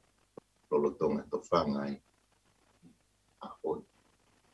O whakihanga he o toa ma fio whai tāpo i kina. Ke ne watu ai nonga pe mo fie mahi ki ai te monto. O i kai ki hoko a ho mo kau mai ko whaka o sia. Ka ki hoko ho mo kau mai ko to koni. Wata maki o mauto whanga i. E fia koe. O whalahi a ki te monto. E te wai kumalanga. Wa o whaka. Malo pito siale. Pea tau whaoslewa ki e whaiwhikau ka pāmeni. Ke ne whaosia e tau whawhamiri mo e tau apo i he whiawhikoeni. Malo pito pāmeni. Malo atu. Ko tau lotu tuku pe whai lotu tuku nei whai he Palestini. Tuku peke whai atu a whakamalo mo a tatau. O ko whawhetai ki o tua mafi. Tunga ne anga lelei ka ne whakaata e tau mo ui. Famili na tau kore me ki he ne ki he o tua he kamata. Ke o mai ki tau tolu ki he whainga maari e koe ni o e pōni. Pea na tau kore ki ai ngai whatongi a ku tau whai ke malawa. Pea ko tau au mai ke tau mui. O e tau whakawheao. Ke tau whakaiki. Whakatapuat ki ana mō ngā tonga. E tahi ne whahu. Ko ulau koloa. He ko lawe i ko tā i toa la a. Ko holoa ki ho ngahi tau mō ngahi aho. Ka oku kei tuku he o tua haivi he wheituna. Ke whai na whakai e ke tau whakai ki. Pea o ko whakamalo lahi ke koe. Malo apito apito si o kei lepa. Nengo e whai e ai o ngosia. Pea whai e whaingataa ia. Ka iho ofa e whamiri ko whamalo at ke koe. Whamalo lahi he ni ki he Hawaii whaif kau. Malo apito hono tautu ai pare mamahi. Hangego ngai lea na e whai. Ko hoko kotoa peko koto waikawak. Hoko koto tāpuak. Hoko koto whakanonga. Kai au lawa lau hingoa. Kai au lawa whakamalo ia whiunga e koloa. Ko mautuku he paengani. Whakamalo lahi atu e koristutuku. Koristutuku e koristonga. Ko mauongo sia. No tautou ahia. Pea moho no tautou tuua ai apitangani. Ia ngai whakai waha peheni. Neongo ko Asipeli. Nane pore aki pela ni kula pane pore aki laione. O mua ke wat pea whakamalo tua ke teki mautol malo. Aupito e tau whea au mai ke poni. Whakamalo foki e whamiri whakalukfua. Whamukapuna luke nonu pea mui lai se. Pehe ke whare o vei kosoa na wafe. Pea pehe ke whana me whakamukapuna ke pueri pe mosoko peti. I mei whakatonga, Nusilani, ka pehe ki a seri. O ko whamalo ma ke whakiheni ki he witou. Ala noni ko whalahi at ke wheituna. Pea ko whamalo lahi at ki a mori ka au maa e whanga tokou ala noni, ka au maa si ono whamiri. Ko kau taha mai mo tau tolu i he whamawai. Pea mo Asipeli. Pea mo ataha pe o maua ke whea ka whakamalo kau tau mia. Tuku mua ke whakaawatu. Ai whakamalo tua pia mihe motuani. E whamiri, koe pōa gena na hongo fulu mātolu e tau whakawheao, ke tau whakaeiki. Pea o koutui ne tau whanongo, pea tau sio he ata pea moelea, pea me he pō ulo aki ke pō koe ni. A tau tua he kau whaiwhekau, pea moe kau koristu tuku, pea moe whamiri. E nau lau mai e tohi. Ai tohu tala noa mo ui a Asipeli Finau.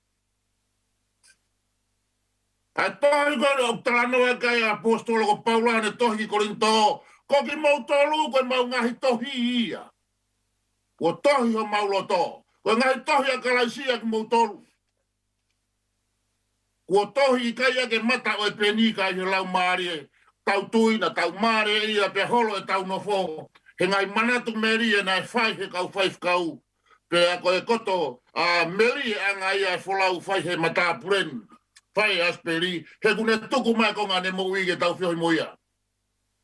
Nā ku tokanga ki e lea ai whaif kau ai presteni. E ne lawe koe ki le leia ne ngataanga. He kamata. Pausio whamiri ke mea koe. Koe kamata tangata, koe whanau i mai tangata, ke whai whanonga he tamala moe meri oi mo ui. Ka kono ngatanga, koe ne whai whanonga he mohe oi mateo tari ai ke talupite. Pe kai ngata ai, o ua moe mea koe no tau whai, o tau tranoa i pe meri e. Tau tranoa i pe lelei he mo ui ai tangata. He ko tui ka pau na ia tahana te hau ia tranoa maha mea ke. E ongo mai e lea e tangata na whai ka toke tā Timote. Don't talk about yesterday. Koe whamore pe ai pangani ka au mai family. Koe na whakamalo. Tuku pe mua ke whamore tani ko ana mou ngā tonga. Ko lawe i ko tau pō tuku e.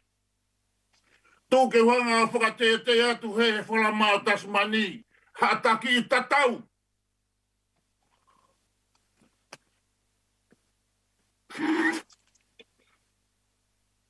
Ki tamai koe ni. Na whakaloa ke paengan.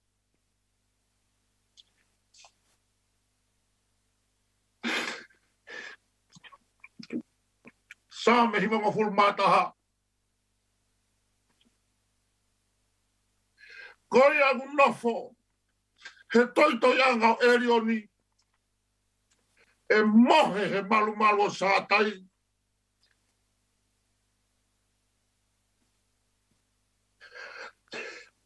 Mohea Asipeli. Mohea sienta mai. Uta tawatu. Reve malanga.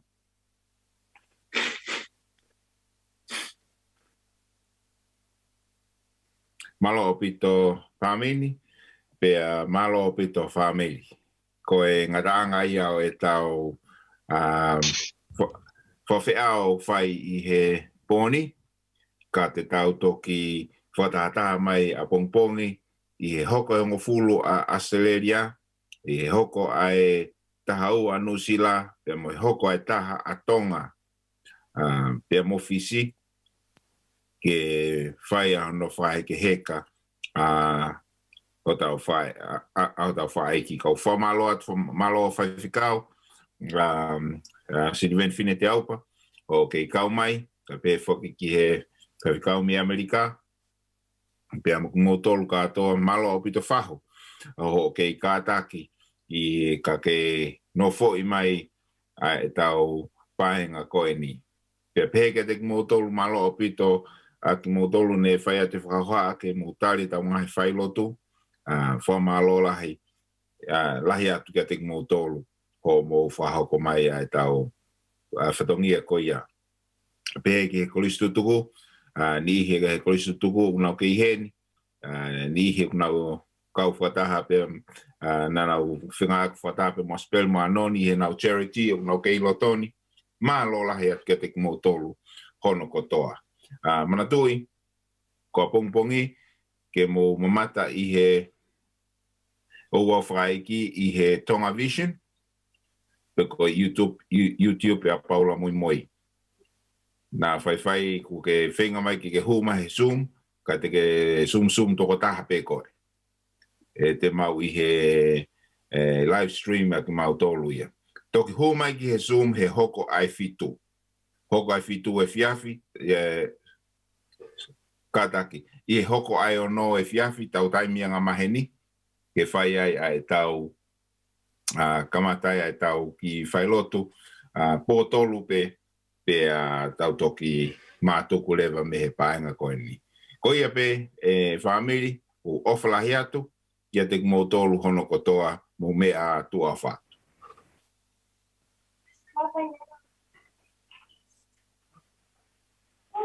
Fatu. Everyone, love you all. Love you all. Motolu.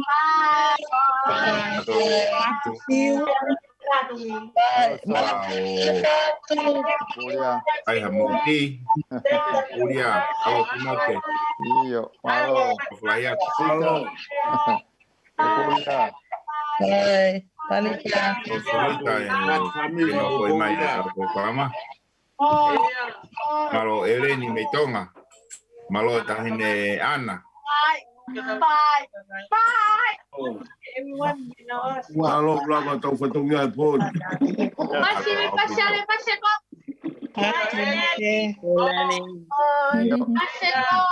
Ulia. Ulia, inisi.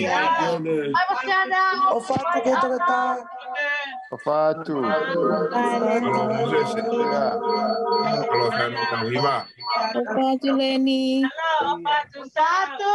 Iya. Malo Belikau. Hai, Sonatane Beleva. Bayar. Bye. Ofatu Leni. Oh, Irana. Thank you. Hi, Liani.